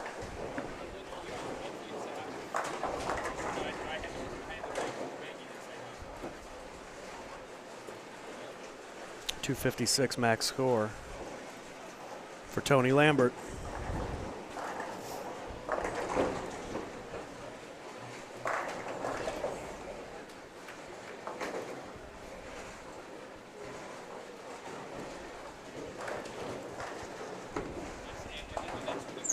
That looked like a great shot.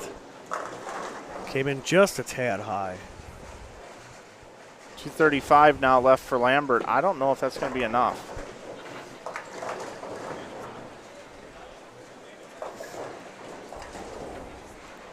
So the only person to win the tournament 3 times, we've talked about it all weekend, Tony Lambert, at risk, may not make it in to the top 40.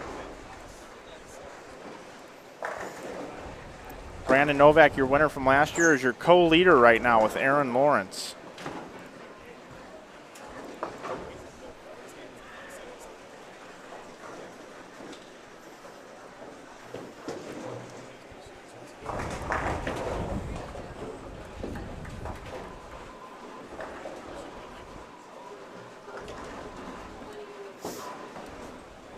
And only a 4-pin lead on third place there.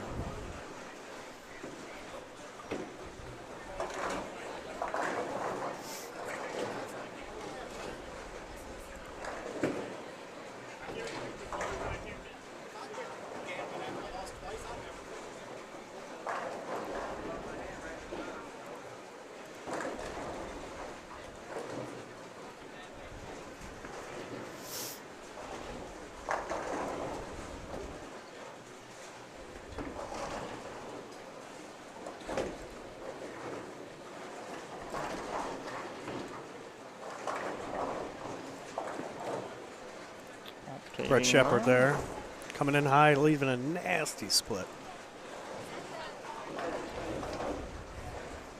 Just nasty.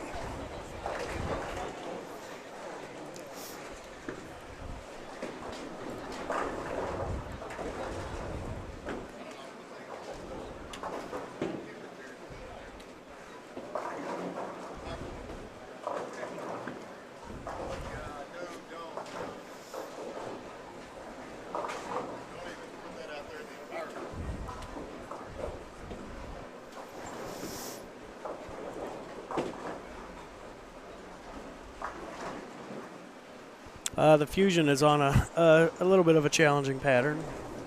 It's definitely not as hard as this, but it will be on another good pattern. Make you work for it. Fusion Realtors Tournament is coming up here at the end of February.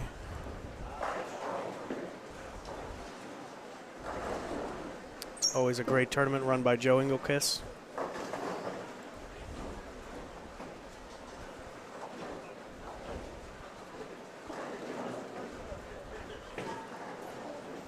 And his staff and family. Here's Doug Aston again. Went 9 spare, and it was a 9-pin in the 8th frame, and Greek Church in the 9th. That's rough. Yeah, so he's not going to get there, but hey, heck of an effort there through 7 frames. Yeah, for sure. Winding down this 5th game, 2016 Bradley Open, brought to you by New Center Consultants and, of course, Hammer Bowling as well. Mike and Matt here with you. It's been a long day. We'll be back tomorrow morning at 9 a.m. for the Cashers round, and then 40 will go to 8, and those top 8 will bowl a bracket. 2 out of 3 matches will crown a champion tomorrow. $10,000 for first place. Matt Ogle begging for it, coming in high, leaving that 610.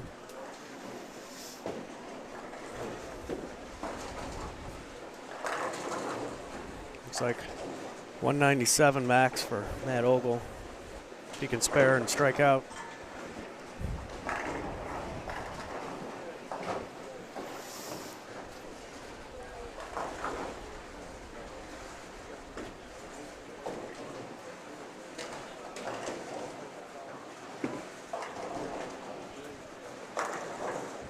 Tony Lambert flushes the hole with a great shot.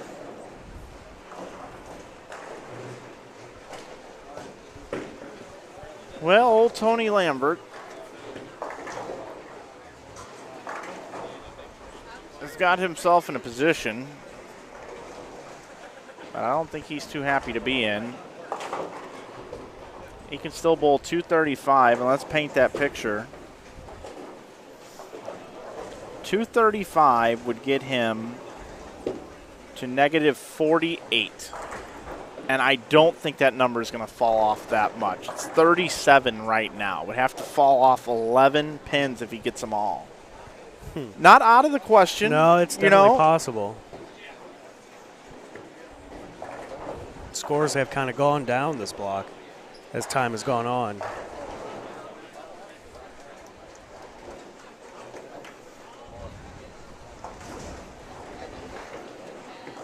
Seeing a lot less consistently high games.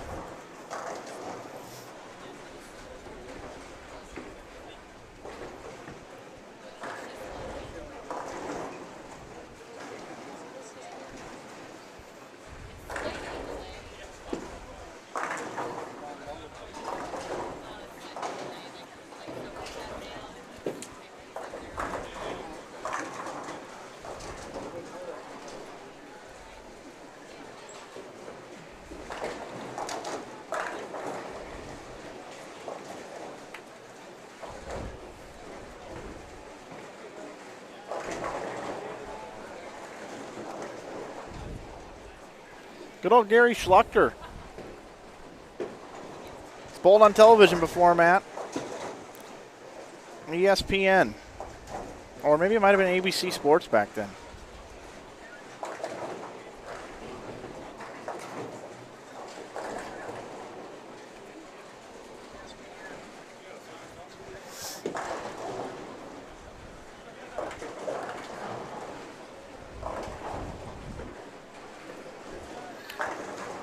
Couple frames to go here, game number 5 of 5.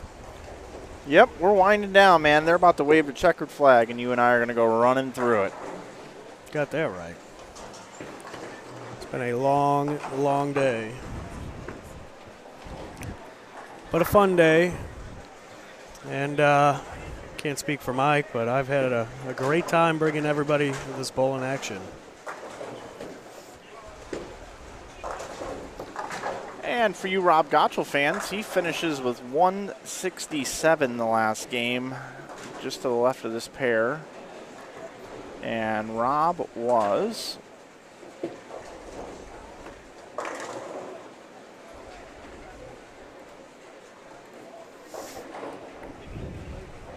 Gary Schluchter was at 754 coming into this game bowl, 167, so he's not going to get there. But Rob was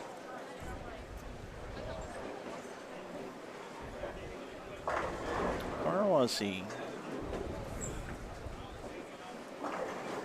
He was on the outside looking in at he was at 744 and he bowled 160, so Gottschall's not going to get there. Huh.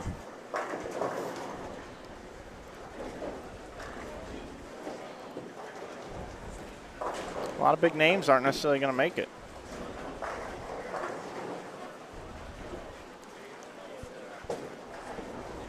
Let's continue to wind it down. We'll stay here as they finish up, and then we'll finish up our coverage tonight over on lanes 19 and 20.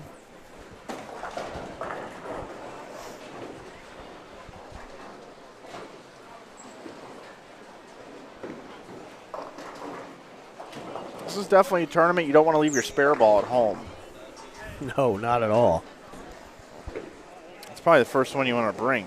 Yeah.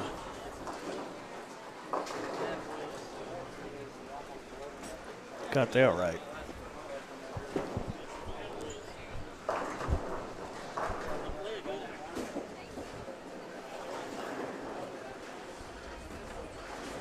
Still a big game here, possible 240 for Doug. All right, bowl 242. It's a well-bowled game. It's a little too late. If he'd bowled 270, you probably got there. Yeah. We hit the record button.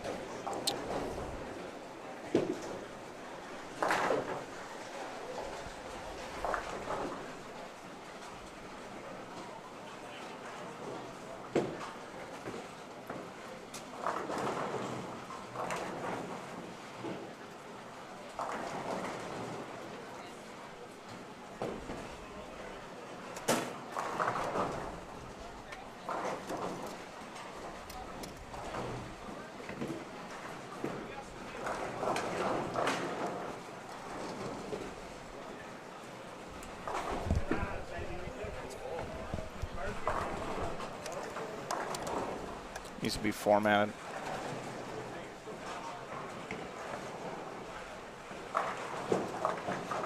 Let's use this. We'll just use this part from the YouTube, I guess. Okay.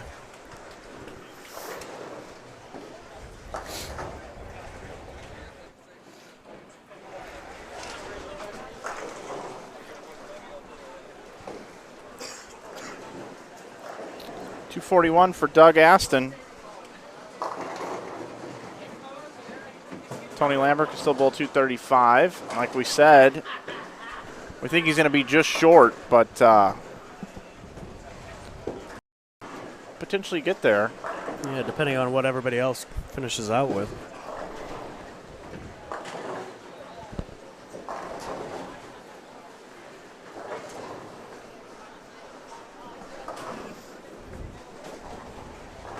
Do you have the sheet with all the matchups? Is that it right there? Yeah. Here's Lambert now. Needs them all to even have a chance. Got the first one. Yes, he did.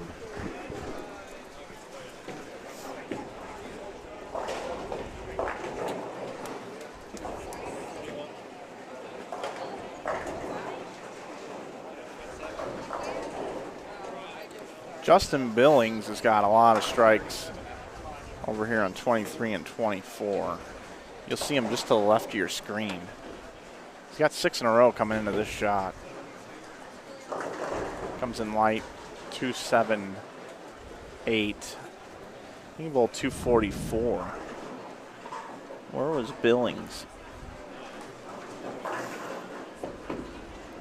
There's Lambert now in the second shot of the 10th, but he did not like it. Knew it right off of his hand and pays the ultimate price there with an unusual, normal leave. It's just flipping it around at 11 o'clock at night after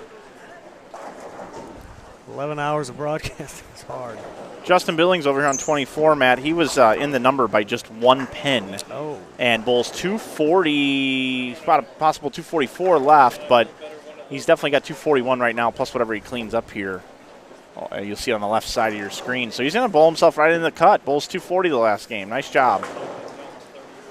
Bowls 243. Good job. Oh, he almost picked. So 220 for Lambert. That's going to be short. Lambert finishes at 63 under. Watching lanes 19 and 20 finish up. See Tom Doherty right next door.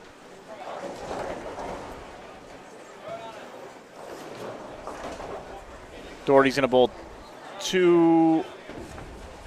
Well, he's got a split down there in 190, unless he converts the split.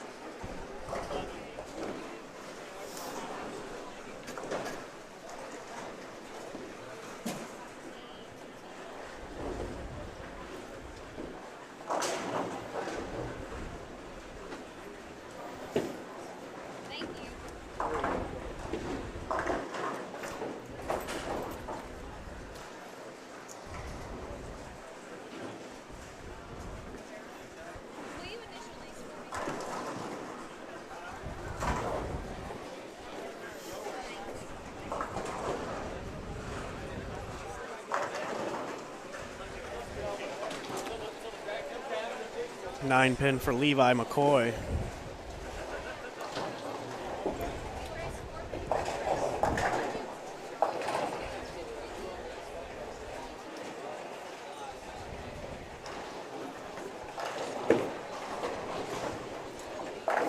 Just to the left, that's a bad break. Those are makeables you still have to make even this late in the day. Could cost you a paycheck.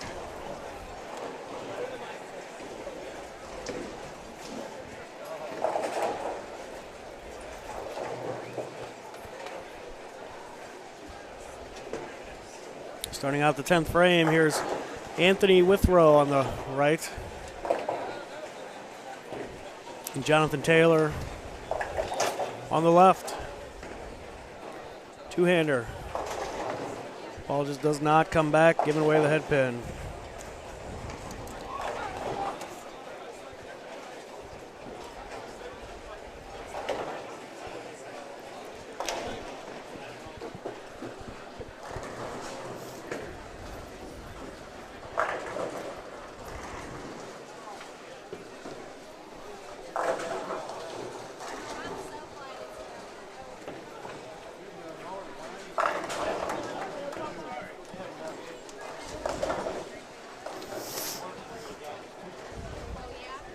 10 pin for Anthony.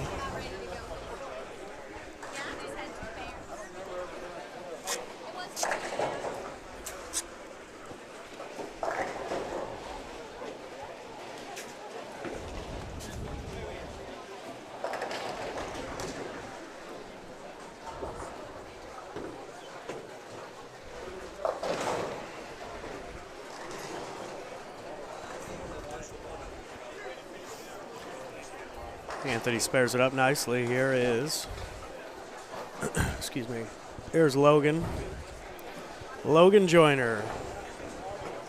We had a request for him earlier. Logan works at the EBI factory. He's a ball tester.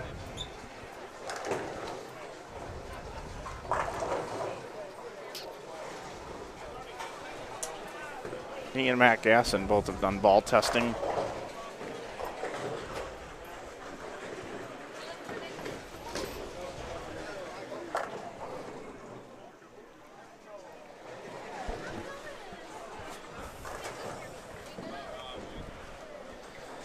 Finishing up here, want to thank everybody for watching tonight. Get caught up on the chat one last time. Oh boy. It's in there.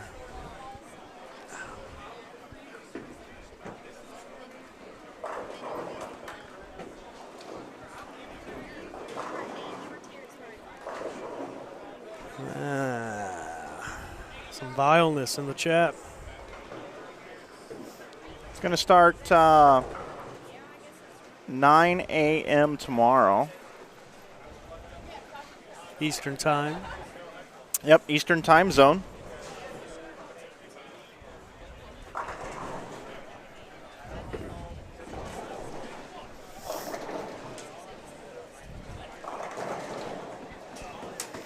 Down to the last two bowlers, Mike. This is exhausting with such a tough lane pattern out there. There's no question. We do appreciate everybody hanging in there today, watching this bowling with us.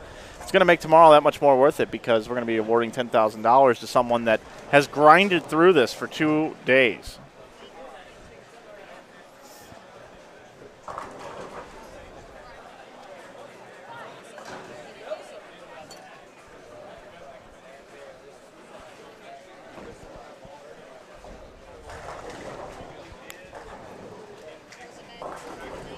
Levi McCoy coming in high. Here's Daryl Ratliff.